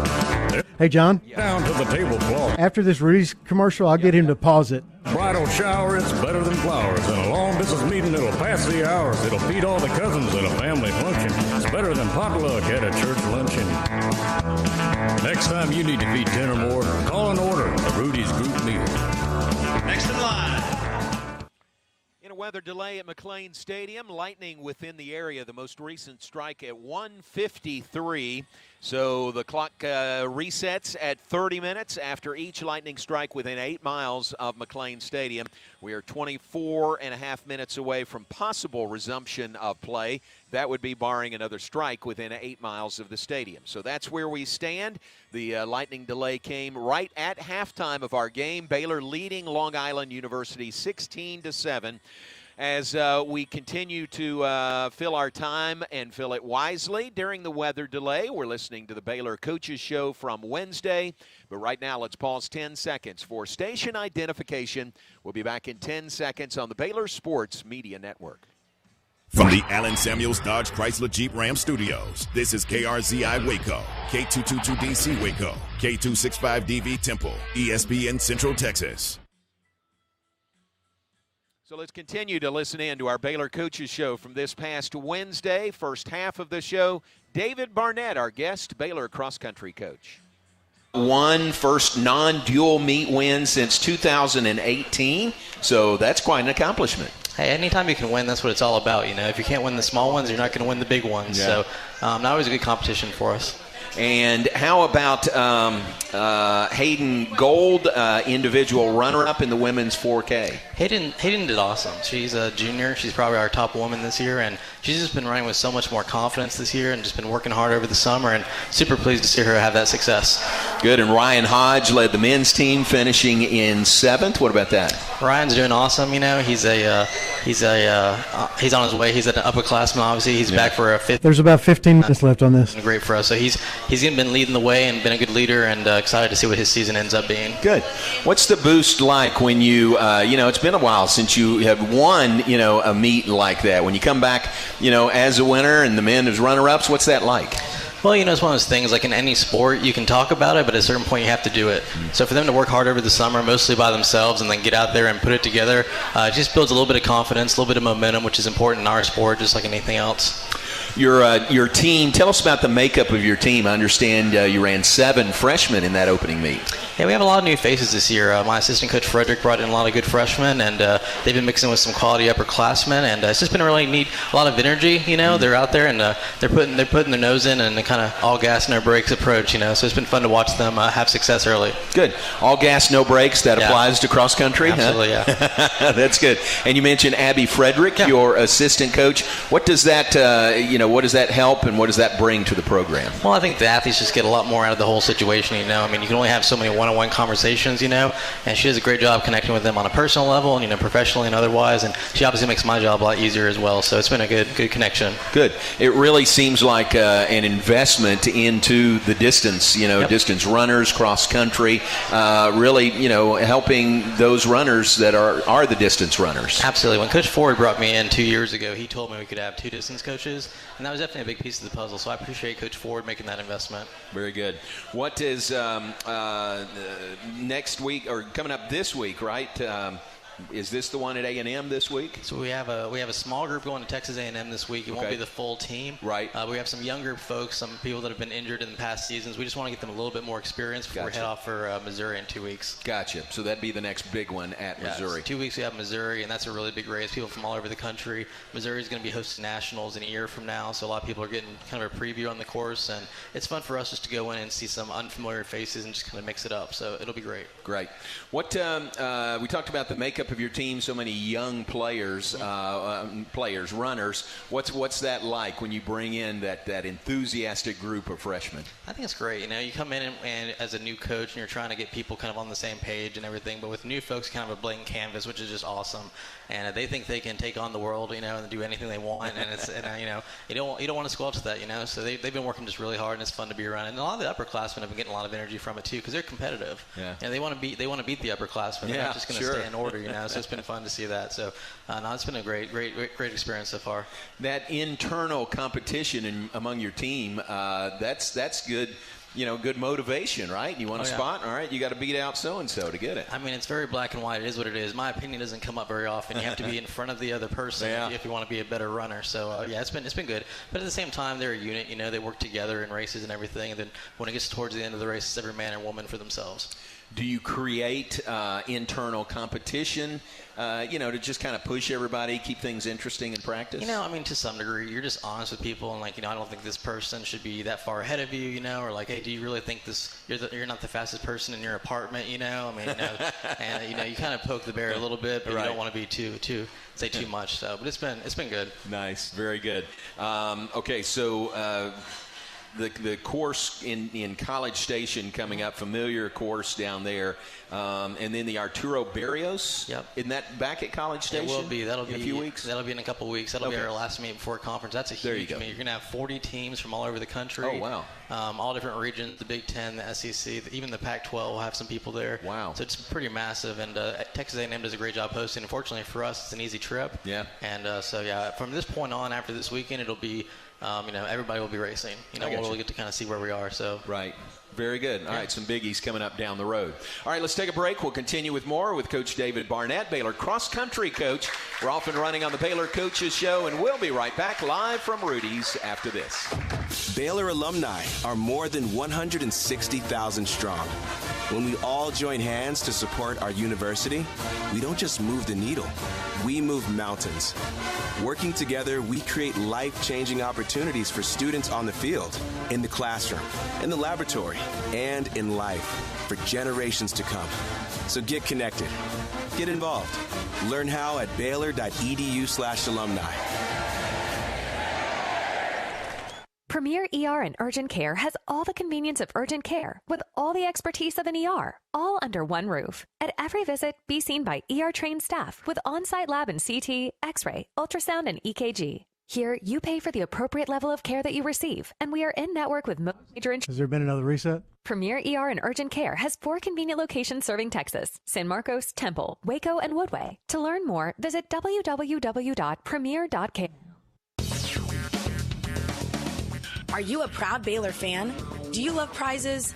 The Baylor Sports app allows fans to track their attendance across athletic events and earn rewards.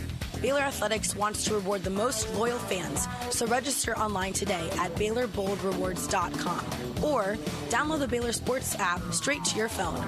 Prizes About 9 minutes. so start earning your points today. And sick 'em Bears.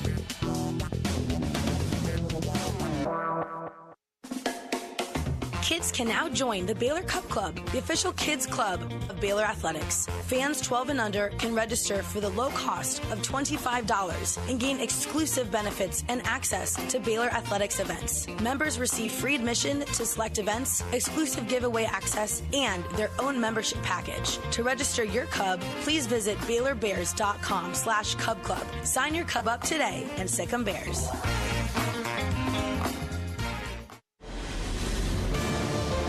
You're listening to the Baylor Coaches Show on the Baylor Sports Media Network. We're live at Rudy's for the Baylor Coaches Show again this evening. We welcome you back. We're joined by David Barnett, Baylor cross-country coach. Coach Dave Aranda talking Baylor football coming up bottom of the hour. Brought to you in part by TFNB, your bank for life, the official local bank of Baylor Athletics. Find out why more Central Texans are making TFNB their bank for life by stopping by any one of their 5 locations or visiting TFNBTX.com. and Sick 'em Bears with Coach Barnett. And I'm always interested. Okay, let me just say this. I'm not a runner. You can look at me and know that I'm not a runner. But I'm always intrigued by the miles that you put in. I mean, your runners put in. What's a normal day? What's a normal week of practice? I would say we run 6 days a week for the most part. Some people do 7, but the majority of them will do 6. And I'd say right now the women run 50 to 60 miles a week, and then the men are anywhere from, they have kind of a wider range. They end up doing 50 to 80 miles a week probably. Okay. So it just kind of varies. But yeah, it's a pretty, you get in the routine like anything else, and you just kind of, go with the flow. It's not for everybody, that's for sure. But, right. But it's a good group, and they're kind of used to it now. Okay, good. All right, so at least 50 miles, some 50, 60, 70, 80 miles a week. And your practices normally are first thing in the morning, right? Yeah, we usually meet up at 6 a.m. and Okay. have them out the door and running by 6:15, maybe 6:30 if we're going off campus. And, it's just a lifestyle. You get used to it, and it's a lot of fun. And, like I said, a lot of energy this year. And obviously the temperatures have cooled off, which makes it feel like you're going downhill everywhere you go compared to about a month ago. So, but no, it's a nice routine. And the morning runs, especially during the summer months, I mean, that's the best way to go, isn't it? Absolutely. It's really what you have to do if you want to get in any kind of quality. For one thing, you want to get it out of the way just from the sense of a discipline standpoint, but obviously just to beat the heat and, stay in the routine of it all, it's better. Yeah. So you're not, you're cross country, like the name implies, you're not running on the track. Do you run different places, different routes on those morning runs? Yeah, so they go around campus sometimes. Sometimes they'll go down to Cameron Park. Once or twice a week we'll go off campus to a dirt road. Just mix it up a little bit when you have a little bit more time. But yeah, they just kind of go a little bit of everywhere. Okay. So a dirt road, you say run that way and find your way back? Is that what you do, Tom? I mean, it's pretty hard to mess up, go that way and turn around, so trying to keep it pretty simple for the folks. Right. Even though most of them have much better ACT scores than I have. Yeah. But yeah, it's pretty straightforward by now. They know where they're going. Good. And I would think in those practices they run together, I mean, kind of in packs. And I leave it up to them, but by and large they run together, Okay. and they want to stick with their teammates, sometimes their roommates, things like that. Sometimes the men and women run together, sometimes it's separately. I don't really micromanage. I kind of give them what we're doing that day and leave it up to them how they want to handle it. Gotcha. So do you have a chart or a plan every day that you give to them? Yeah, we have a weekly plan for the most part, so I might not be getting into the weeds on a day-to-day basis if we're not doing a workout, but they know by the end of the week where they need to end up for mileage, and it's kind of up to them what they do. Gotcha. So the morning workout, do they get all those miles in that morning workout, or is there sometimes, another run later in the day? Some of the upperclassmen, they might come back for what we call a double, the second run of the day. That's kind of an easier run. Just to kind of hit that number they want to hit by the end of the week. But, by and large, I'd rather do one good run every day than just kind of split it up. I got you. Very good. So your body clock schedule, having coached cross-country for a while, it's that early morning schedule, isn't it? Yeah, I've always been a morning person, so it just kind of works out. It's a good thing. Yeah, definitely.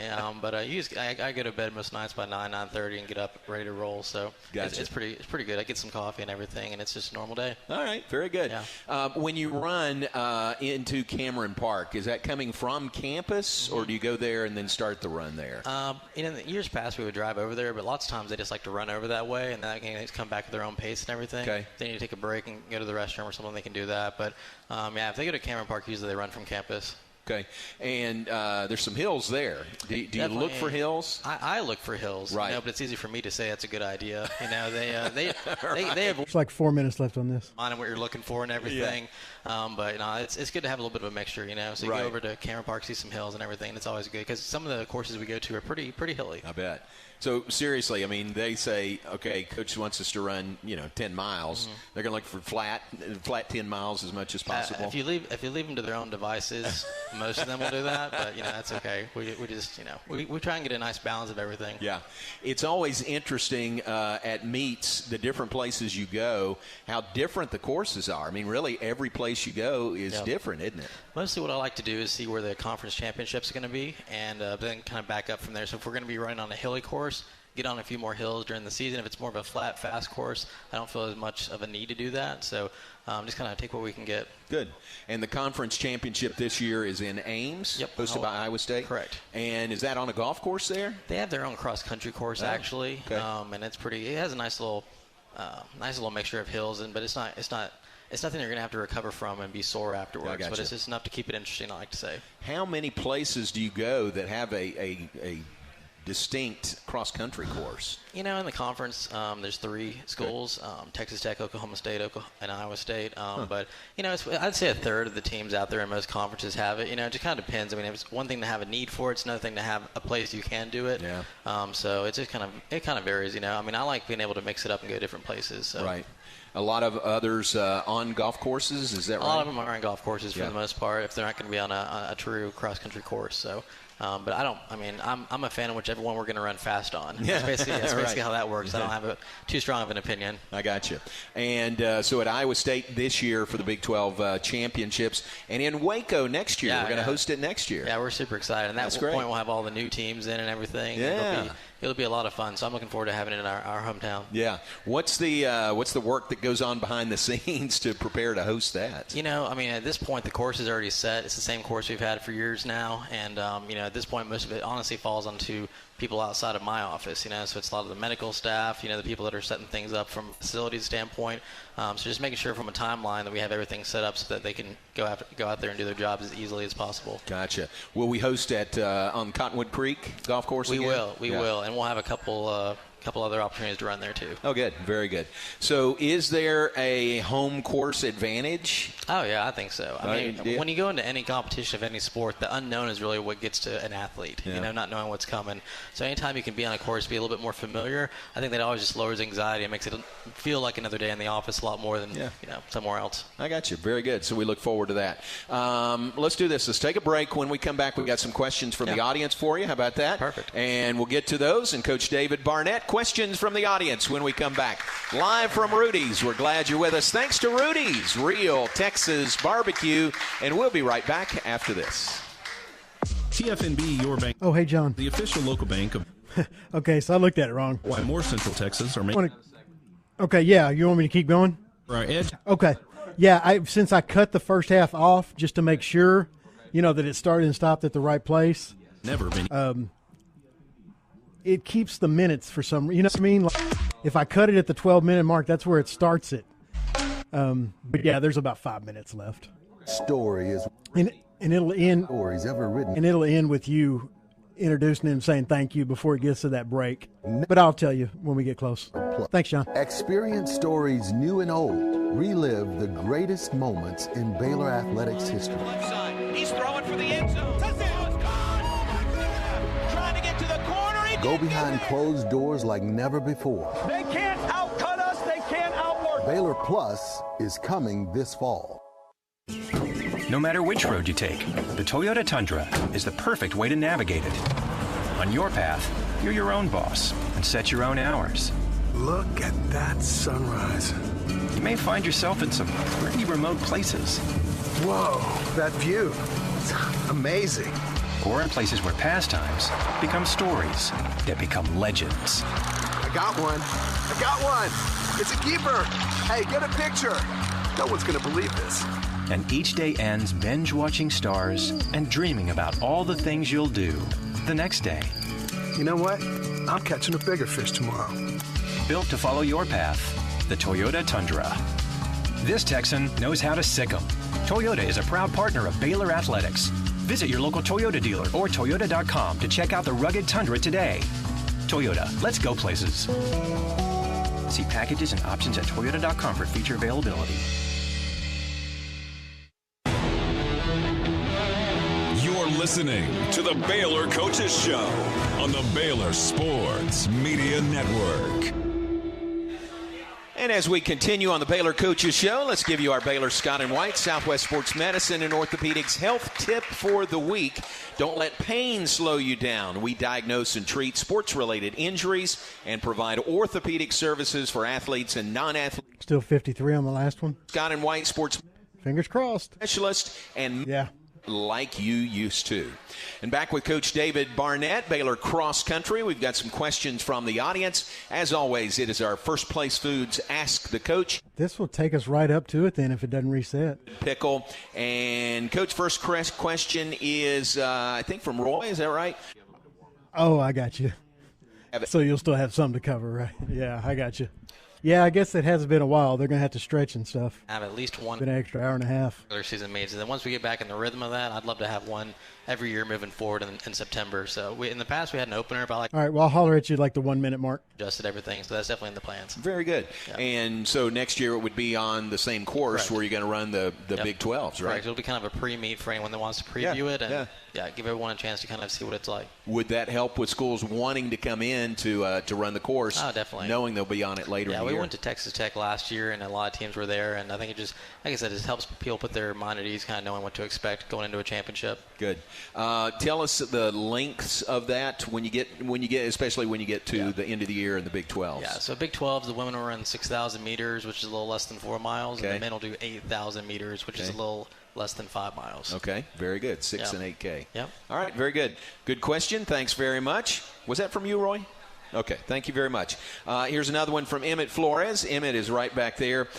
He says, how are these cross-country runners able to sustain their paces in this Texas heat? You know, by and large, I kind of get away from the numbers, and I just try and ask them to focus on effort. So we'll say today's a recovery run on a scale of 1 to 10 should feel like a 6 or 7. You know, we do workouts. We talk about kind of the paces, give them a range. So I don't say 6-minute pace per mile. I might say anywhere from 6 to 6:20 pace, depending on how you're feeling. You know, just kind of take a little bit of the edge off. Yay! Great job. They're really hard workers. You know, they're high engine people, but just worry a little bit more about the effort and less about the pace. Gotcha. Very good.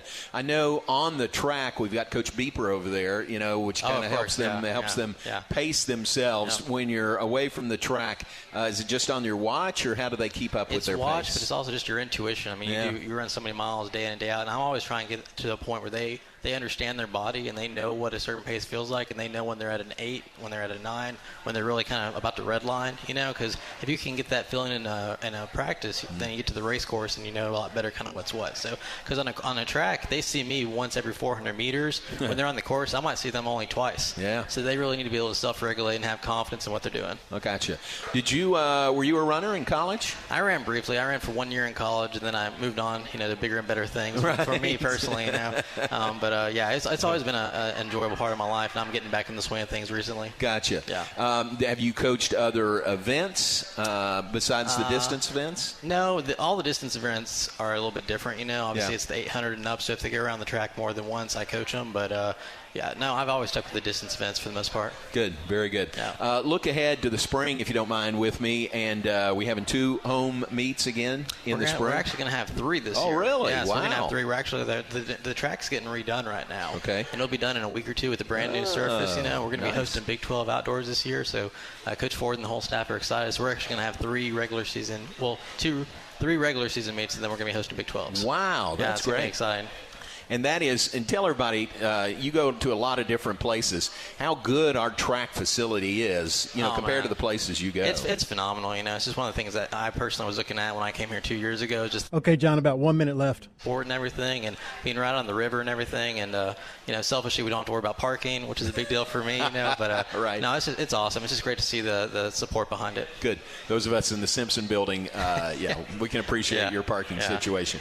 So 3 meets next year, including the Big 12s and a new surface. Anything else upgrade-wise beyond the new surface? No, I think, we're trending in the right direction. We have a lot of new people across all the event groups, Coach Ford has a great plan for the season. And all right, about 30 seconds. Do our part in cross country so we can do our part in the spring. Yeah, very good. Yeah. All right, we look forward to that. That's great. So your next meet comes up this week, a small meet in College Station. Then you go to Missouri in 2 weeks. And then beyond that, the Arturo Barrios down in College Station again. Correct. Then the Big 12s. That's Absolutely, it? All right, very good. Well, thanks for being with us tonight. Absolutely. Really appreciate it. Thanks and for having me. Continued success. Thanks so much. All right, Coach David Barnett with us, Baylor cross country coach.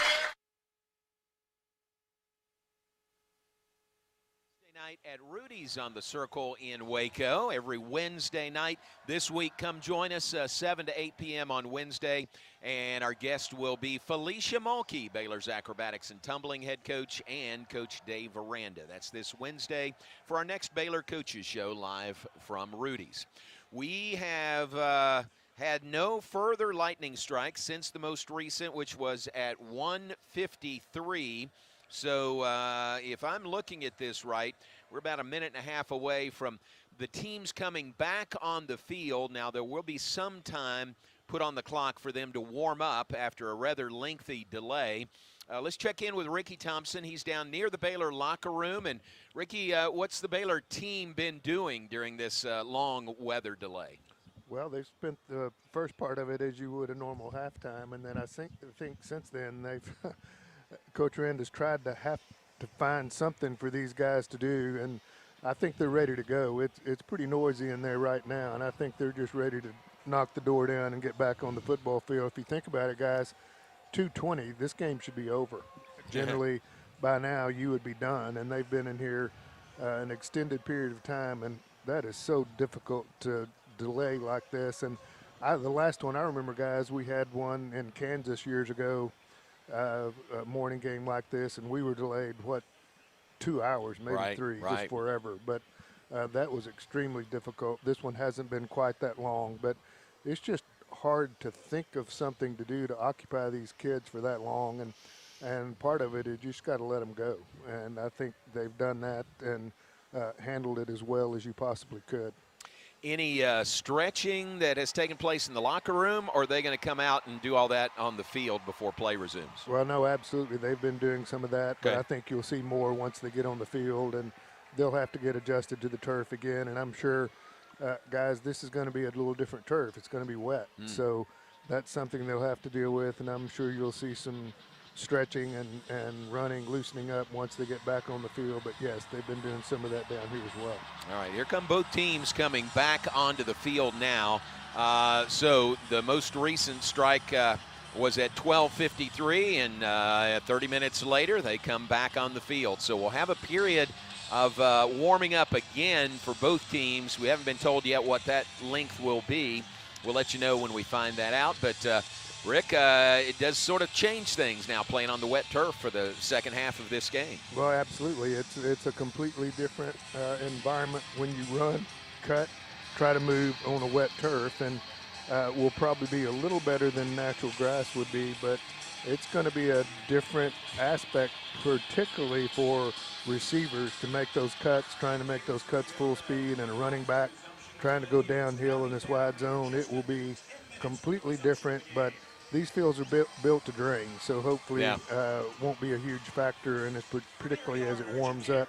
But we talked about humidity in the first half. It may be more so in the second. That's right. All right, Rick, come on out. They have told us 10-minute warm-up period, then we'll start the third quarter. So appreciate it. Thank you, Ricky. Ricky Thompson with us. He's down below in the outside the Baylor locker room. The teams are back on the field. It's a 10-minute warm-up period. Jerry Hill comes by to visit with us. Jerry, how'd you How'd you spend? What time did this delay start? Did you notice? 12:27. Okay, thank you. Right around yeah what it was. So it was almost a 2 hour. Yeah, right at 2 right hours. At 2 hours. Well, it'll be a little bit longer Right. once they actually started back again. But yeah, and I was trying to remember because for some reason I was thinking that SFA game was here. Yeah. But it was actually over at Floyd Casey was the one that I was thinking about because it was actually ended.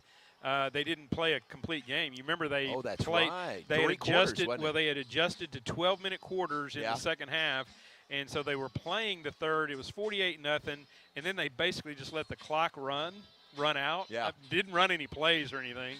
So that one was not even really a full 3 quarters. It was about like 40 minutes, I think, is what it wound up being. Okay. But, yeah. That's funny. Yeah. I'd forgotten about that. Yeah. Yeah. Just let the clock run. I do remember the Kansas one, though. Yeah. Yeah, that one was crazy. Well, Ricky didn't mention this, but from a radio perspective, you're on the air. You got to fill the time. I remember this story.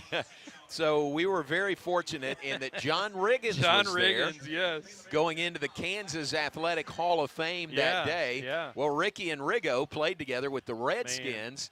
And we got Riggins in our booth. Oh, that's great. And I stepped out of the way and just let them go. Let them go, yeah. I said, you guys talk as long as you want to. Yeah. And it was great. And they had a great conversation. It was very good, actually, fill time. That's awesome. In a weather delay there. And the Kansas booth was right next to us through a glass wall. Oh, man. And they're just staring at us because they want Riggins to help fill time, too. And we just kept him. We kind of dominated his time. Yeah. So it was good. All right, what do you think?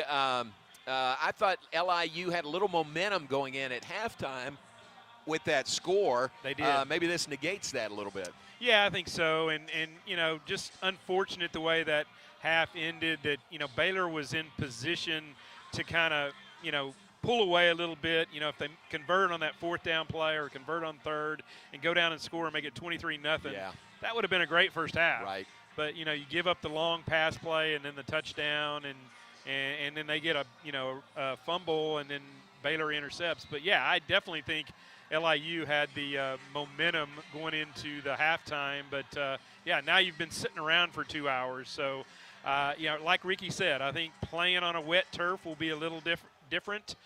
Maybe they even had to change shoes. I don't know. It could have been at halftime. So I think the fact, though, that Baylor has been so good in the power and, being able – I think that definitely favors them. LIU has not been able to do much on the ground.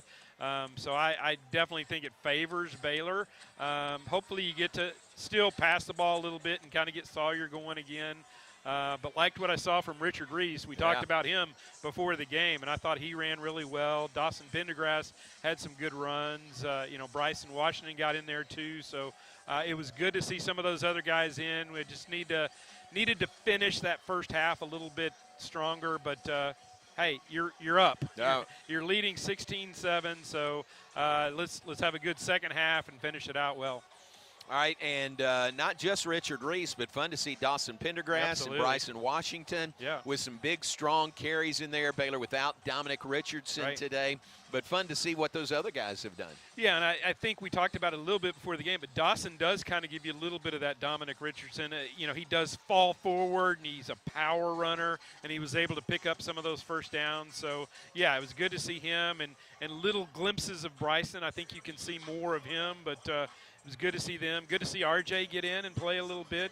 Again, it would have been nice for him to complete that drive and go in and score, but it was good just to see him out there and see what he can do as well. RJ is RJ Martinez, would have been the 3rd-string quarterback for the Bears, 2nd string today in the absence of Blake Shapen, got in for 1 series. And you're right. If Baylor had converted there, in a 3rd and 2, I think, and then a 4th and 2, had they converted there and kept that drive alive, maybe would have kept LIU off the board, maybe even added another touchdown for the Bears. Yeah, I think that would have kept the momentum with you because, after the safety, you had all the momentum. It's 16-0, and if you could have just finished off that drive and gone up 23-0, I think that just has so much of a different feel than what it feels like right now. But, Baylor has had time to regroup. Obviously, both of them have. But, I think it definitely favors Baylor in the sense that, like you said, LIU had the momentum going into halftime, and this certainly sucked that away. So I think the momentum is back with Baylor now. All right, Jerry, final thought. What do you like with what you've seen from Sawyer Robertson, the starting quarterback today? You know, they haven't asked him to do just a ton, but, you know, he's thrown some good balls. I think he's still kind of limited a little bit with the ankle, but and maybe that's why they had him out for that one series. I don't know, but I've liked what I've seen. He's made some good passes, but, you know, it'd be good for him to have a little stronger second half, though. All right, very good. Hey, thanks for coming down. Thanks, Appreciate J-Mo. it. Appreciate it. All right, Jerry Hill visiting with us as we wrap up this weather delay. It'll be about 2 hours and 5 minutes. We'll see when they actually start here. JJ Joe is back with us now. How did you use your time wisely during the weather delay? Hey, you know what? After I left here, I said, well, I'm going to leave the booth. Mac was going so well. He really was. I mean, he was going so well. I was like, hey, I got a whole hour. But, no, I had a chance to go down to the press booth and press box, and I got a chance to see old teammate Reggie Miller, who works for Baylor. Yeah. He's in the risk area, and he works for Baylor, so it's good to see Reggie and talk to him for a while. And, of course, I saw Matt Mosley. Everybody knows Matt. Saw him as well. So we were all here at Baylor around the same time. So we're able to chop it up a little bit. Chop it up. I like that. Well, Mac was our go-to during the rain delay. Yeah. He's old Rigo. He's Rigo too, right? He kind of was. And I started not to go to this question, but I thought we need to fill a little time. Let's just ask him about NIL. No, I heard part. I mean, I heard a good part of it, and then I was glad you went later, there. Yeah, 20 minutes later, you know, he was wrapping up about NIL, and it could have been longer. So exactly. Appreciate Mac Rhodes being on with us. Thanks to Aaron Sexton in our network studio, loading up and playing the Baylor Coaches Show from this past Wednesday. Thanks to Jerry Hill. Thanks to Ricky Thompson, who's now back out on the sidelines for us. And we're about ready to play. We're about 2 minutes away from resumption of play. JJ, look again. It's been a while. Look again at some of those first half stats and share with everybody, you know, how the Bears built that 16-7 lead. Well, John, I mean, if you look at the numbers, and looking at the numbers really makes it look like Baylor is dominating, and not only dominating, but, you know, ahead by a couple touchdowns. But looking at the official stats on the mound, it's a little bit different than a sheet. You know, Baylor is showing us 222 yards of total offense to 75 for Long Island. And remember, Baylor got stopped on the turnover and downs, and that kind of led to LIU having an opportunity to score. But 222 yards is 75. Baylor 108 through the air, 114 on the ground. LIU is 38 in the air, 37 on the ground. Sawyer Robertson is right over 50%. Want to see that number get up to 60, but 7 of 13, 100 yards. Protecting the ball, which is good. R.J. Martinez, 3 of 5, only 8 yards, a couple of checkdowns. So he's gotten some action in that first half. I probably anticipate Coach, depending on how the passing game is. You heard him go in at halftime. He may give R.J. a few more looks as well. Richard Reese, 10 carries, 65 yards. Really efficient day. It's good to see him get 10. I like to see him hopefully get a few more, maybe another 10 carries, just because he hadn't run that much in the first half. Dawson Pendergrass, 12 carries, 33 yards. On the afternoon, he's a good power runner. He'll probably get a lot of action here as the field is wet. LIU and through there, Ketron Jackson, he does have 2 catches for 29 yards. Had one late there, had the fumble after the hit. It's a great play, not the fumble, actually the strip was a great play by the defender for LIU. LIU really struggling, really only 75 yards. Somehow they're only down by 9. 2 of 5 through the air for Mr. Howell. He's 2 of 5 for 39 yards. He has an interception there to close that half. They've had Ethan Greenwood play 2 of 3, -1 yards passes, so very short passes, but they really haven't had much offense. Howell is also their leading rusher, 29 yards, so not much there offensively for them. Both teams have turned the ball over once. Time of possession, huge in the favor of Baylor offense. The Baylor Bears 21-35, John, as we get ready to kick this off, 8 minutes and 25 seconds. So the stats, John, say Baylor's up by a couple, 2 or 3 touchdowns, right. But the scoreboard says something different. Wow. 16-7 it is. We have 15 minutes on the clock. We're ready to begin the third quarter. Officially a 2 hour and 8 minute weather delay. 2 hours and 8 minutes. Jack Stone kicks it off right to left to begin the third quarter. Fair catch signaled, then he lets it sail by him. LIU will take over at their own 25-yard line. So we begin the third quarter After a 2-hour and 8-minute weather delay, lightning coming through. Rain was never real heavy. Easy to say for us sitting in the booth, but I don't think it was very heavy. Folks went up in the concourse area and just took shelter, and appreciate the folks who have waited this out and are still here as we continue play in the third quarter of this game. Well, the defense, I mean, they did a great job at the beginning of the half. They let the quarterback get loose. I'm pretty sure they talked about a half, John, is they have Chris Howell in the game right now. So he's not very confident throwing the ball, so you got to contain him and get him to the ground. 2 of 5 for 39 yards and a touchdown for Howell in the first half throwing. They moved the ball from center of the field to the left hash. LIU traveling left to right. So a long halftime, 2 hours plus, and a weather delay involved there. And here we go, back to play. Byron Vaughn's on the left defensive end for the Bears. Gabe Hall inside him. Here we go from the 25. Hand the ball off to Bolin. Tries the middle, about 3 yards out to the 28. Right up the middle, Mike Smith leads the way with the tackle for the Bears. Smith, the second leading tackler on the season for the Bears. Matt Jones, the Bears' leading tackler, 10th leading tackler in the Big 12 Conference. 3-yard gain, second down, 7 for LIU out of the Northeastern Conference.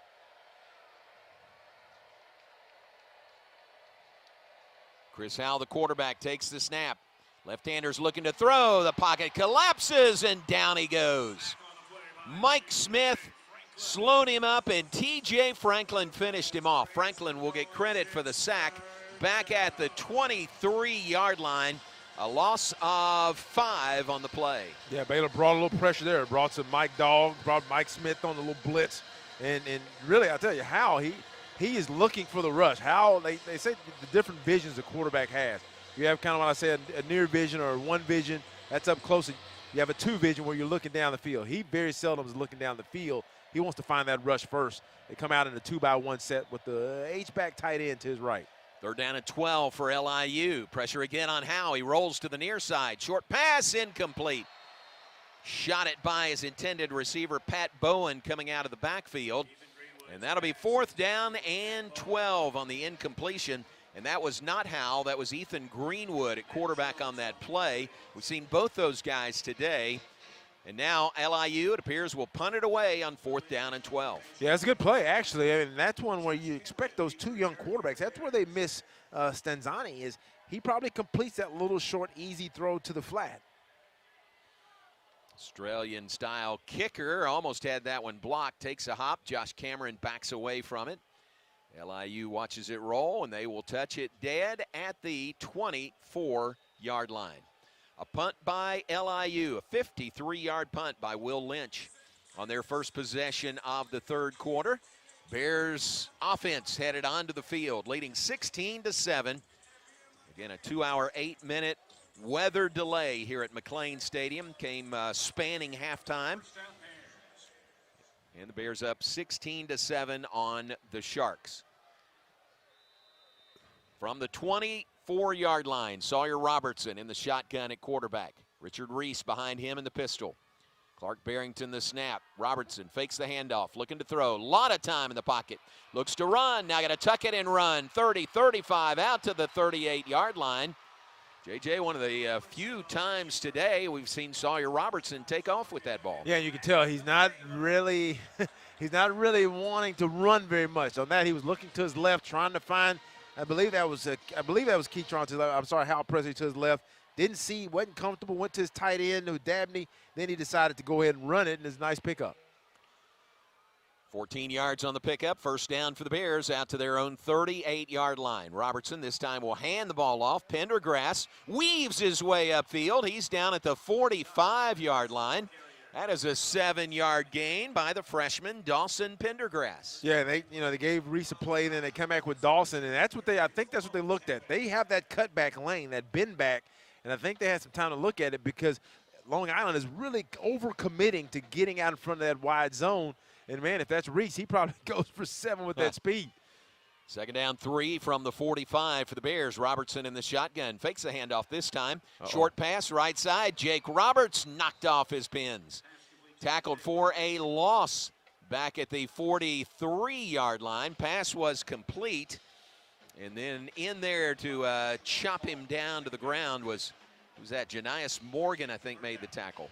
Yeah, it's a good play. It's just that normal little bootleg waggle action, I call it. Get the tight end out into the flat. He comes from left to right behind the line of scrimmage after being in kind of like a little H-back position. But on that, if he's wide open, he just kind of has to throttle down and not run to that corner. Not Morgan, but Shamar Paul made that tackle for LIU. Here's a third down play. Handoff to Pendergrass. They had him slowed up, and he burst through, and he's got a first down. Boy, it looked like he was dead to rights. Would have been a loss and brought up fourth down. But Ricky, he shot through there, and that's a big third down conversion. He sure did. This kid is hard to tackle. True freshman. You can't hit him high like that and bring him down, and that's just great effort by a running back to pick up that first down. And, guys, that's a big pickup on your first series of the second half. 7-yard gain for a first down to the Bears at the 48. Actually, a 9-yard gain on the play. Pass incomplete, almost intercepted on the deflection, but an incompletion. That was Bryson Washington, the intended receiver, out of the backfield. Yeah, you got Bryson out there, and Baylor came out in a 2-by-1 set. They got Bryson out coming out to the right. He got right over the middle. Wasn't a bad read by Sawyer. It's first down. Nothing wrong with taking sharp completions, but when you have a running backs a lot of times you got to put it right on their body because they're not as adept at catching the ball. Second down 10 from the LIU 48 for the Bears. Third quarter, 16-7, Baylor on top. Handoff, Pendergrass looking for room. And down at the 44-yard line is Dawson Pendergrass. 4-yard carry. Third down and 6 for Baylor. 10:34 and counting, third quarter. Baylor 5 of 9 on third downs. Really, they've gotten to the point where they made a couple big plays early. So you're going to see a mass deployment of receivers. Keetron Jackson comes in, Monterey Baldwin, Hal Presley. And then you have, I think that's Drake Dabney still in. So you're going to have a 2-by-2 set with Dabney to his right in the flex position. And it's going to be really a run-pass look. See what they can do on third down and 6. Handoff to Washington. Looks for a hole on the left side. He's got it. Hits it hard. He is going to be really close. Maybe a yard short. He's down at the 39. They needed the 38 for a first down. Yeah, it's a full yard, so it's 4th down and 1 for the Bears. And no delay. Looks like they'll go for it on 4th and 1. Yeah, they're going to bring in some heavies. I think they may keep in. I saw Burton come in, so maybe 1 wide out, 2 at the max. So you're going to have those 3 tight ends in. And then all of a sudden what they're going to do is they're going to just really give Bryson Jackson an opportunity, I believe, here on this. Bryson Washington, I'm sorry. Here it is, 4th down and 1. Baylor's 2 of 3 on 4th downs today. Robertson under center, gives to Washington. He's got the first down on the right side. Slung around looking for extra yardage, but he got it. Needed a yard, got about 1.5 yards there. So the Bears convert on 4th down and 1. They've got a new set of downs at the LIU 37. Yeah, Bryson Washington, he got to a point. He went to his right, and then he stuttered for a minute. And when you're in 4th and short, you don't want to stop those feet. He chopped those feet, and luckily there wasn't any penetration. He finally found that gap. But now this is an opportunity maybe to take a shot depending on how LIU plays Josh Cameron down here. First down's brought to you by Belfour Property Restoration. Blitz. First down and 10. Robertson slant. Josh Cameron. He's got it on the left side. Cameron is down at the 26. That's an 11-yard gain. Pass right on the money from Robertson to Josh Cameron. Yeah, LIU defender, their defensive backs really kind of playing a little soft. They're playing more like a 3D coverage. And I think there was a Yonde Johnson down here to the left. He's playing off Cameron. I thought maybe he may eventually roll up and let Josh Cameron have either the slant or the fly, but he came out, gave him the post. He took the post. Nice catch by Josh Cameron. So new set of downs for the Bears. First downs brought to you by Belfour Property Restoration, a proud partner of Baylor Athletics.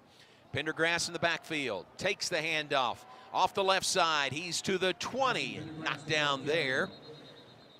I think pretty good blocking up front by Baylor. Those backs are into the second level sometimes before they're hit. And that one was a 6-yard gain to the 20 with 8 minutes to play in the third quarter. It's really turning the power football coach. It's a little wet out there, wet field, probably wet ball.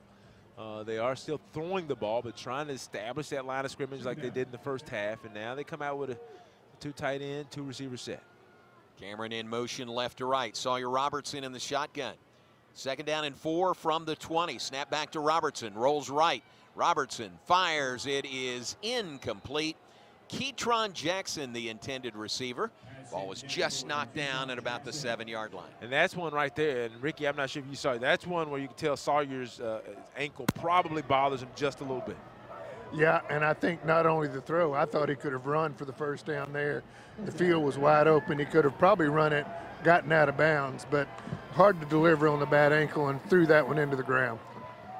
Call to the sidelines to Ricky Thompson, brought to you by Alliance Bank. Alliance Bank, it's your bank. Here we go now, 3rd down and 4 from the 20. Turn, hand, Bryson Washington. 1st down inside the 15, down at the 13-yard line. Move the chains, 1st down Bears. They're in the HEB red zone, now at the 13-yard line. Yeah, it's good run. There's a big crease there. You can tell now this drive, Baylor's offensive line is asserting its will, like we expected it to do a little early. You see a few more creases in that defense. When Bryson Washington came to the left, really it was a nice hole. You knew he would get it. You was hoping maybe he'll make somebody miss, but nice blocking up front, nice run. 7-yard gain for the 1st down to the 13-yard line. Reese in the backfield in the pistol behind Sawyer Robertson. He gets the handoff, running right to the 10, to the 5, to the end zone. 2nd rushing touchdown today for Richard Reese. 13 yards for the Baylor score. Yeah, that one really opened up. I knew that's where they were going. You could tell the way LIU lined up. They lined up really where they were outflanked by Baylor's 2 tight ends, but you knew what they were going to do. They were going to slant hard to the wide side of the field, which is to the left of the defense, right of the offense. But Baylor did a great job of getting them sealed, and then it was a sprint. And you know, when Richard Reese in a sprint to the end zone, you put your money on Richard Reese, and he got there. Boy, he saw that opening. Nobody touched him. Here's Isaiah Hankins for the extra point. Boots it through the goalpost at the north end of McLean Stadium. Bears up their lead on LIU. 6:51 on the clock, 3rd quarter. Our new score, Baylor 23, LIU 7. You're listening to Baylor Bear Football on the Baylor Sports Media Network. TFNB Your Bank for Life is the official local bank of Baylor Athletics. Find out why more Central Texas are making TFNB their bank for life. Sign up for our Edge checking and savings accounts to earn interest or cash back. With 5 convenient locations and an award-winning mobile app, banking has never been easier. TFNB, your bank for life. Member FDIC.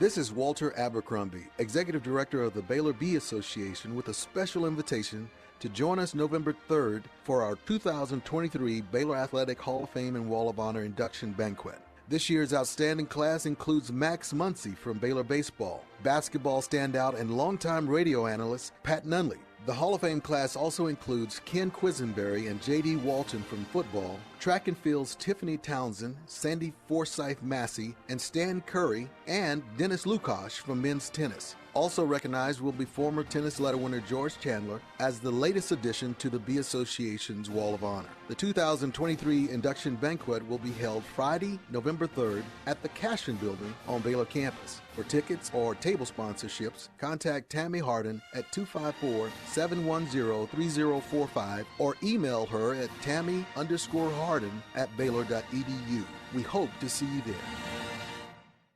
Everything we do for you. First Central Credit Union says it's game on. Lower your monthly vehicle payments by refinancing your vehicle with First Central. Make it a winning season with refinancing set to your preferences. You decide the due date and frequency. Financed elsewhere? Save money with a new local game plan. Apply online today. We make it easy to score at firstcentralcu.com. Membership and loan policy requirements apply. Member NCUA. You're listening to Baylor Football. Baylor Football on the Baylor Sports Media Network.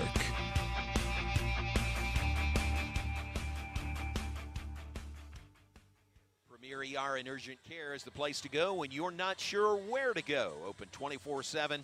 Just a short walk across campus. No appointment necessary. Just walk in. Visit premier.com to learn more. Touchdown drive by the Bears, 13 plays, 76 yards, 6:27 off the third quarter clock. The touchdown, a 13-yard rushing touchdown by Richard Reese. Couple of rushing touchdowns today by Reese, and it ups the Baylor lead to 23-7 with 6:51 on the clock here in the third quarter. Not a good day so far for the Big 12. Kansas State lost at Missouri. Oh, wow. 61-yard field goal at the gun to win it for Mizzou, 30-27. And Iowa State goes to Ohio and loses 10-7. So the old Big 12 0 for 2 so far today. Bears trying to notch the first win of the day for Baylor. Jack Stone kicks it off right to left. Fair catch called for and taken at the 2 again. Reese now 16 touchdowns as a college player. Remember last year as a freshman, 14 touchdowns. Wow, that's a lot. Yeah, for a true freshman. And a couple more today. What we were hoping for, kind of get him going. It appears that has happened so far. Yeah, so far 11 carries, 78 yards, 2 touchdowns, 7.1 yard per carry average. You get to see it. Dawson Pendergrass come in with 16 carries for 58 tough yards. So now, once again, the Baylor defense, you don't want to let up. Coach is trying to teach these guys to play at a certain standard and stay there, and you just don't want us to have a lull. So right here, 1st and 10 from the 25. LIU with the ball, traveling left to right, trailing 23-7. That is Hal, the quarterback, calls his own number, runs left, and planted in the turf at the 27-yard line. Jeremy Evans, we've called his name quite a bit today on the tackle for Baylor. And they're rotating quarterbacks pretty much every play. Now you have Greenwood that comes into the field. And Howell, you can tell, I mean, he's more of a runner. I mean, neither one of them are really adept at throwing the ball efficiently. But Chris Howell, as soon as he gets it, that was a run play for the quarterback, is looking to go somewhere with the ball. So off defensively, up front, that's where you get these stops.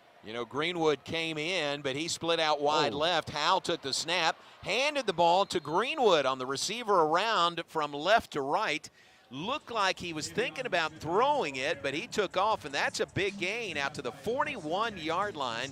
So that's a 14-yard gain on the receiver around handoff to Ethan Greenwood. Yeah, that's a tough one. That's one where Pettaway, the receiver, did a good job of getting his hands on Baylor's corner down him, trying to get the number here.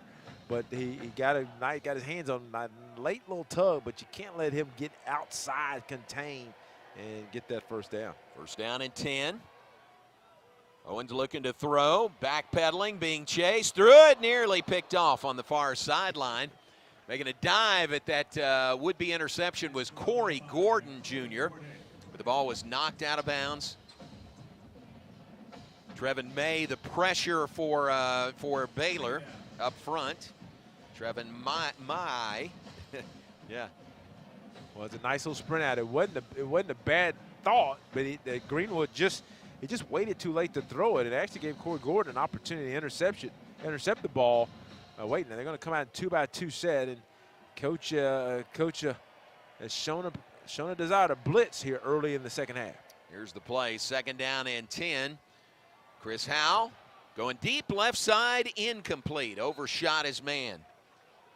Had man coverage out there. It was Bryson Jackson covering a lot of ground with that receiver deep. The pass was overthrown, so brings up 3rd down and 10 for the Sharks. Yeah, that's even though they missed that one, that's one I'm sure that Coach Ron Cooper, he'll come back to, because that's a little slot fade. We saw that against Texas State. They matched one of their slot receivers up against Bryson Jackson, and they ran him on a fade from the slot. It's a lot of territory to cover. And that's one where you have to make sure that you give Bryson Jackson a little help, because that was almost connected. LIU 0 for 4 on 3rd downs. This is 3rd down and 10. Chris Howell pressured, flag down, rolling, throwing. It is caught. And if it stands, it's a 1st down at the Baylor 47-yard line. No, I think it'll be a hold, John. It's right in the territory of holding. Holding. Offense, number 67. 10-yard penalty, 3rd down.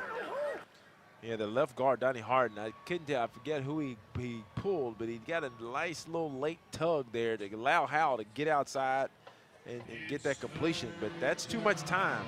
Baylor had an immediate pressure. I think that was Cooper Lance who got immediate pressure. And he just couldn't corral Hal, who got out to the left. And that's not, yeah, it actually was Cooper. And that resulted in the play being extended. It's hard to cover guys for 4 seconds. So now they're facing 3rd down and 20 here from the 31-yard line. All right, big Garmin Randolph is in there in that defensive front. Also for the Bears, Gabe Hall.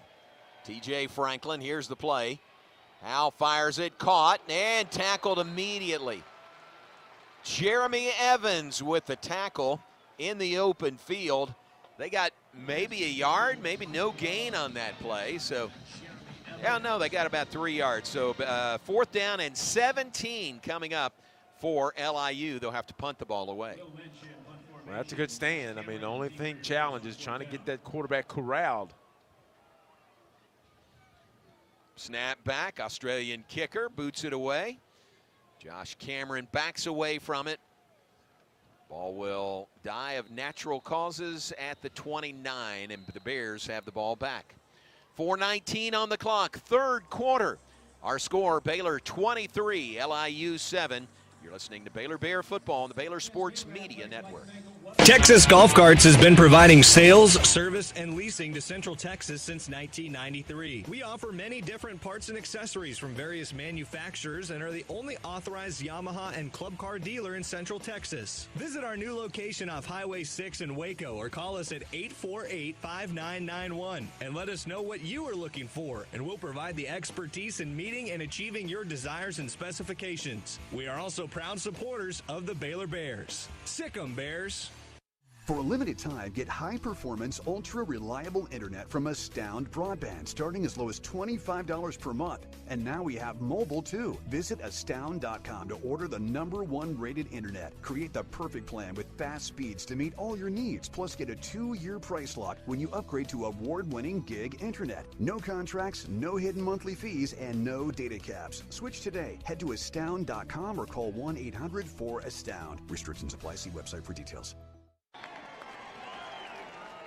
First Central Credit Union invites you to join our team. Game strategy, earn 5% APY on your money. Enjoy ATM fee refunds and the ability to make deposits 24/7 at our ATMs. You can earn interest and have access to your money. Suit up in a free new member t-shirt. Join our team today at firstcentralcu.com. Everything we do for you. Sick 'em, Bears. Eligibility and qualifications apply. APY annual percentage yield. Member NCUA.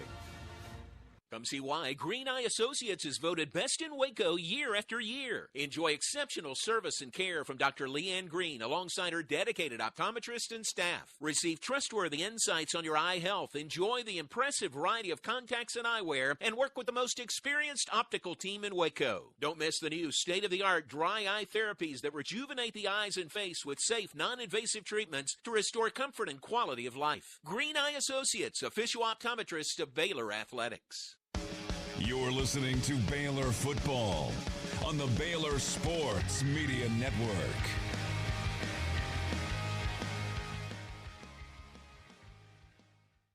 First downs in the game today, 20 for the Bears, 5 for the Sharks.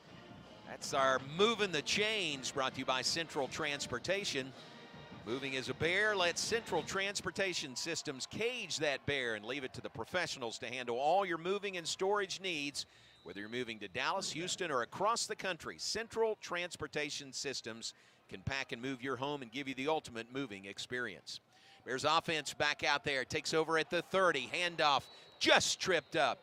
That was Jordan Neighbors for the Bears, just tripped up at the 34-yard line. Ankle tackle, JJ, or he might have been gone for a lot more. Yeah, we've seen that play quite a bit, and we've seen Monterey run it. We've seen Josh Burton run it.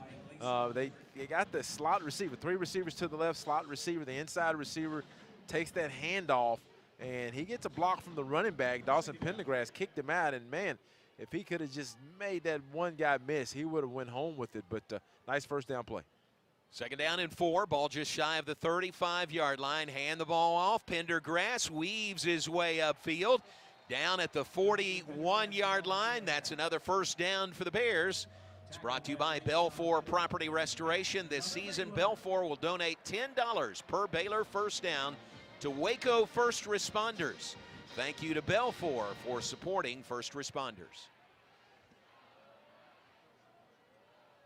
First down and 10 at their own 41 for the Bears. 3:12 and counting, third quarter.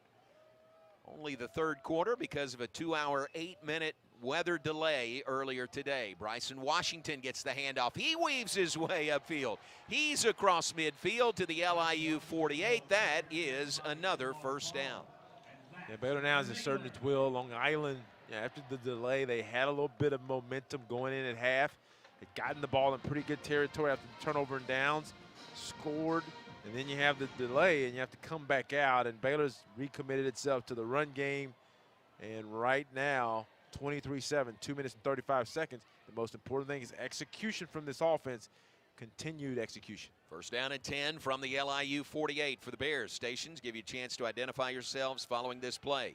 Sawyer Robertson, time in the pocket, out route, near side, incomplete. Shot it ahead of Monterey Baldwin and incomplete. Let's pause 10 seconds for station identification. Back in 10 seconds on the Baylor Sports Media Network. From the Allen Samuels Dodge Chrysler Jeep Ram Studios, this is KRZI Waco, K222DC Waco, K265DV Temple, ESPN Central Texas. Alongside J.J. Joe, Ricky Thompson in the sauna that is the field after the rain earlier today. Bob Baker, our engineer in the booth. Jeff Walter, our spotter and statistician. Kelly Moore, our frequency coordinator. And Aaron Sexton in the network studios. Handoff to Monterey Baldwin, the receiver around, and he is tackled for a loss. Loss of 5 on the play. Yeah, they tried that. It's a very similar play. It's out of a different look with the 2 receiver side to the left. And, of course, really an open end. You have a couple tight ends, open end to the right. And the defensive end didn't go for it. Monterey came. He didn't come in motion. He just at the snap. He came to get the handoff from Sawyer Robertson. And the defensive end was waiting on him. And now Baylor facing a 3rd and 15. That was Eric O'Neill who got him on the ground, preseason all-conference for LIU. So a 3rd down and 15 play, as J.J. said, empty backfield. Robertson flushed, now stops, passes upfield, incomplete, left it short. Jonah Burton, the intended receiver. The ball at his shoe tops, not able to make the catch. The Bears now maybe looking at only their 2nd punt of the day. Yeah, just deep over. We just saw one in the similar play to Monterey coming left to right, right to left toward the press box. And we couldn't get it to him. They did a great job of covering him up. That time, Jonah Burton started on the left in the slot, went left to right. Sawyer boot out it to his right, bootlegged out to his right, just missed him. Good snap back from Garrison Grimes. Kick is away. Gonna let it hit and bounce into the end zone for the touchback. 53-yard punt, no return. Palmer Williams with the punt for the Bears, freshman out of Advance, North Carolina. Timeout on the field with 1:23 to play, 3rd quarter. Baylor 23, LIU 7. We're back in a moment on the Baylor Sports Media Network. TFNB, your bank for life, is the official local bank of Baylor Athletics. Find out that was are making TFNB their bank for life. Sign up for our that was the end of the quarter break, John. Interest or cash back with 5 convenient locations and an award-winning mobile app. Banking has never been easier. TFNB, your for life. John, did you hear me? Yes.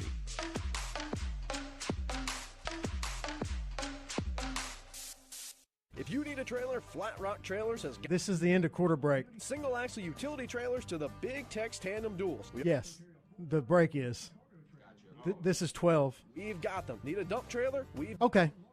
in the state. Oilfield trailers? We carry a full line of Big Tex trailers to handle all your needs. Trailer repairs? We repair all makes and models. We'll even rent you a trailer if you need to use one for a day. Flat Rock Trailers, your #1 source for all your trailer needs. Find us at flatrocktrailers.com. Kids can now join the Baylor Cup Club, the official kids club of Baylor Athletics. Fans 12 and under can register for the low cost of $25 and gain exclusive benefits and access to Baylor Athletics events. Members receive free admission to select events, exclusive giveaway access, and their own membership package. To register your cub, please visit BaylorBears.com/Cub Club. Sign your cub up today and sick 'em Bears.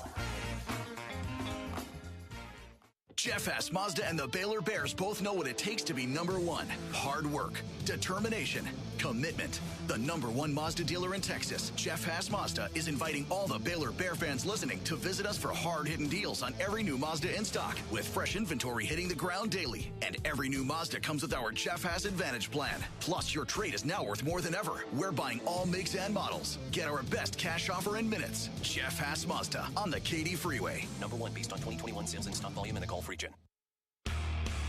You're listening to Baylor Football. Baylor Football on the Baylor Sports Media Network.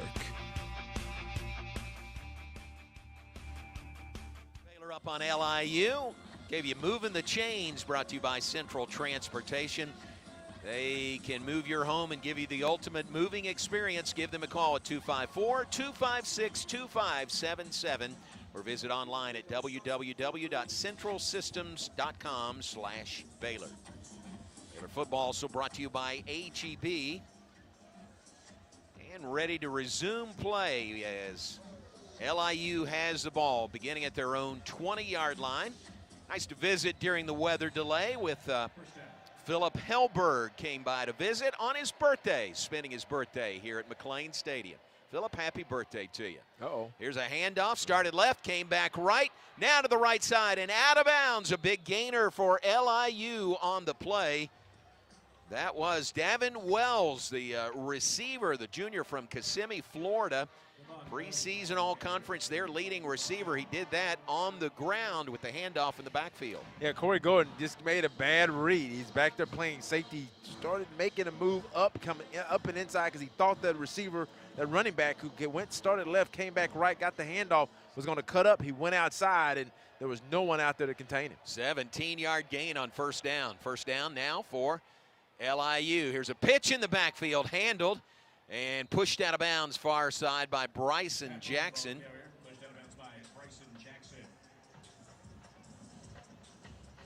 That one had danger written all over it. That pitch was bobbled a little bit, but he was able to control it and pick up, about 4 yards on the play. Let's go down to Ricky.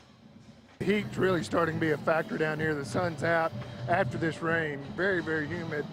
No comparison to the first half even as far as the way the field feels. So that running game of the Bears is important as this game goes forward. Keep an eye on that. Snap back, receiver around again to the near side. Runs into Bryson Jackson, and he plants him hard into the turf. That was Wells again for LIU. He's become their go-to guy, and that is the end of the third quarter. LIU ball will switch ends. 15 minutes to play in regulation. Our score at the end of 3 from Waco, Baylor 23, LIU 7. Say thanks again to our game sponsor today, that is Premier ER and Urgent Care. Premier ER and Urgent Care is the place to go when you're not sure where to go. Open 24/7, just a short walk across campus. No appointment necessary, just walk in. Visit premier.com to learn more. JJ, when you get those collected, give us some stats through 3 quarters with the Bears up 23-7 on the Sharks. Well, John, you still expect Baylor to be ahead. They are 23-7, but it's 315 yards to 126 total offensive yards for Long Island. Sawyer Robertson, 9 of 19, so falling back below that 50% moniker. 110 yards, 47% on the afternoon. R.J. Martinez still 3 of 5. Chris Hal, he's still sitting on below the 50% moniker for LIU. He's 3 of 8 for 42 yards, but he's also gained 26 yards and scored a touchdown on the ground on 6 carries. So he's the dual threat they're looking for, but they've also played quite a bit. Ethan Greenwood, who is 2 of 4 still for -1 yard. On the ground, Baylor has 118 yards passing, 197 on the ground. And it's a combination of several really effective runners. Richard Reese, 11 carries, 78 yards. Welcome Richard Reese and 2 touchdowns. Dawson Pendergrass getting a little action, 17 carries, 65 yards and a score. And followed by Bryson Washington, 8 carries for 41 yards. And a few others, but that all leads up to a very dominant rushing performance. That offensive line playing really well. Time of possession double for Baylor, 30 minutes and 55 seconds to 14 minutes and 2 seconds. Both teams still turn it over once apiece in those first down. Baylor now 6 of 12 on third down. Long Island has not converted a third down. They're 0 of 5 on third down, 0 of 1 on fourth down. So if Baylor and some of these drives here, as they try to get out to the 47-yard line and try to score, they can just find a way to get this team to third down. They have a better chance. But right now, Long Island has gotten a few very explosive plays on them here in that third quarter. John, outside of that, I mean, it's just really, it's one of those games where Baylor's played actually a pretty clean game. Not many penalties, only 2 penalties for the Bears for 15 yards, 4 for Long Island. But you just want the statistical difference to be reflected on that scoreboard by Baylor being about like 4 touchdowns. Right. It is 23-7, Bears on top as we go to the fourth quarter. Baylor in the 2 previous games this year has been outscored 21-7 in the fourth quarter of those games. Last week was the difference. 14-0 Utah outscored Baylor. Expecting a different story today with the Bears up with 15 minutes to play in regulation. Baylor football brought to you by Pepsi. Hey, Bears fans, this football season, make Pepsi your go-to game day drink because it's the only drink for football watching. Pepsi, that's what I like. Proud partner of Baylor Bears football. So switch ends, LIU traveling right to left. They've got the ball at the Baylor 46-yard line. Bears in the all greens today. Green pants, green jerseys, green helmets, gold numerals and lettering. Here's the play. First down and 10 from the 46. Hal, the quarterback, runs it left side, spilled inside the 40. Matt Jones, Bryson Jackson chase him down. They will spot it at the, right at the 40. Knows the ball just inside the 40, so a 6-yard gain on the carry. Man, they're just running basic. I mean, this is going back, throwback. That's a sprint option play. They're not doing it up under center like we used to do. We used to be up under center, get out and start sprinting, but that's just sprint option left. And Howell has opportunity to pitch it or run it. And with both of those, with the running back and a very athletic quarterback, you got to pick your poison. This is Greenwood at quarterback in the shotgun.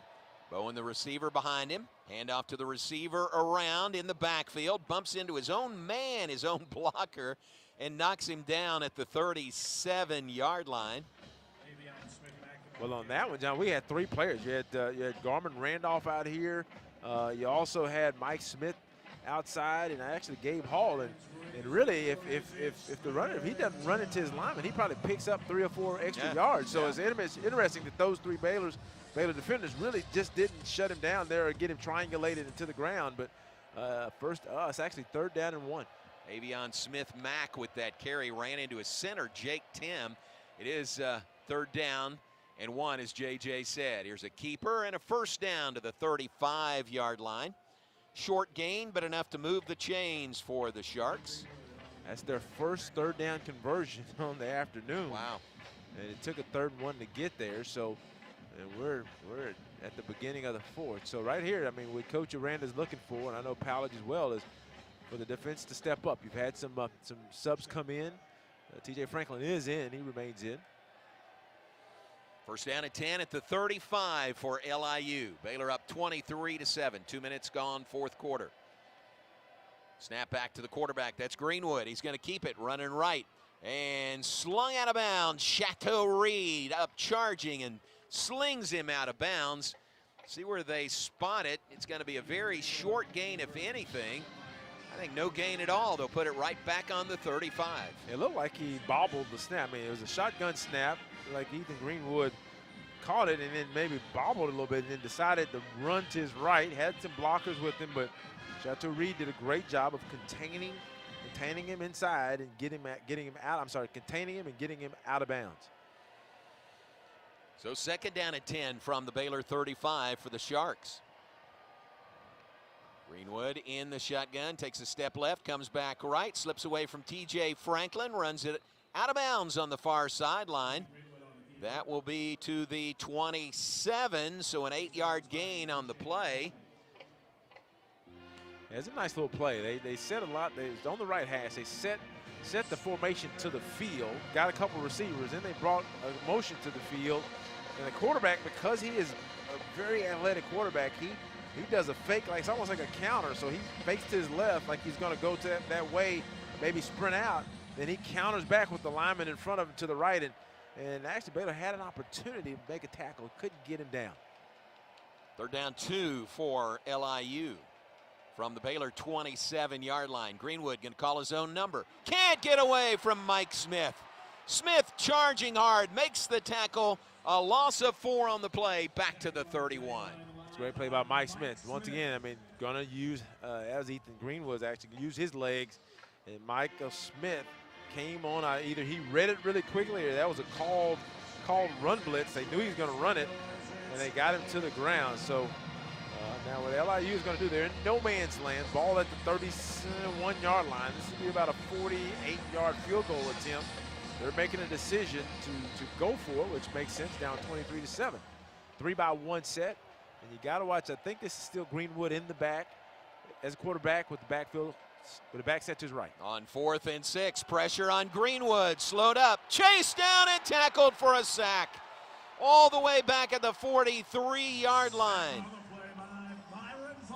Byron Vaughn's got to him for the sack. Baylor was in his face in a hurry on 4th down and 6.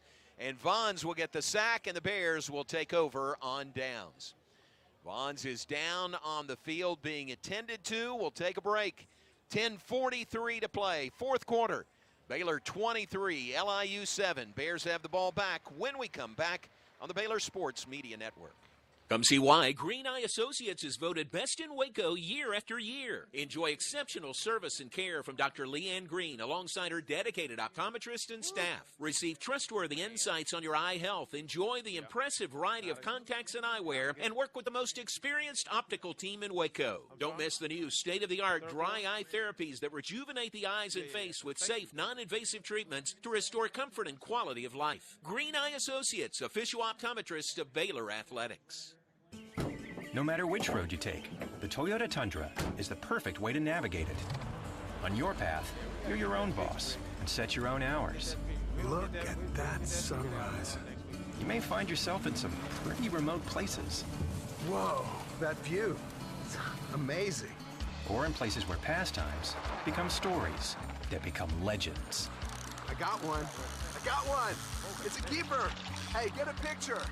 No one's gonna believe this. And each day ends binge-watching stars and dreaming about all the things you'll do the next day.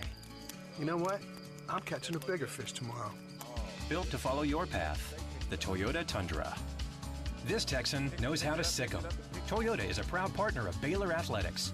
Visit your local Toyota dealer or Toyota.com to check out the rugged Tundra today. Toyota, let's go places. See packages and options at Toyota.com for feature availability. For a limited time, get high-performance, ultra-reliable internet from Astound Broadband, starting as low as $25 per month. And now we have mobile, too. Visit Astound.com to order the #1 rated internet. Create the perfect plan with fast speeds to meet all your needs. Plus, get a 2-year price lock when you upgrade to award-winning gig internet. No contracts, no hidden monthly fees, and no data caps. Switch today. Head to Astound.com or call 1-800-4ASTOUND. Restrictions apply. See website for details. You're listening to Baylor Football. Baylor Football on the Baylor Sports Media Network. Powered by Antone's famous Po' Boys, a proud sponsor of Baylor Athletics. You can sick them right here at McLean Stadium, or you can find them wrapped in their iconic white butcher paper at your H-E-B Deli section and many fine supermarkets around the state of Texas. Antone's famous Po' Boys. Here we go, Bears with the ball, beginning at their own 43-yard line. Robertson firing. It's off the hands and incomplete. Jake Roberts was running free, crossing in the middle, and the ball just a little bit too tall for him. Yeah, I'm not sure if that's Sawyer Robertson, if it's an ankle, because sometimes I forget which one it is. When you push off, he just left that one a little high. He needed to go over a linebacker, But he had Jake Roberts running right to left, wide open across that middle. And it's a different way to run the over. We've seen the receivers run the over. Now we've just seen the tight end run it, and he was in the void. Bears taking over here because of a sack on 4th down. Gave him the ball, handoff to Pendergrass. Starts left, comes back right in the open field. 40, 35, 30, and out of bounds on the near sideline. Nice cutback by the freshman Dawson Pendergrass out of Mineola High School. And he rumbles to the 26-yard line. Another Baylor first down, brought to you by Belfour, where they restore more than property. Once again, that little cutback is a nice run by Dawson, and he recognizes that he doesn't have that top-end speed, so he gets prepared for contact, covers up the ball, but it's a great run by Pendergrass. How about a 31-yard gain to the 26? 1st and 10 Bears. Handoff to Reese. Trying the left side, slowed up and down at the 22-yard line. Still got about 4 yards on that carry. Yeah, I think Richard he wanted to go outside. He wanted to commit outside, and when he did that, the defenders actually showed outside. And when they showed outside, he had to actually stop and try to cut back in. That slowed all of his momentum and took away his speed. If he would have committed to staying inside, he may have picked up maybe 5 more yards. Now Bryson Washington in the backfield. 2nd down and 6 for the Bears. Washington gets the handoff. Right up the middle. Stacked up at the 20. I think that's where they'll spot this one. So the Bears will be looking at 3rd down and 4 from the 20-yard line. 9-12 and counting, 4th quarter. Baylor up on LIU 23-7. Yeah, 6 of 12 on 3rd down. Baylor has gone for it on 4th down 4 times. They made one, the one they missed. LIU did pick up a touchdown. They're going to come out in 2 receivers, what we call 12 formation, 2 receivers. 2 tight ends, 1 back. So 3rd down and 4 for the Bears from here. Pendergrass in the backfield. He will get the handoff. Pendergrass running left, chopped down.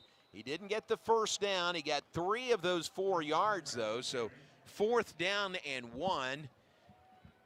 You'd think the Bears would go for it here. They're 3 of 4 on 4th downs today.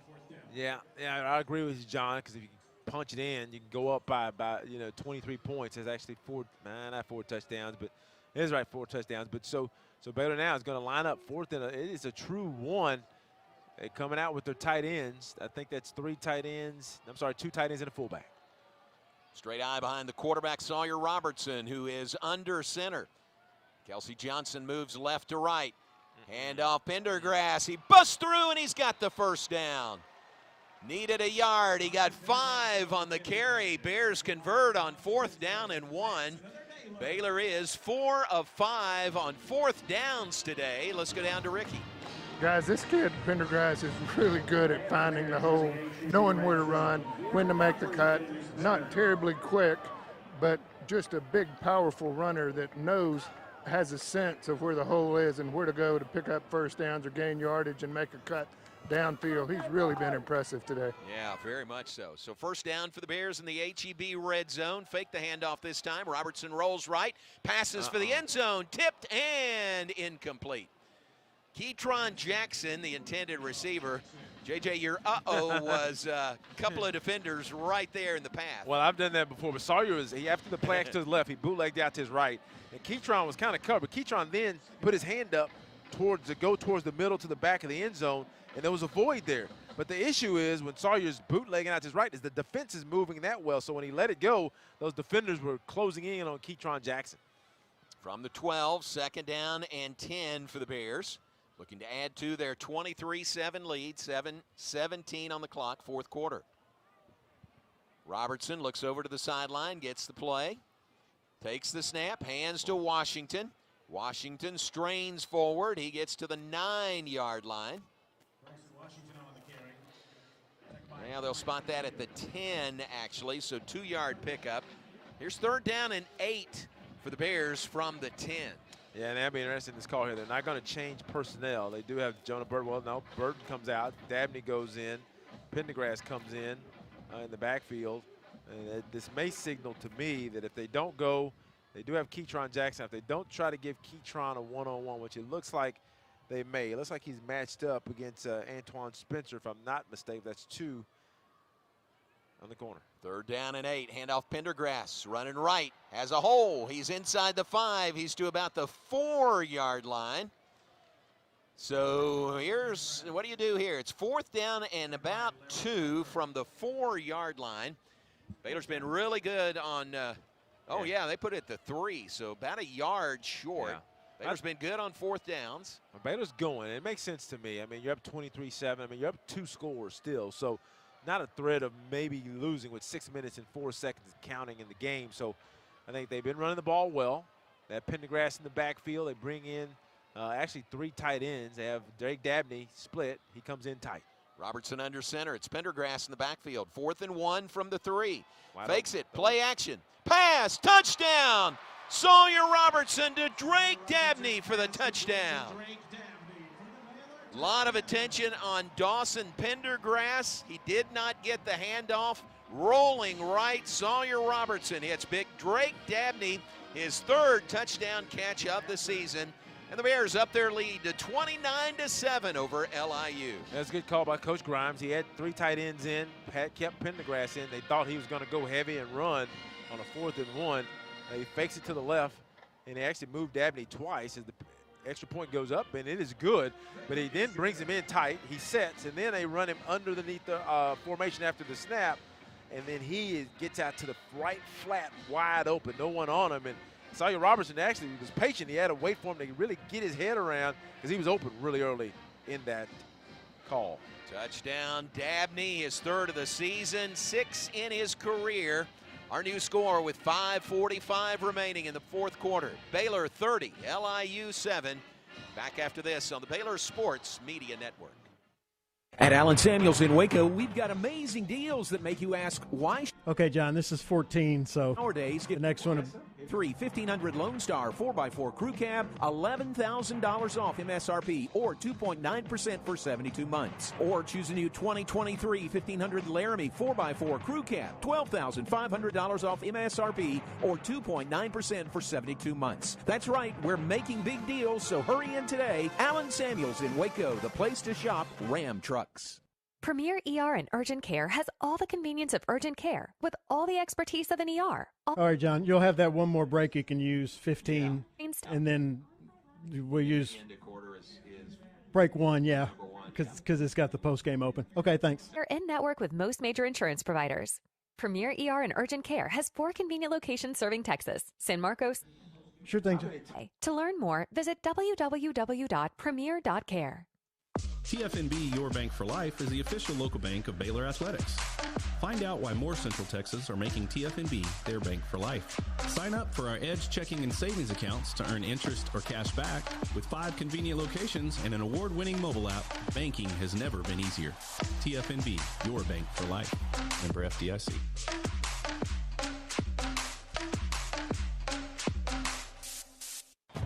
Baylor alumni are more than 160,000 strong. When we all join hands to support our university, we don't just move the needle, we move mountains. Working together, we create life-changing opportunities for students on the field, in the classroom, in the laboratory, and in life for generations to come. So get connected, get involved. Learn how at baylor.edu/alumni. You're listening to Baylor Football on the Baylor Sports Media Network. ER and Urgent Care, our game sponsor today. Premier ER and Urgent Care is the place to go when you're not sure where to go.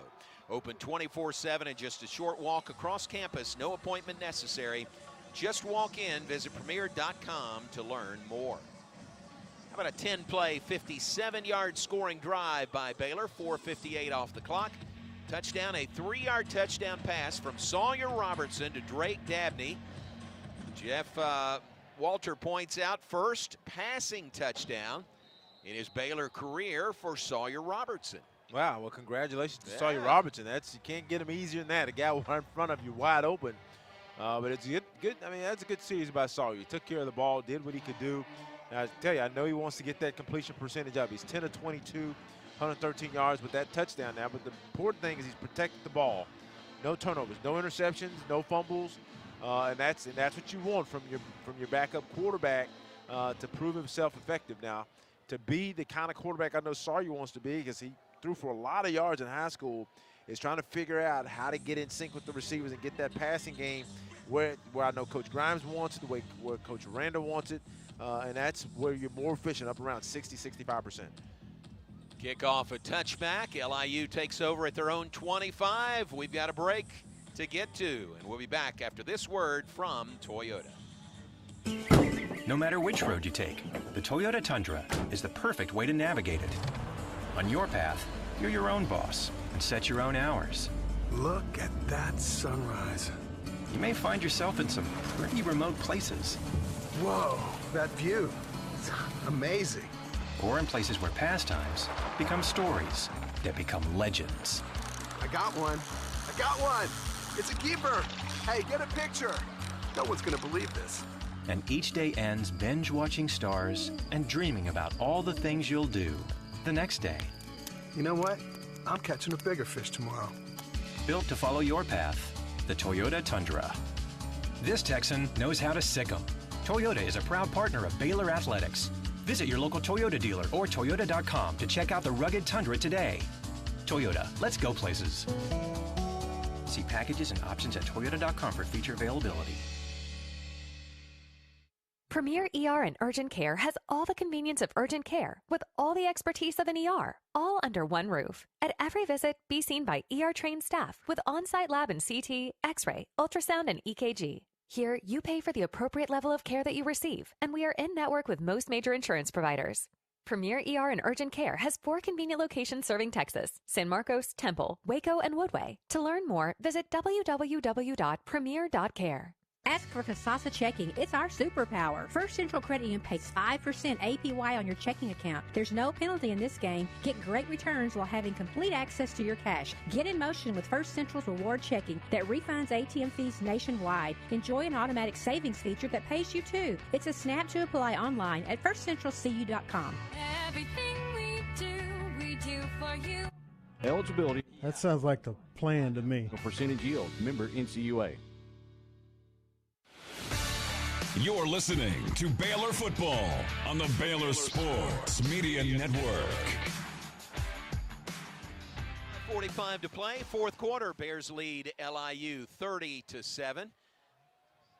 Long Island on the touchback takes over at their own 25-yard line. They're traveling right to left in this fourth quarter. Crowd has thinned somewhat after a 2-hour, 8-minute rain delay, a weather delay. You can understand that. Snap back, handoff, watch out, running up the middle to the 40, to the 50, to the Baylor 40, to the 35. Bryson Jackson runs him out of bounds. That is Jaden Dawkins with the carry, junior tailback from Stamford, Connecticut. And he just kind of hid behind his offensive lineman, then burst forward. That is a 42-yard run to the Baylor 33. Yeah, John, old school. They went tight, almost like a counter tray, and they went right up the middle. Brandon Bett is a freshman now. He's a freshman playing inside in that interior. They ran right at him, and I think they got a trap block on him, and then it had a crease and it popped. So that's a nice first play. Good to mention the name of Brendan Bett, playing a lot in that defensive front for the Bears today. Here's the snap back, running right, track down. Romario Noel chases him down. No gain, maybe a half a yard on the play. And that's what you want to see. We've seen several safeties over the last few years come off that hash deep. The J.T. Woods, we saw Chris Miller, several, Graylin Arnold. You got to make that play on the quarterback. Great job by Romario Noel. He's a redshirt sophomore out of Cyprus. He gets off that hash, gets to the quarterback, and gets him to the ground. Isaiah Dunson's in there at a cornerback for the Bears. Second down, 9 for LIU. Handoff, running left. Out of bounds before he's hit. Romario Noel chases him out of bounds. That is Ethan Greenwood. Now the concern there is so many times that we've seen the runner get outside of our star. And on that one, Bryson Jackson, once again, he was on a block. And the only thing about the block is he has to allow that deep safety to run up the alley between him and the linebacker. So he has to take outside leverage where if the runner comes outside, he'll tackle him, but you force him inside, and that gives that safety who's about 10 yards deep a narrow alley to make a tackle. So got to work on that this week. Here's 3rd down and 2 from the 25 for LSU. LIU. They're only 1 of 7 on 3rd downs. They're not going to get it here. Handoff on the left side. And Brooks Miller is in there to blast him. Well, and that was great. And Brooks Miller did exactly what I want Bryson Jackson. He was getting blocked or about to get blocked. The runner was coming inside out. He takes outside responsibility. He's going to get on the outside shoulder of that blocker, and he's going to make sure if that guy comes outside, he tackles. They're going to go for this on 4th and very short, and that narrows the gap to allow the backside backer to get in there, Tyron Brown, to come in and fill it and stop the play. And that's what you got to teach. It's all about responsibility and works together. 4th and 1, they have a heavy set here. 4th down and 1. LIU's going to call a timeout before the play. First charge timeout. Long Island, 30 seconds. 2:54 Correction, on the clock. this is a full media timeout. 2:54 on the clock, 4th quarter. Timeout LIU, 30-7, Baylor on top. We're going to keep it right here. Well, it's been a long afternoon, in part thanks to a 2-hour and 8-minute weather delay. Lightning strikes just kept coming. Never really a hard rain, but just the lightning extended that break to over 2 hours. Both teams came out, had a 10-minute warm-up, and then we began play. Tell you what, you take out a 2-hour weather delay, and this game moved along pretty quickly. John, it did. I mean, both teams really, there weren't a lot of passes. Baylor had some incompletions. And really, both teams wanted to run the ball. Baylor ran it very effective for 250 yards. I said good old Baylor line was one of the keys. Get after him. Baylor ran for 200+, and they needed to run for 200+. They're at 250 and counting. And then LIU, really have struggled in the passing game, 5 of 12 for 41 yards, but the game kept moving. And without the delay, I'd probably be home, John, on my couch. I think you would be. That's exactly right. Well, next week, we played a couple of 11 a.m. games back-to-back. Next week in the evening, prime time, Baylor in Texas here at McLean Stadium. Texas hosting Wyoming tonight down in Austin. And then the Longhorns will be here for the Big 12 Conference opener next Saturday. It's a 6:30 kickoff Central Time, Baylor and UT next Saturday right here at McLean Stadium. Well, it's going to take a lot of work between now and then for this Baylor team to prepare for that attack. So, it doesn't take any motivation, I don't think, to get these players ready for the Longhorns next week. But it's going to be 6:30 game. If you can't get up for that one and be ready to play, now the big thing now is to get ready, because Texas, they showed a little bit of mettle going to Alabama and coming out of there with the W. So they've really gotten better.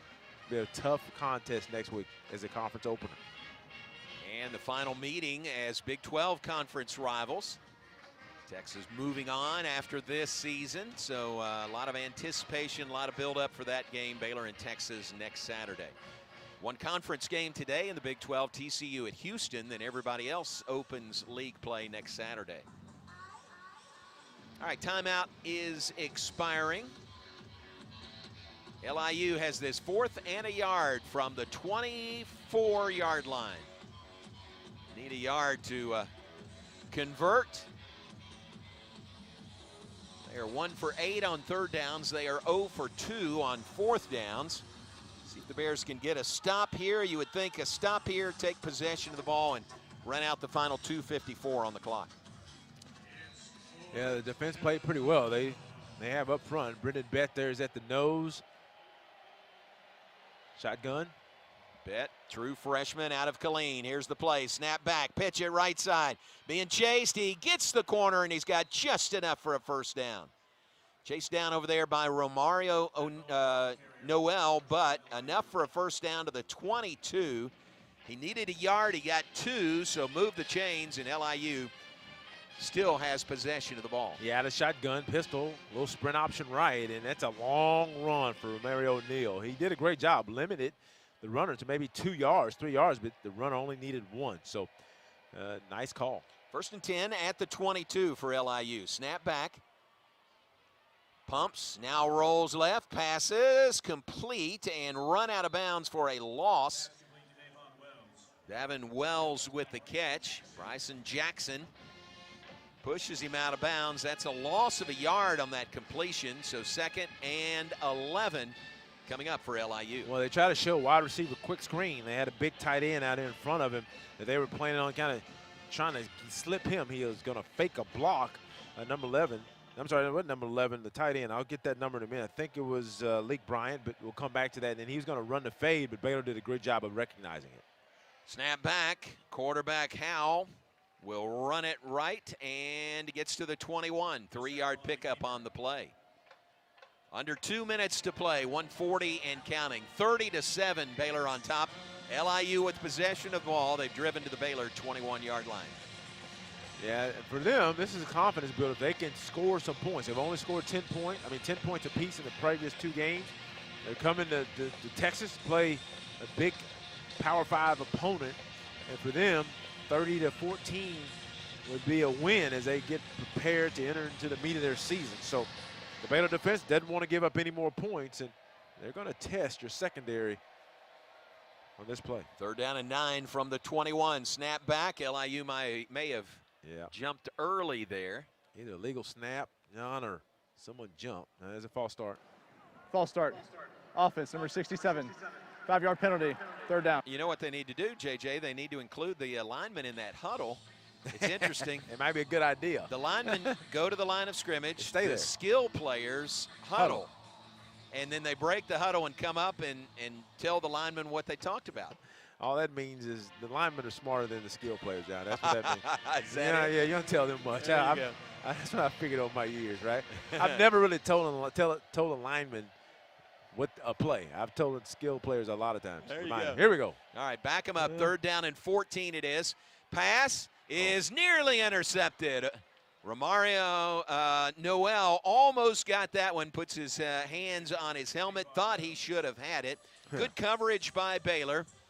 That'll bring up 4th down for LIU. The line of scrimmage is the 26. They're trying to go David Wells. He's matched up here man-to-man. I believe this was, let me see, I think it was Reggie Bush, but there's a lot of contact. But they're going to try to come out, John, and kick this 3-yard field goal. 43. Looks like 43 from the center of the field. Snap back, and it's blocked. The Bears have blocked it. Watch out. He's picked it up. He can run with the ball to the 40, to the 50, into Baylor territory and pushed out of bounds on the far side. A blocked field goal. Alfonso Allen is the guy that picked it up. Let's see who got the block. Trey Wilson, we think, right there in the middle, got the big block for the Bears. Yeah, it looks like Trey, the freshman out of Garland, Lakeview, Centennial. So a blocked field goal and then picked up by Alfonso Allen. He returns it to the LIU 42-yard line. 28 seconds on the clock. The Bears have possession of the ball. 1st down Bears. This is R.J. Martinez, who's out there at quarterback. He's in the shotgun. He'll turn and hand the ball off. That's a new back for the Bears. Running it off the right side. First carry of the day for Jordan Jenkins. And that may be the final play of the day. And that should do it. It is another 1st down. 1st down's brought to you by Belfour Property Restoration. Yeah, they may run another one here. They got time. From the 26-yard line, Martinez to Jenkins again. Hit hard, and down he goes at the 23, and that is the final play of the game. Well, we wait out a 2-hour and 8-minute weather delay here today. And before and after that, the Bears win over LIU. 30-7, the final score. Bears get their first win of the season. Now look ahead to the start of Big 12 conference play next Saturday with the Texas Longhorns coming to Waco. Final score, Baylor 30, LIU 7. Stay with us. The First Central Credit Union postgame show is coming up next here on the Baylor Sports Media Network. For a limited time, get high-performance, ultra-reliable internet from Astound Broadband, starting as low as $25 per month. And now we have mobile, too. Visit astound.com to order the #1 rated internet. Create the perfect plan with fast speeds to meet all your needs, plus get a 2-year price lock when you upgrade to award-winning gig internet. No contracts, no hidden monthly fees, and no data caps. Switch today. Head to astound.com or call 1-800-4ASTOUND. Restrictions apply. See website for details. No matter which road you take, the Toyota Tundra is the perfect way to navigate it. On your path, you're your own boss and set your own hours. Look at that sunrise. You may find yourself in some pretty remote places. Whoa, that view. It's amazing. Or in places where pastimes become stories that become legends. I got one. I got one. It's a keeper. Hey, get a picture. No one's going to believe this. And each day ends binge-watching stars and dreaming about all the things you'll do the next day. You know what? I'm catching a bigger fish tomorrow. Built to follow your path, the Toyota Tundra. This Texan knows how to sick 'em. Toyota is a proud partner of Baylor Athletics. Visit your local Toyota dealer or Toyota.com to check out the rugged Tundra today. Toyota, let's go places. See packages and options at Toyota.com for feature availability. TFNB Your Bank for Life is the official local bank of Baylor Athletics. Find out why more Central Texas are making TFNB their bank for life. Sign up for our Edge checking and savings accounts to earn interest or cash back. With 5 convenient locations and an award-winning mobile app, banking has never been easier. TFNB Your Bank for Life. Member FDIC.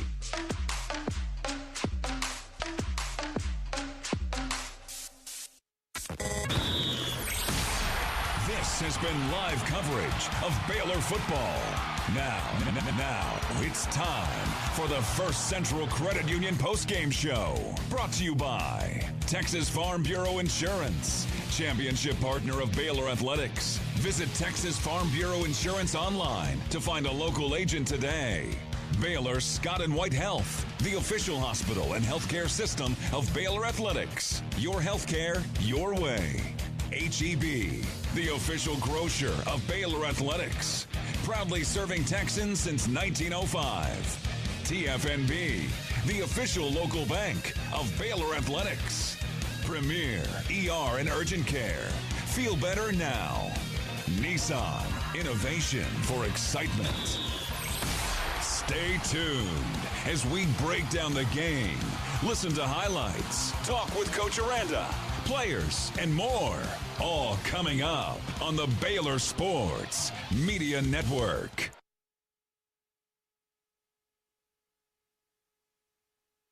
LIU here at McLean Stadium. Bears 1-2 on the season. LIU drops to 0-3 on the year. Baylor team gathered at midfield, a word of prayer. Now they go along the far side of the field and exchange high fives with the Baylor line that is still here. Kudos to the fans that stuck it out through that long weather delay and are still here at the end. And JJ, at the end of the day, it is a Baylor win and some positive things from which to build on. Yeah, John. I mean, the big thing is get the win and you don't have injuries. So I mean, I didn't see any. So you hope that everybody is healthy and we don't have anything surprise us on tomorrow. But nevertheless, they ran the ball well. Next week, the level of intensity and effort and execution are going to have to go up. But it's a first step. It's a step. It's a step in the right direction. Very much so. 30-7, the final score. Baylor over LIU. Baylor team will now be led by the Golden Wave Band in that good old Baylor line. Coming up on the First Central Credit Union post-game show, we'll visit with Coach Dave Aranda, visit with a player, give you all the final stats from this game, have our First Place Foods Darn Good Player of the Game, and look ahead. All that's still to come on the First Central Credit Union post-game show. Thanks to the First Central Credit Union. Everything we do for you. 30-7, the final. Baylor over LIU. Back with more after this on the Baylor Sports Media Network. TFNB Your Bank for Life is the official local bank of Baylor Athletics.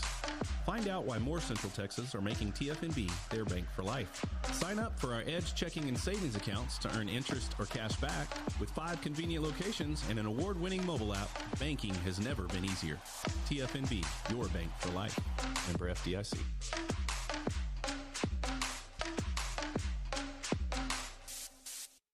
Baylor Athletics Group experiences are back. Fans can now purchase exclusive experiences on the Baylor Sports app for an elite, in-venue experience at select Baylor athletic events. New this year, fans can submit their own video board messages to go on the big screen during the game. Baylor football experiences include on-field photos, sideline access during warm-ups, tunnel access during the team runout, and an in-game radio booth experience. Purchase your experience today through the Baylor Sports app. First Central Credit Union is opening doors to home ownership. First Central's open door mortgage loans up to 95% of the appraised home value with low closing costs, no points, low origination fees, flexible terms, and competitive rates. Consider refinancing your mortgage or securing land for building. We loan up to 75% of the appraised value of land. Apply online at firstcentralcu.com. Everything we do for you. Some restrictions apply. Equal housing lender. Member NCUA. For a limited time, get high-performance, ultra-reliable internet from Astound Broadband, starting as low as $25 per month. And now we have mobile, too. Visit astound.com to order the #1 rated internet. Create the perfect plan with fast speeds to meet all your needs, plus get a 2-year price lock when you upgrade to award-winning gig internet. No contracts, no hidden monthly fees, and no data caps. Switch today. Head to astound.com or call 1-800-4ASTOUND. Restrictions apply. See website for details. You're listening to Baylor Football on the Baylor Sports Media Network.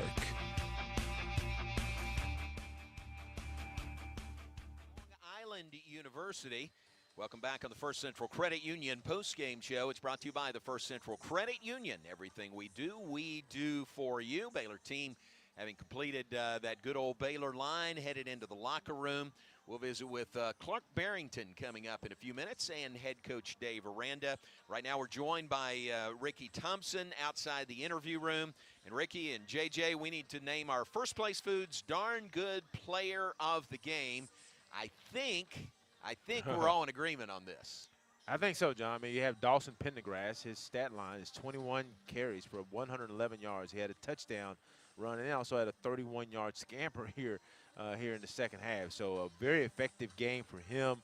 And Richard Reese had a good game. It's good to see Richard Reese, 12 carries, 82 yards, and he actually had 2 touchdowns, 2 13-yard rushes. But if you look at the whole box score, I think here, John, Dawson really stands out.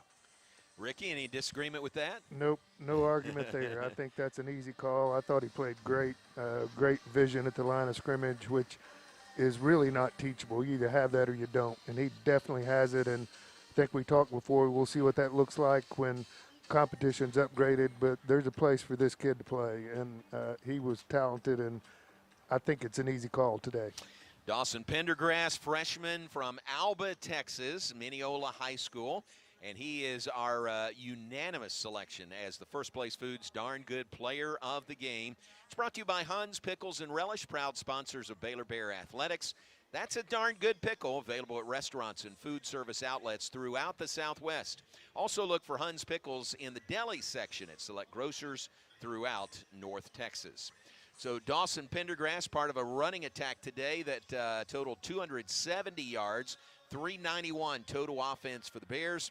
Take a break, and JJ will give us all the final stats when we come back. You're listening to the First Central Credit Union postgame show. It's brought to you by the First Central Credit Union. Everything we do for you.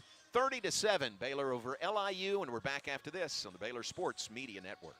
Come see why Green Eye Associates is voted best in Waco year after year. Enjoy exceptional service and care from Dr. Leanne Green alongside her dedicated optometrist and staff. Receive trustworthy insights on your eye health. Enjoy the impressive variety of contacts and eyewear and work with the most experienced optical team in Waco. Don't miss the new state-of-the-art dry eye therapies that rejuvenate the eyes and face with safe, non-invasive treatments to restore comfort and quality of life. Green Eye Associates, official optometrist of Baylor Athletics. Premier ER and Urgent Care has all the convenience of urgent care with all the expertise of an ER, all under one roof. At every visit, be seen by ER-trained staff with on-site lab and CT, X-ray, ultrasound, and EKG. Here, you pay for the appropriate level of care that you receive, and we are in-network with most major insurance providers.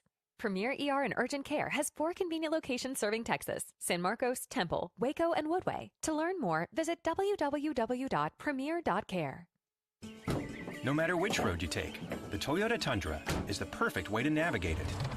On your path, you're your own boss and set your own hours. Look at that sunrise. You may find yourself in some pretty remote places. Whoa, that view. It's amazing. Or in places where pastimes become stories that become legends. I got one. I got one. It's a keeper. Hey, get a picture. No one's going to believe this. And each day ends binge-watching stars and dreaming about all the things you'll do the next day. You know what? I'm catching a bigger fish tomorrow. Built to follow your path, the Toyota Tundra. This Texan knows how to sick 'em. Toyota is a proud partner of Baylor Athletics. Visit your local Toyota dealer or Toyota.com to check out the rugged Tundra today. Toyota, let's go places. See packages and options at Toyota.com for feature availability. You're listening to Baylor Football on the Baylor Sports Media Network. Credit Union postgame show brought to you by the First Central Credit Union. Everything we do for you. Following a 30-7 Baylor win today over LIU here at McLean Stadium. As we await a visit with Coach Dave Aranda and one of the Baylor players. JJ, how about giving us the final stats from this 30-7 Baylor win? Well, a dominant performance by the Bears, as we expected, 391 yards to 183. So outgained the Sharks by 208 yards, 121 through the air. That's a number I know that Sawyer Robertson and Coach Grimes want to see get better. 270 on the ground, very productive day. And one of the keys, I think, today was to watch the penalty line. How many false starts? 2 total penalties for Baylor for 15 yards, which is a very clean game and what you would want when you're going over against an opponent that's overmatched. Long Island Sharks, 183 yards total offense, 143 on the ground, only 40 through the air. They had 45 yards in penalties. Time of possession, as you expect, was lopsided. Baylor 36 minutes, 24 seconds to 23 minutes and 36 seconds. Baylor ran 75 plays to LIU's 43 plays, so out 32 more plays in the afternoon.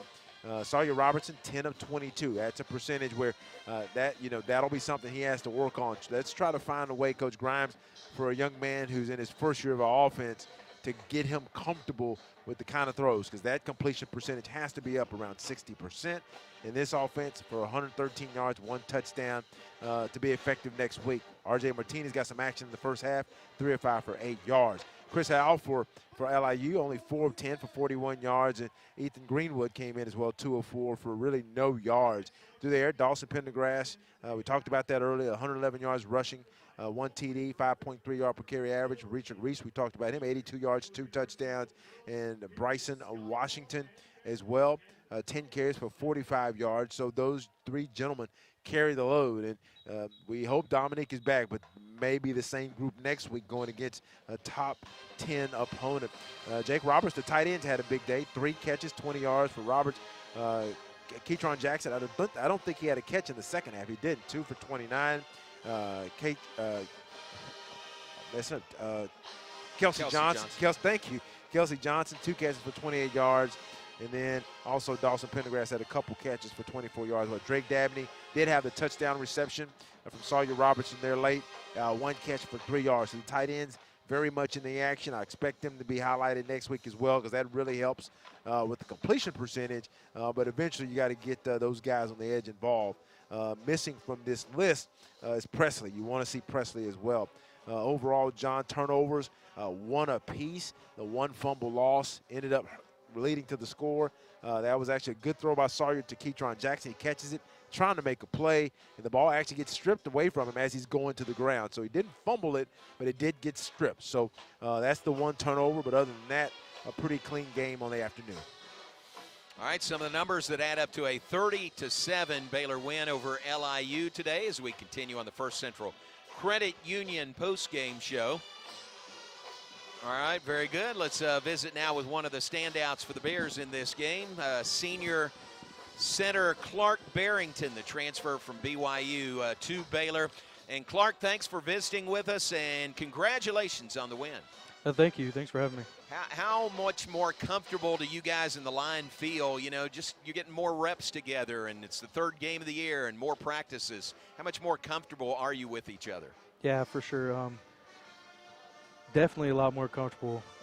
You know, we had kind of a whole new group of guys working together, and with the whole line, you know, chemistry is really key. So the more reps we get, the more we work together, the better we get. So I'm excited. No Dominic Richardson today, but the three guys that ran the ball, well, four really with Jordan Jenkins late, but Richard Reese and Dawson Pendergrass, Bryson Washington all did really well today. Yeah, they did. No matter who we have back there, you know, we as an O-line are confident in them and excited to go out there and block for them. So. And Clark, 30-7 the final. I thought you guys, one area that was really good was 4 for 4 in the red zone. You finished drives with touchdowns. For sure.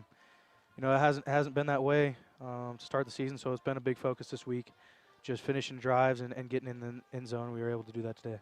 Well, and Clark, it looks like a big focus, of course, on running the ball. And I wonder, coming into the week, was the plan that we're going to run this ball and then try to get our tight ends very active as well, involved in the passing game?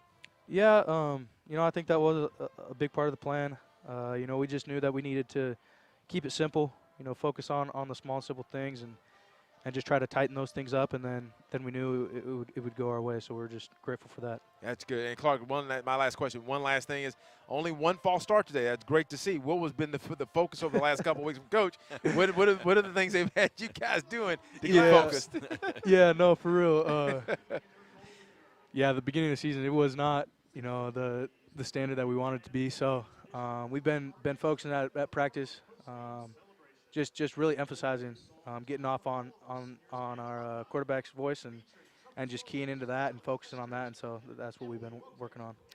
Clark, rubber really hits the road next week. Start of conference play, Texas coming here to Waco. And I want you to enjoy this one, but I'm sure you guys will turn the page and look to Texas pretty quickly. For sure. We're all excited to be able to play them. You know, they're a great team, and so we know we need to prepare our best and come out and play our best.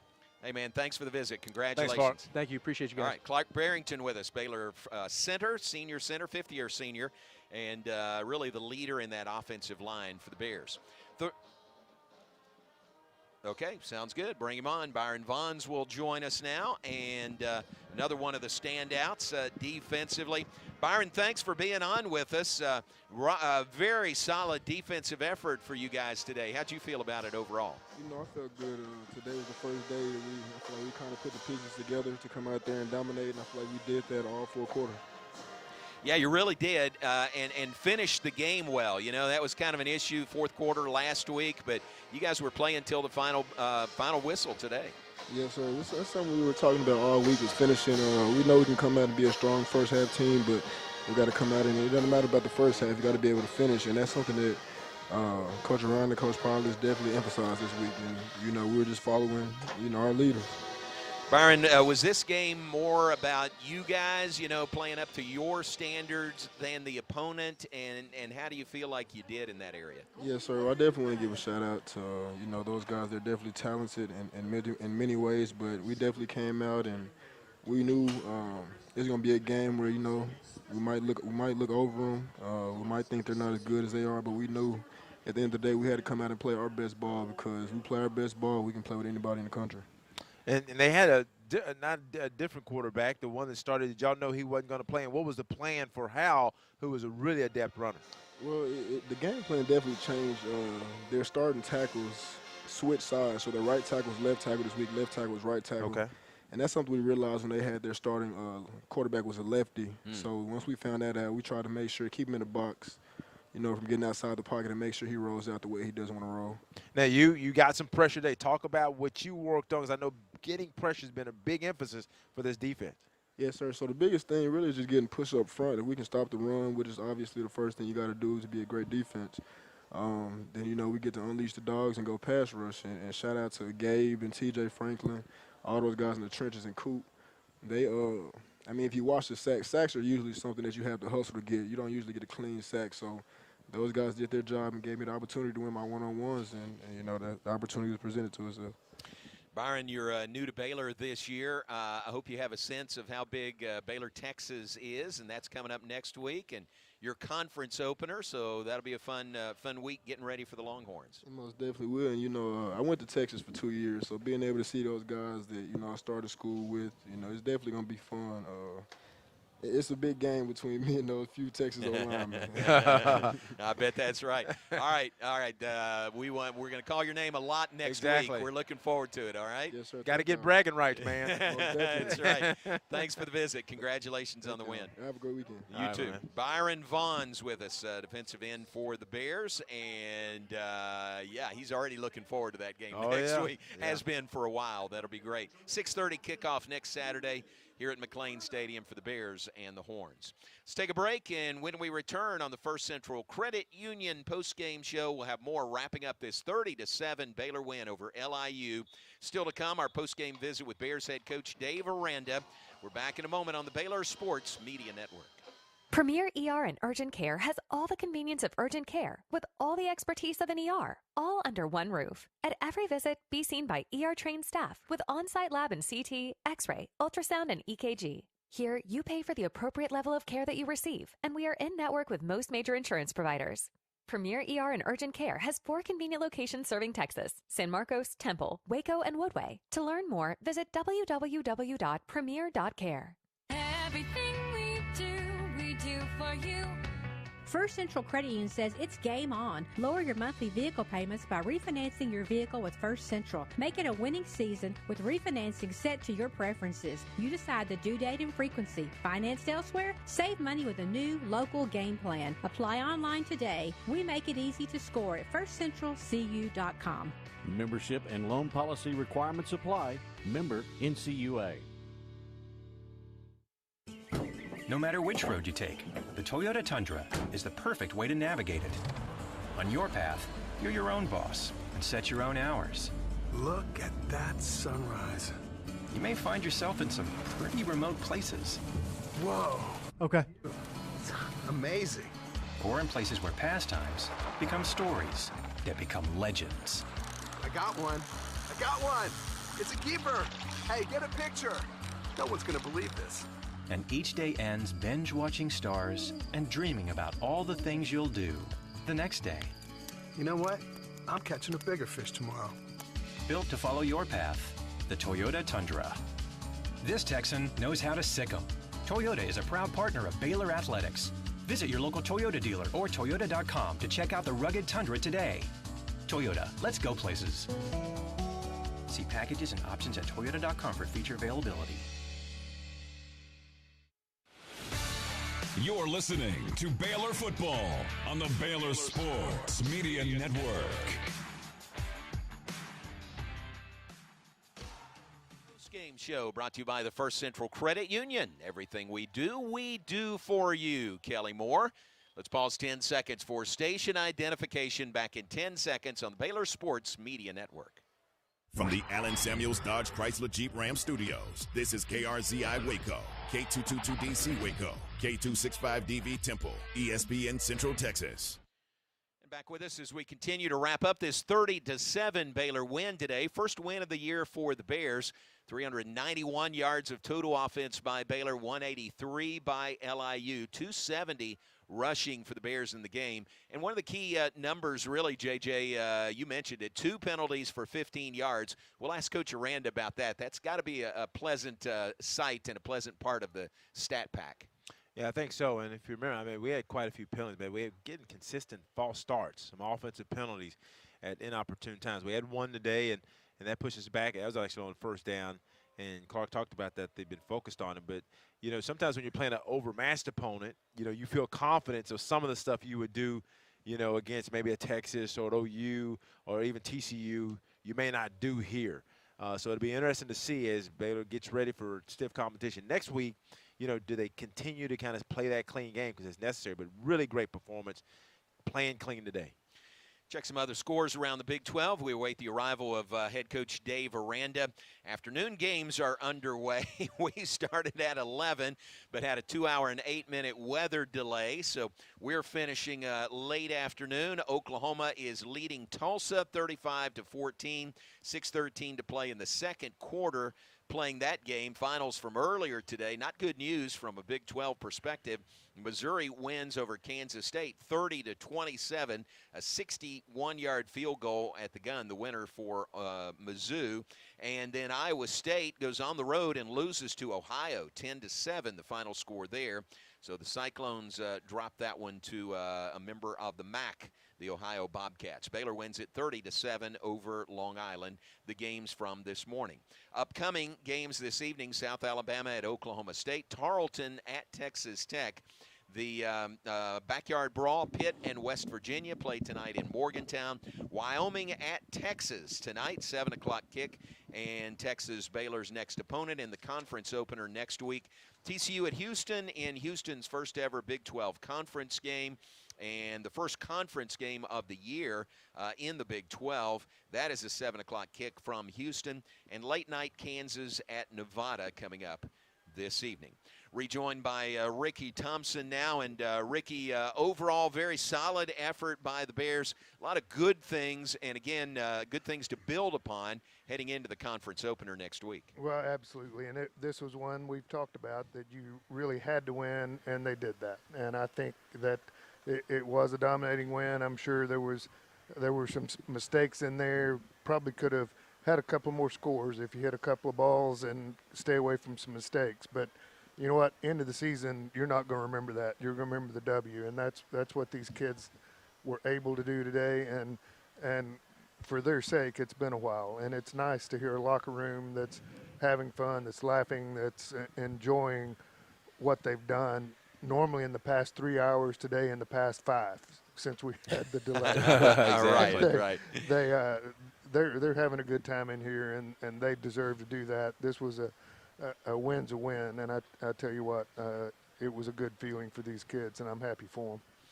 Yeah, and you guys have been in those locker rooms. There's nothing like a winning locker room, and it really doesn't matter, JJ, who it's against, does it? It really doesn't. The energy, the energy that you get just from being successful in the work that you put in. You feel like the work that we put in the past week, it paid off, and we got a payoff. And when you don't get that, it's so because you got to carry that all throughout the weekend. You got to carry it through next week. So I'm glad for these guys. They finally got a W. And you don't think about that, but I know it came up in one of the press conferences. You don't think about it. They hadn't won a football game since, that Oklahoma game, I think it was last year. And I know we had a break, but still, I mean, that's a lot of football games. That's a long time, yeah. So 30-7, the final score. Bears win it today. I don't know for sure, but some more guys played, maybe that hadn't played in the first two games. Through the first two games, Baylor had played 18 freshmen this year, which is significant. They had 17 first-time starters through the first two games. Think about it. That's a lot of new starters. 2 years ago, the conference championship team only had 6 first-time starters. Last year, they only had 8 first-time starters, so they had 17 through the first two games. Shows a lot of younger players and guys in new roles, that Baylor is just becoming more and more adjusted to. Yeah, and John, that's just part of the natural progression. You get really good for a while, went to 2 championship games in 3 years. You lose young men, and then you have some transfers in. The Barrington brothers are first-time starters, but they're veterans. And then you got to transition to some younger players, and sometimes it's painful. And right now, I think we've seen it on the front of the offensive line. You see some growth pains, and you just hope they can grow up a little quicker, and so you can start seeing a few W's.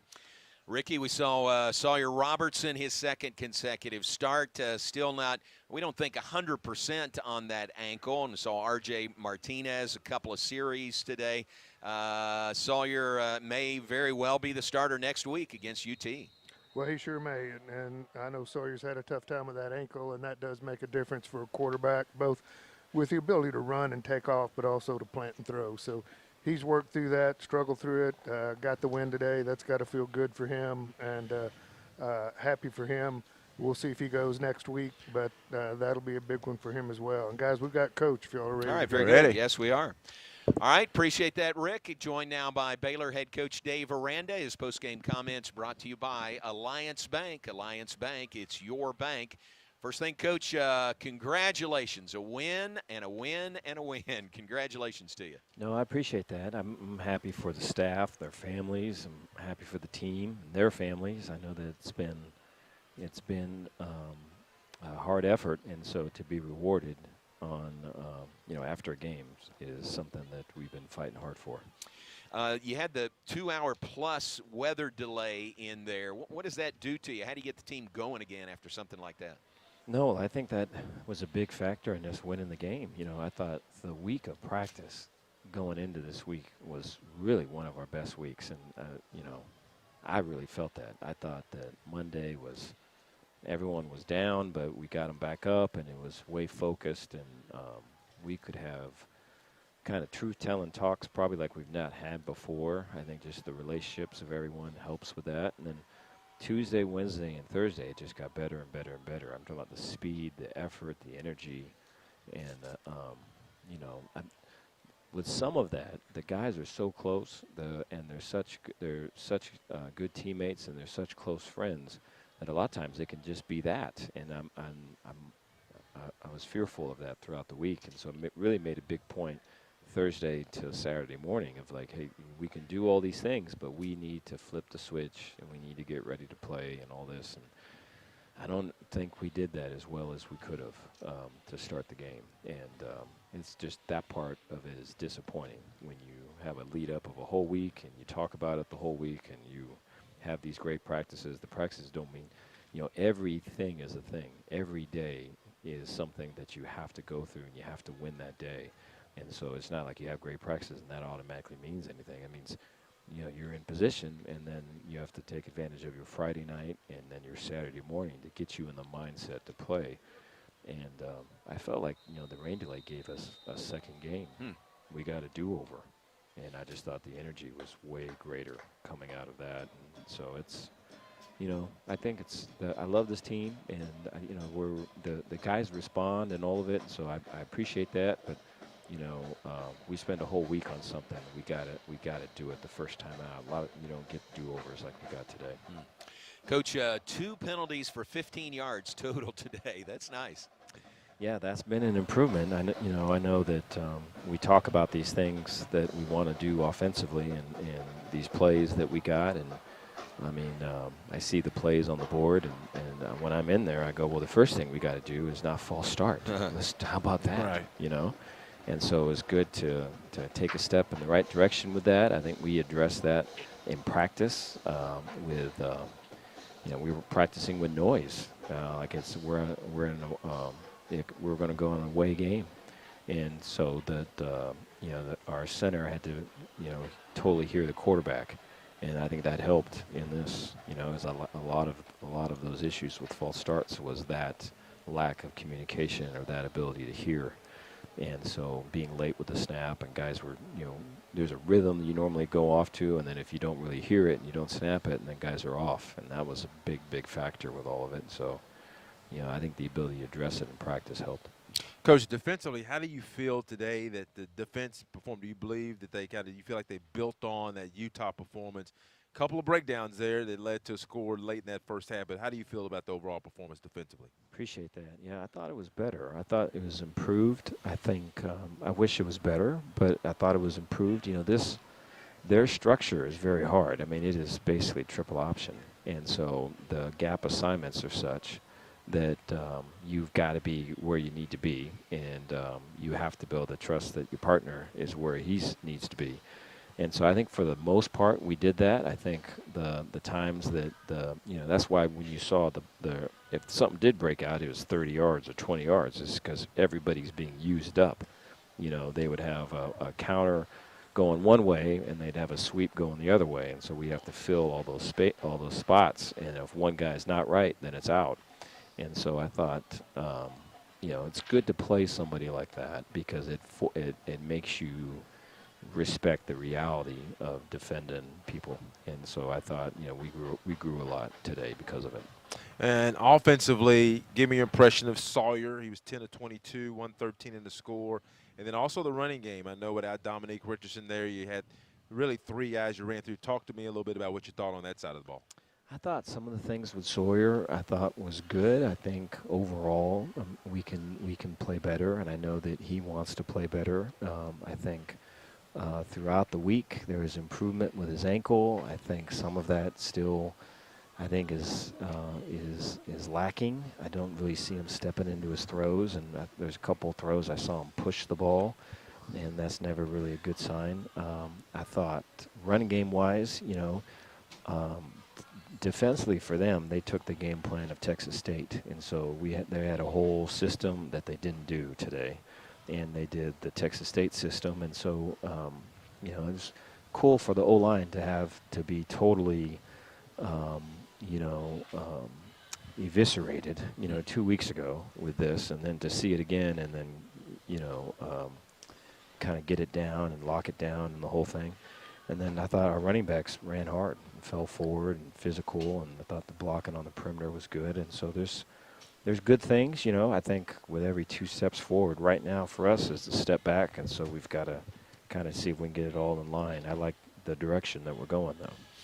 Coach, that wraps up non-conference play and the start of Big 12 with Texas coming in next week.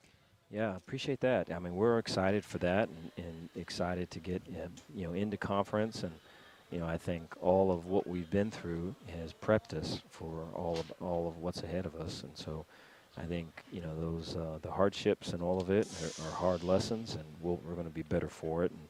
And I'm looking forward to looking at this tape and seeing how we can improve off of this.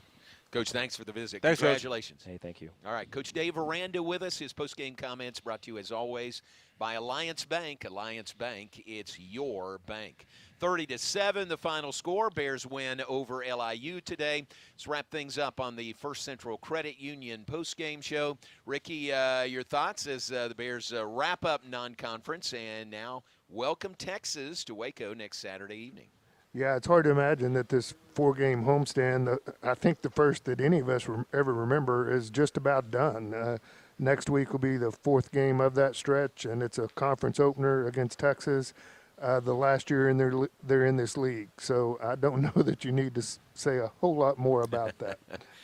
Yeah, Rick, I would agree. I mean, you kind of heard in Coach, I think he talked about the build-up, and still I think that the way they start the game is what he's really focused on. I think they went the defense. Baylor, the offense got the ball with 3 and out. Right. And I think that's really because the defense played well. That's what he's focused on. So I'm interested to see kind of how they do next week. Because sometimes when you got a big game coming in, it depends. I mean, it depends if you feel like it's a weight or if you feel like, hey, this is an opportunity. So I'm hoping next week we feel like it's a great opportunity and the gas is from go. So it's a great step in the right direction.